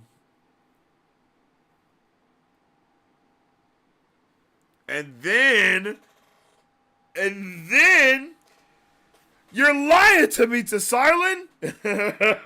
Because then, right here, because my next margin was, what the fuck is that? Because he says, I came to Luthadel as quickly as I could. I used up an entire metal mind to make the trip with haste. I was still too late. What is, bro, what is going on, brother? What's going on? You know what I mean? I'm going through it, yo. I'm like, bruh, I did not want to stop reading this one, yo. I might have to read this shit tonight, my guy, so I can figure out what happens next, because I'm on a cliffhanger. But yeah, he's like, yo, I arrived too late. He's like, yo, bruh, no, my friend. You've done well this night. Far better than I. Like, bro. Oh, my God. And then, bruh, this dude, Brandon Sanderson, yo, this guy is ridiculous with the way he does. Bruh, this is ridiculous. Then we have, not only is this badass, because not only did this happen, but she also still has the book. He says it has the book that she took from the Lord Ruler's palace, bro. So now we have our first bit of information that could actually lead us somewhere. Bruh. Oh my goodness. Oh my goodness. Because they're like, bro, we went through all this and we didn't even get anything. Now we have to go, and then right when he's about to go get Vin, bro pulls up with Vin, and Vin got the damn book. Let's go, bro. Let's go, bro. Let's go. Yo, insane. Oh my goodness. And then look, and then here we go. We get this What's that anyway? I don't know, says it said. I found it at the palace while I was searching for the child. It's written in Kleene. Bruh, come on, yo. Kleene is the language of Klenium, the ancient pre-ascension homeland of the Lord Ruler Kelsier. Perked up a bit. Can you translate it? Perhaps. Says it's suddenly sounding very tired, but not for a time, I think. After this evening, I need to rest. Like, bro, what's happening?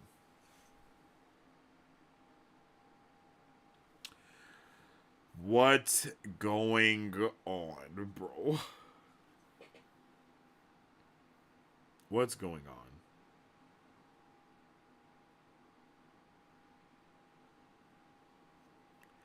The tome was wet with rainwater and blood. Like, bro, what?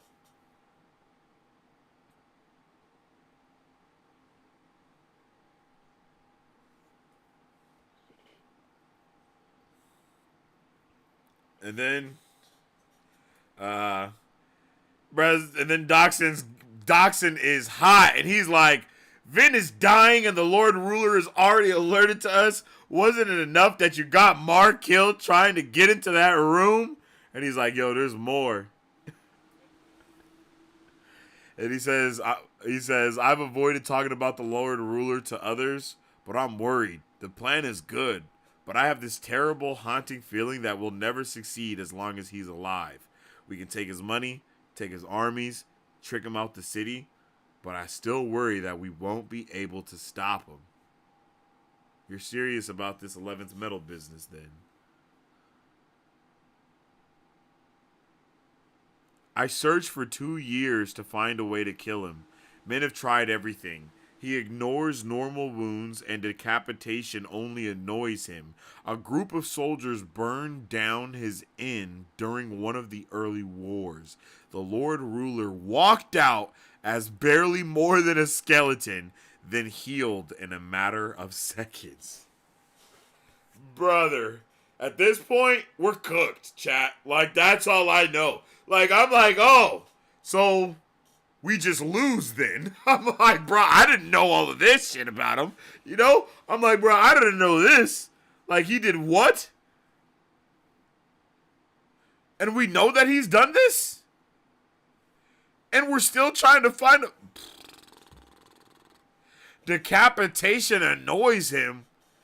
His skin regenerated in a matter of seconds from skeleton.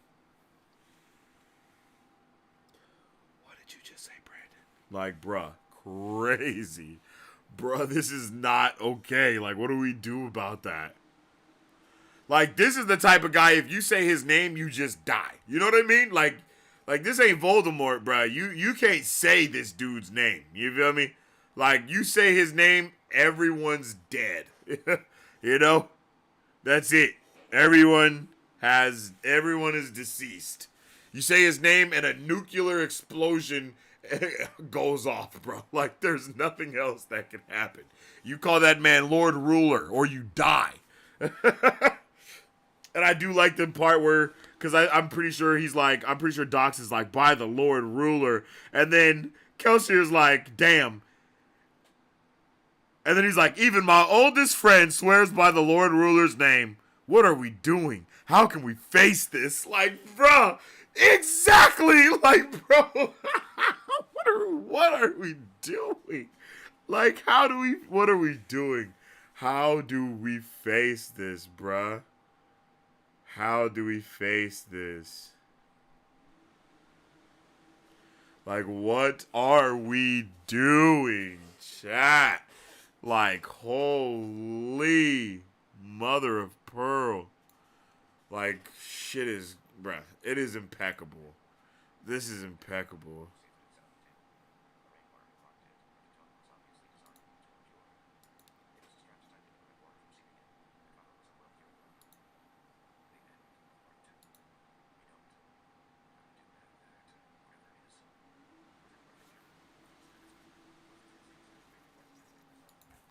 Freaking insane, bruh. All right, chat. All right, chat. How we feeling? How we feeling? How we feeling? How we feeling? How we feeling? Let's talk about it all. Let's talk about it all. Kelsier said that was just a warm-up last time, and then he proceeded to go and get his ass whooped again. Bro, if she wasn't there, it would have been ripped to the whole plan, Kelsier, the entire foundation. It would have been done data. Speaking of Foundation, I'm thinking about Foundation possibly being one of the next From Watcher to Reader series. If you guys have read the Foundation and or watched the Apple TV show, let me know, because we might be getting into that one. Yeah, like, that's crazy. The Marsh slander, when will it end? It will never end. What do you mean? Never. It will never end until I know definitively that he can be trusted.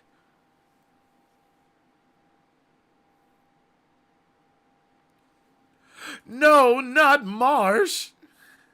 He has a steely gaze, that's all.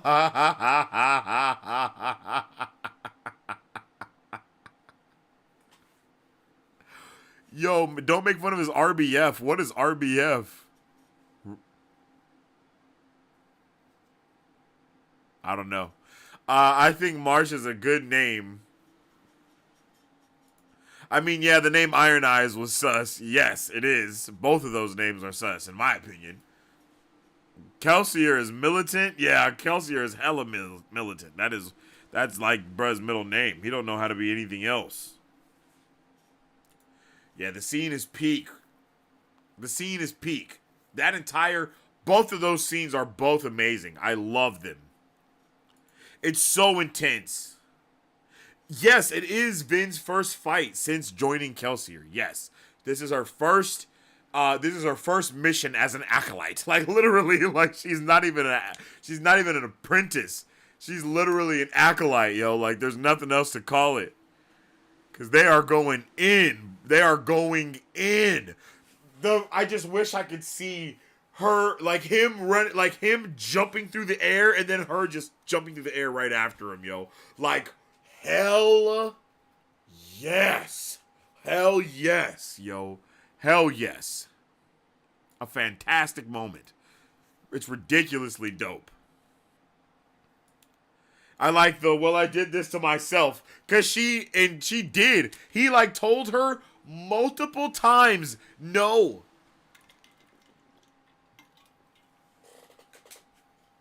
Like, multiple times. He was like, please, don't go. This is dangerous. You'll die. I might die. And she's like, well, I might die with you. And then she goes with him and she's like, holy shit, I might die with this dude. The Lord Ruler is Avatar Kyoshi, actually. What?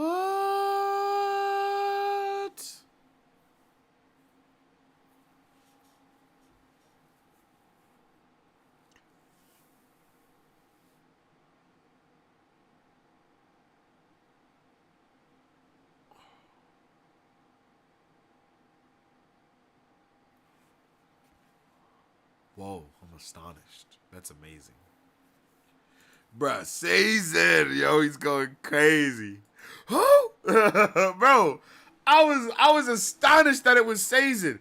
I was astonished, bro. I could not believe that Caesar got the sauce like that. Like, I knew that they were hyping him up. You know what I'm saying? Like, I know that they were hyping up Caesar for a badass moment. But if bruh just pulled up on the Inquisitor and, like, just was like, Front! Like, bruh just broke his neck or something, grabbed her and then dipped, bro, I don't know what to do. Like, bruh better be peak when we actually get to see him on screen. You know what I'm saying? What did you, hashtag it. What did you just say, Brandon, bro? Like, it's insane. Says it is the best. He is a good fella with a metal mind. And I don't know what the hell that means. Kelsey are growing a new moral compass. Facts. And that's awesome to see it happen in real time. We don't really get to, like, bro, it's impeccable. It's impeccable. Like, it is impeccable. We're on page 276 out of 2 1,196 pages, buddy. Is that true? Did I just make that up? Hold on, let me see if my actual physical copy is the same. Yeah, it's not at 2,000 pages. Oh, no. I'm tweaking. My bad. I see what's going on here. No, it's at like 600 pages or something like that. Yeah. My bad. My fault. I read something wrong. But yeah, that's insane. No. Don't think too hard about the metal mines. It doesn't mean anything. Whatever, Tsarlin. Whatever. I know that ain't truth.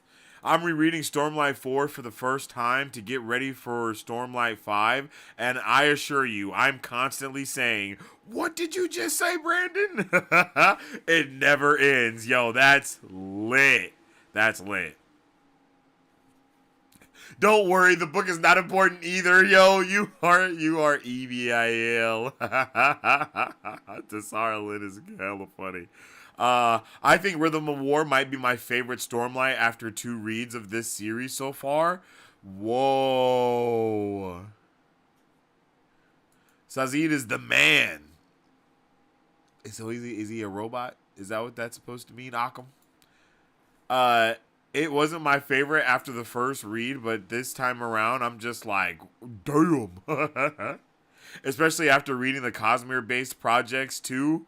Oh, yeah, the secret projects, yo.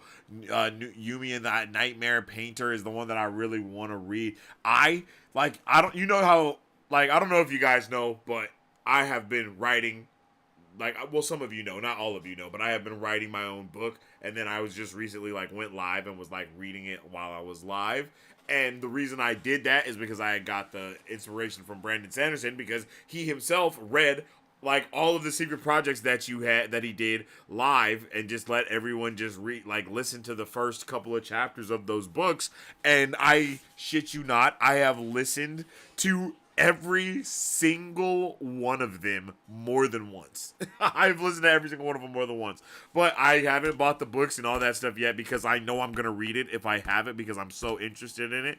And so I'm trying to do it in a way where, I want to make sure that we're doing stuff too. I'm able to do it here on the channel for you guys and stuff. And I'm already consuming so much stuff already. You know what I'm saying? So, yeah. Crazy. Sazid with the dub. For real. But yeah, it's freaking amazing. That one was so fire so far. Healing buffs on 1 million. Yo, big facts. Healing buffs on 10 billion. Healing buffs basically on infinity. He can't die. Bro's not dying. Lord Ruler equals Deadpool with no sense of humor. That's insane. That's insane. That's an insane healing factor to have. That's an insane healing factor to have. The Lord Ruler did every side quest and beat the game twice to get invincible armor. Yo, dead ass. Dead ass. The Lord Ruler has a sense of humor. It's just 10,000. It's just 1,000 years old. Yeah, legit, which is crazy. And it's 1,000 years old is insane. For a bro to be alive for 1,000 years is crazy. You're gonna love Yumi. Yeah, I'm so ready for Yumi. I am so ready for Yumi and the Nightmare Painter. I am not lying. I can't wait for it. I am. Oh shit. I am so excited. And I am also excited to continue the reading for next week. Yo, the reading for next week will be a complete vibe. And it'll be amazing as we start part 3 next week. Let me see, download. No, it's not download. Yeah, it is download. And then, yeah. And then I can just grab this and throw it on here. Bam. So, bam, there it is. There is our schedule for next week. Next week will be... Oh, wait, what day is that? Yeah, that's the 4th. So, yeah, next week is the 4th. We'll be doing... Yo, I can't see that. I'm not going to lie. We'll be doing chapters 16 through 21, yo. Chapters 16 through 21, yo. That should be a complete vibe. I am so ready. Like, for real. I am super ready for it. Like, this book is just fantastic. I just love it so much, and I cannot wait to continue going on reading this monstrosity that's not really even a monstrosity. You know what I mean? Like, aren't we already halfway through the book? Like, yo, it's insane. How are we already halfway through the book? I feel like we just started. But also, it's like, I don't know. Yeah, because what page is this? Yeah, 265. Yeah, so we're about we're about halfway done.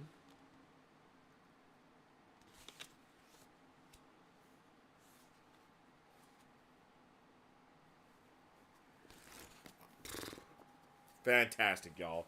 I hope you guys enjoyed this reading. I hope you guys enjoyed this episode of Reading Wednesday. Indeed, it was our episode 3 of covering chapters 9 through 15, part 2, basically all of part 2 of Mistborn, The Final Empire.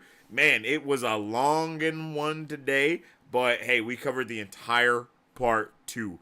This coming up week, I'm going to be doing dedicated videos for part 1 of Mistborn The Final Empire and a dedicated video for part 2 of Mistborn The Final Empire. So definitely look for those because it'll just be like a regularly recorded video. I also want to take some segments from these videos and put them together as almost like a highlight type of thing as well on the channel for people to be able to check out. So those are some stuffs that might be going on, some things and whatnot, but I'm not sure.